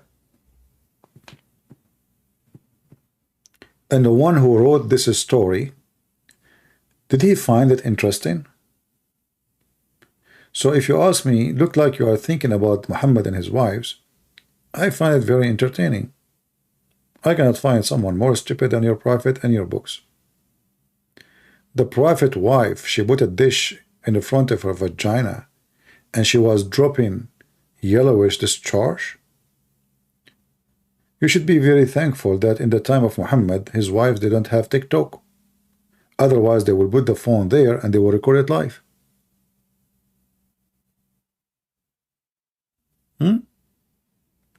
Is that what a woman, she have a decency, will say about what's happening to her vagina? Is that the business of anyone?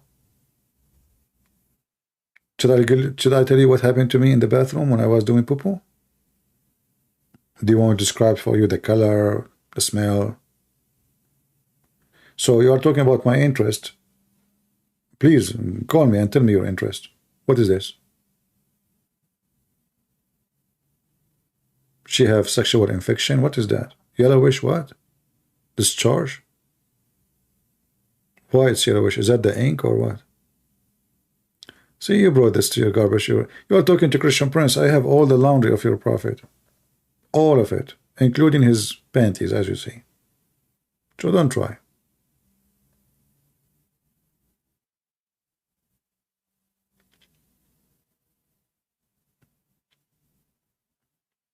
I find it very funny when a Muslim, you speak about being lonely. Look at you. You Muslims are never happy. Let me show you how happy the Muslims. If I type Muslims now in Google, what faces I will see? Shall I do that?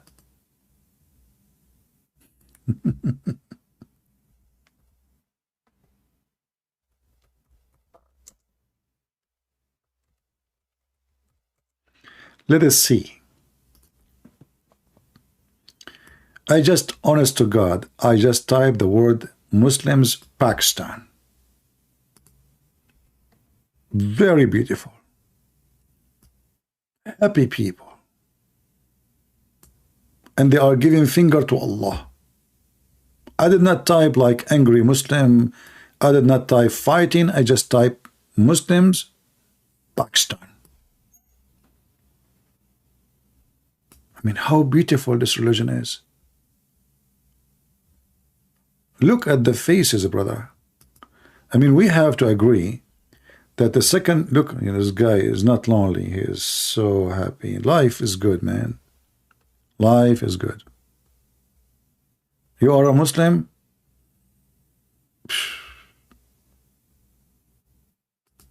This is Sheikh Uthman. I did not even type an angry, like if I type an angry Muslim, I understand I will see this. I just type Muslims Pakistan. Honestly, I saw you that, you know, you can do the same in your Google.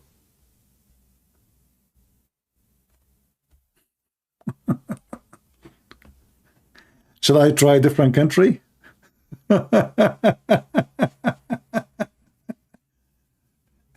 Obviously, Islam make you very, very happy, my friend. I mean, I feel jealous now. I want to go. You know what? I'm going to immigrate and go to Afghanistan and Pakistan, my friend. Unbelievable. And all of you, you are coloring your beard blonde. You want to be like Muhammad.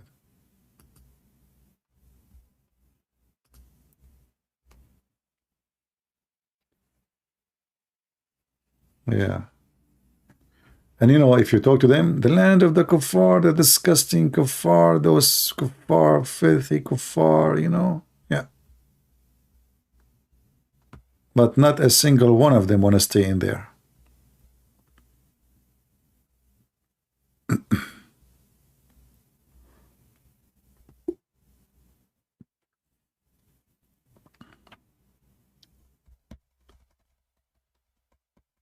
Don't try me, my friend. Don't try me. You know that you are no match, neither your prophet, neither your God.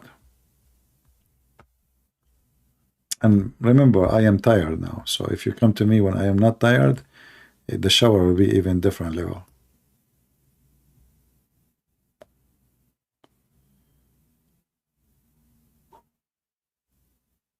Go to Indonesia?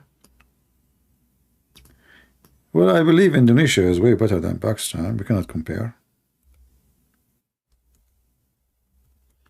If you are Indonesian, you live in Indonesia, you are very lucky. I mean, Pakistan is really screwed.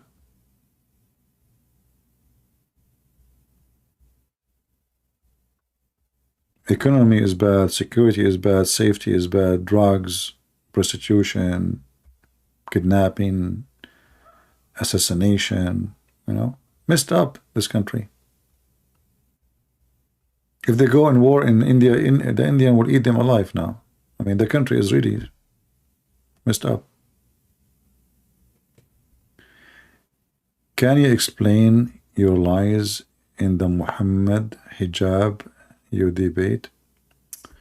As long, why you need me to explain the lies? What about you call me to explain the lies for us? I know. You see, I don't know. Your Muhammad hijab, he said to David Wood. David Wood said to him,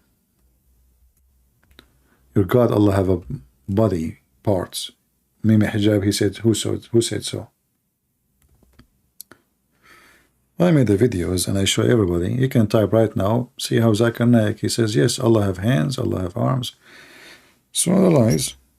I don't know, you sound like a troll for me. Are you a troll? When I call Mimi hijab, he said to me, did you see this woman? Did you say to her, suck on me? I said, I was quoting your filthy prophet, you filthy. He hung up on me. He called me names. And then just a few weeks after, we found that Mimi hijab, he is taking what I said and he is saying those things to Muslims. Can I suck your wife's tit to make her haram, muharram? Mimi hijab is making fun of your prophet.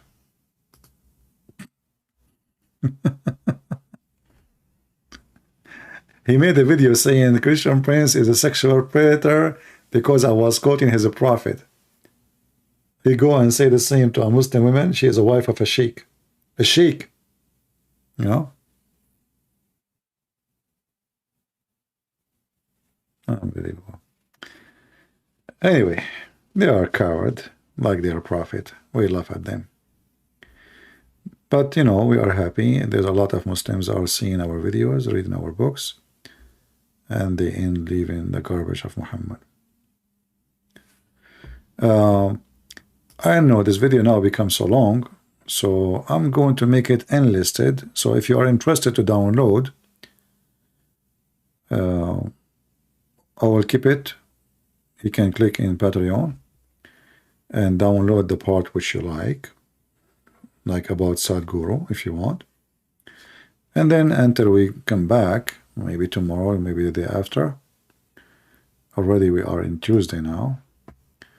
Until then, I want to say thank you all for being here. And I'm not going to say any question anymore because if we continue, we'll never finish. You know? I was planning to leave 2 hours ago. It's already 4 hours. Already we are here for 5 hours.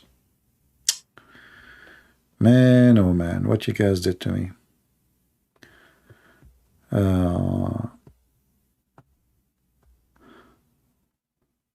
The whole time in the debate, what did you say? Where is it? Just search you stupid son of Muta, you will find it.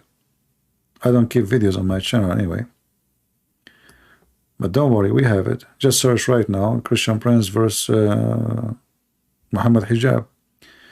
We have his channel and my channel combined together. And don't forget to let your wife contact me so I can ask her if I can suckle her.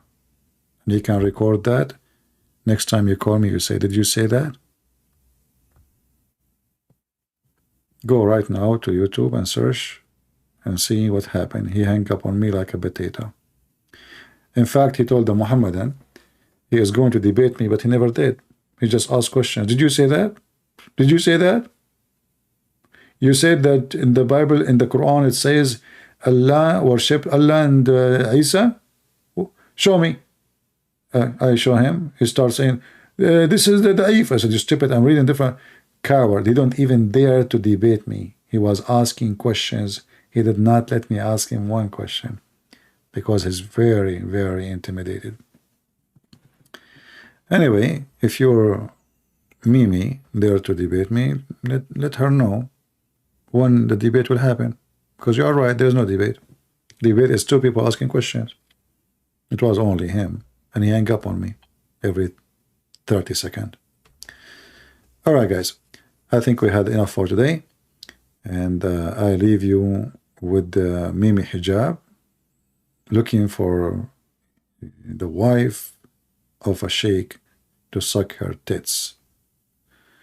And the last video he made, by the way, he is wearing pink.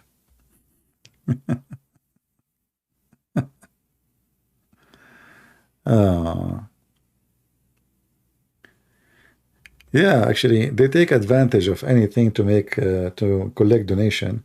Like when they debated David Wood, not even 2 hours after. It was like, you know, because they are in the state, you know, they are not right away. Brothers and sisters, Ali Dawa, there is 116,000 a year they are leaving Islam in the UK alone. We are the one who is defending the faith. Please support us, give a donation. I mean, you just finished the debate, you idiot. You know? And we have to admit that if not David Wood, this guy, he will be homeless in the corner. He was looking for a job. But David Wood made him flourish. This is why I don't like David Wood debates. He's good in making short videos, very good in short videos. But in debate, he don't really know how to debate. But anyway, I mean, he do what,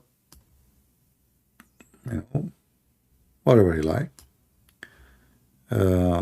But debating Muslims, you have to learn that those are people of mockery. And when they make mockery of you, you have to respond. Otherwise, Muslim will think that you are losing. And this is what happened when he debated this idiot. He's a mockery person. You know, he's a bully. You speak to a bully, you have to go down to his level. If you don't, the result will be they will think that you lost.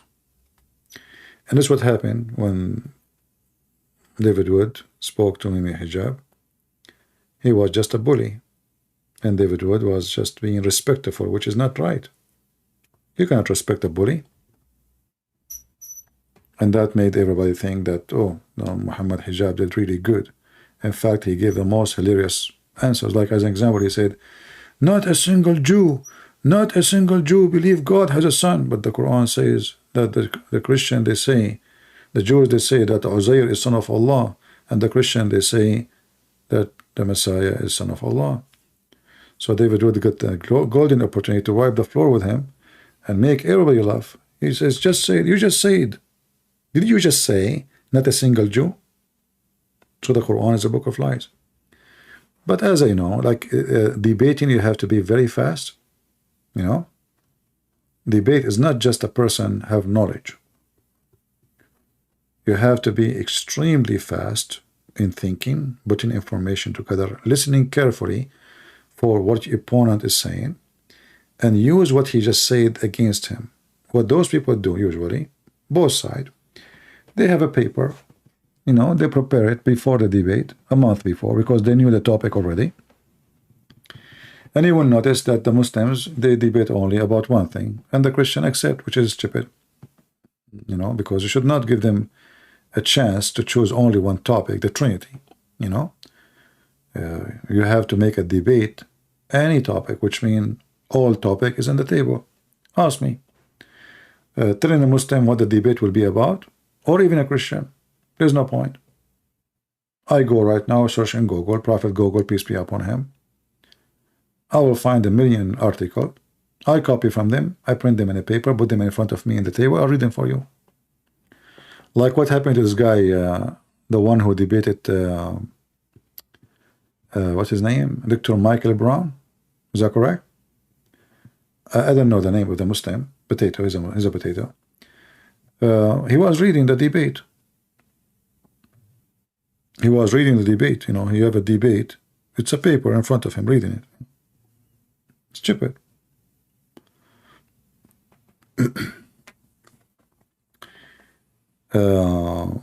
When you make a paper about your debate, obviously there's two things. You do not know, you have no knowledge, you have no memory, and you are not who you claim to be. Like, I can accept if somebody is old. Okay, I can't remember the verse number, that chapter, okay. But the whole debate is in the paper? You know what I mean? You print it before, or you have it in front of you in the computer, you start reading for us. Those are not debate. Like Zakir Naik, he go in the stage and he prepare himself. He don't debate. Zakir Naik, he do. I believe all the question they give him is pre-given to him, you know. And those people, they knew even by name who they are. But at least he memorized it. He memorized the answer. You don't read a paper. But the second you start listening to him, you will see how stupid the answer is. So if the one is in front of him is smart, he can refute him so easy. As an example, a woman, she asked him about Jesus. And she told him what Apostle John said. What Zakir Naik said. This is, sister, this is what Apostle John said, not the Messiah himself. That lady, if she is fast and smart enough, she should say, you just did the same.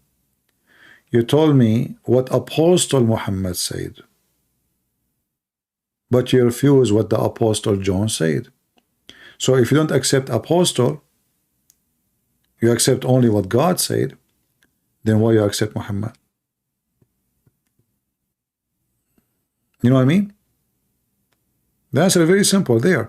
But because they are not, I mean, maybe she is smart, but she is not, you know, used to debate. Use their stupidity. Don't use your logic, use their logic. What most of a Christian do when they speak to Muhammadan, they use their logic in order to confirm or to win. Don't do that. That is a bad mistake. If their logic is bully, use their bully logic. If their logic is science, use the exact science they use. And then you will see in a second how you can destroy them. I will give you an example. Once a Muslim, he's a sheikh. He was so excited. You know, he told somebody, you know, a relative of him, he left Islam. So this relative, he told me, my uncle, he's not like a direct uncle, but he's like his uncle, I don't know. He want to talk to you. He is very angry, and he is saying that you lied to me about everything. I said, okay. So he called me.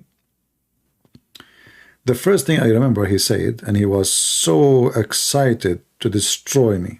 He said, today I will show everybody, I will show this young man, you know, I said, what young man? He is like 30 something, yeah. He said, yeah, still he's young, he's a kid. Okay, so okay. So anyway, he said, I will show everybody that you are a liar and you are not telling the truth. You know, your Bible is corrupt. I said, hold on. Your Bible is corrupt? He said, yes, it's corrupt. Then I just said one word for him, and you will see how his voice changed. I said, are you talking about the Bible sent by Allah? Has it changed? He said, yes. I said, so what's my problem? He said, what do you mean it's your problem? And then he started getting it, you know. He said, no, no, no, I meant your Bible. I said, no, no, no. There's nothing is called my Bible. Isn't the Bible sent by Allah? And you agreed. Why you are taking it back? He said, yes, the Bible is sent by Allah. I said, okay, if the Bible is sent by Allah and the Bible of Allah is corrupted, what is my problem? He said, you corrupted the Bible of Allah. I said, okay, hold on. But how I can win and he lose? How I can corrupt the Bible of Allah? Are you saying to me that the Quran is wrong when the Quran says nobody can change the words of Allah? The guy is all over the place. And then he starts saying, well, this is not really the Bible of Allah.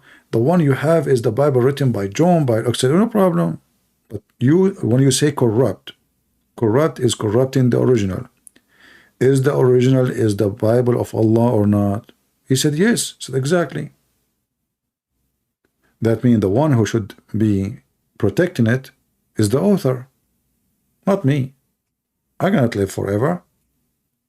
I will live maybe 70, 80, 90 years and die. People come after me, they can play with my books. I have books. So they are stupid. Their logic is stupid. Use their stupid logic. And then in order to get away from the Bible of Allah, you know, he said, right away he decided to change the topic. So in the beginning it was, the Bible is corrupt. And then I start showing him the Quran says, confirming what you have. He said, okay, well, forget about this one, forget. I said, no, why we want to forget? Why? You were excited, you don't want it now? So they try to escape. So the second step you need to do, don't let the donkey escape. Hold him from his tail, grab him back. He tried to run away. Grab him back. Suddenly he wants to speak about Trinity. You know? So the second they feel that they are in trouble, immediately they will try in the speed of light to change the topic. Don't let them do that. So you need to learn how to deal with them. You know? And you have to be consistent. Don't change topic. It doesn't matter how much you try. He speak over you, he speak loud, etc. Still stay with the topic. Yeah.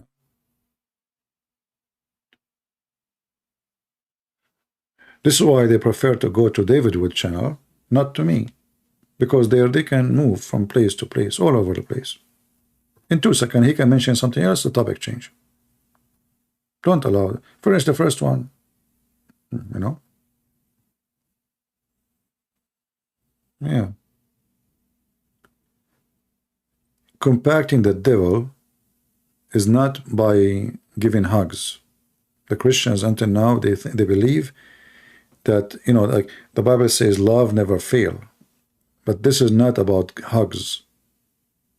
Love never fail is about you loving your Lord, loving your faith, and love what you do to save people.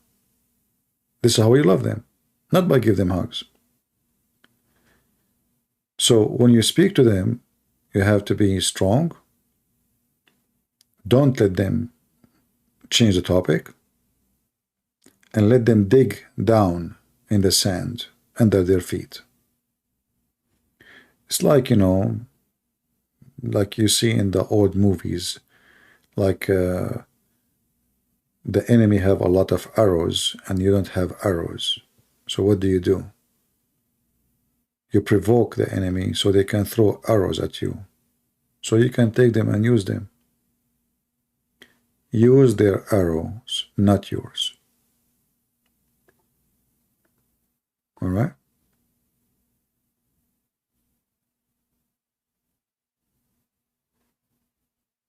All right, I'm yawning. And that means Shaitan is going to jump in my opening as Prophet Muhammad said. So I better go before I sleep on the table. All right, guys. If you want to download the video, I will make it enlisted. You can see it in Patreon. So you can download and people, they can see it in another channel. And then later I will delete. All right. I want to say thank you. May the Lord bless you. And I will see you soon again. Christ is Lord. And all those false teachers are false and we expose them. Love is real. It's not an illusion. And the best love is the love of the Lord, for all love belongs to him. For even the love, you know, the mother she have for you is a gift from the Lord. If a father or a mother, she love her child, that is a gift from the Lord. This is why you see it in the animals, who they don't have really a brain, but by nature they love their babies. For this is a gift from the Lord, not from us. So yes, love is real, and those who deny it, they are trying to promote evil.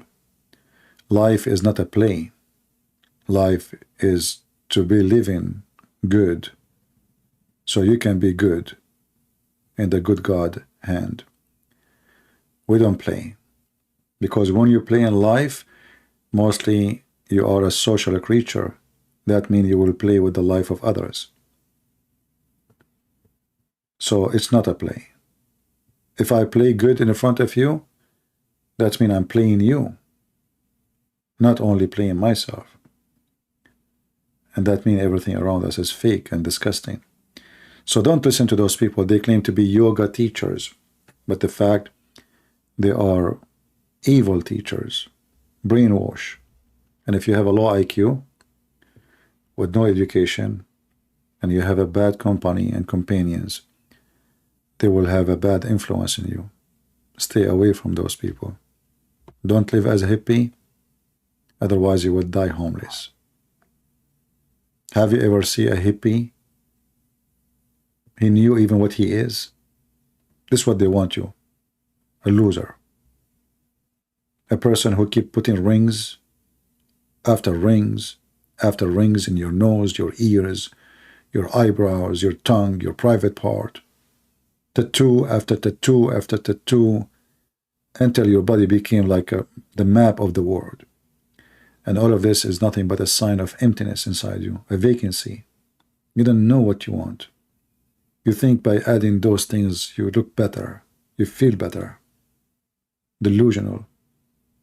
For you have nothing real you experience in your life. And the only reality you can have in life come with love. Because if love is not real, then you cannot even love yourself.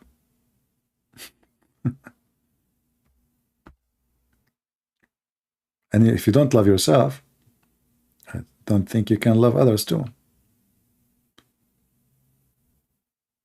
If you don't like how your face look like, well, you will never dare to look at your face. You try to avoid looking at it. That will be painful. So love is what makes our life valuable, because then comfort will be with us. Loving others, and then that love will return to you. For life is the same as a mirror.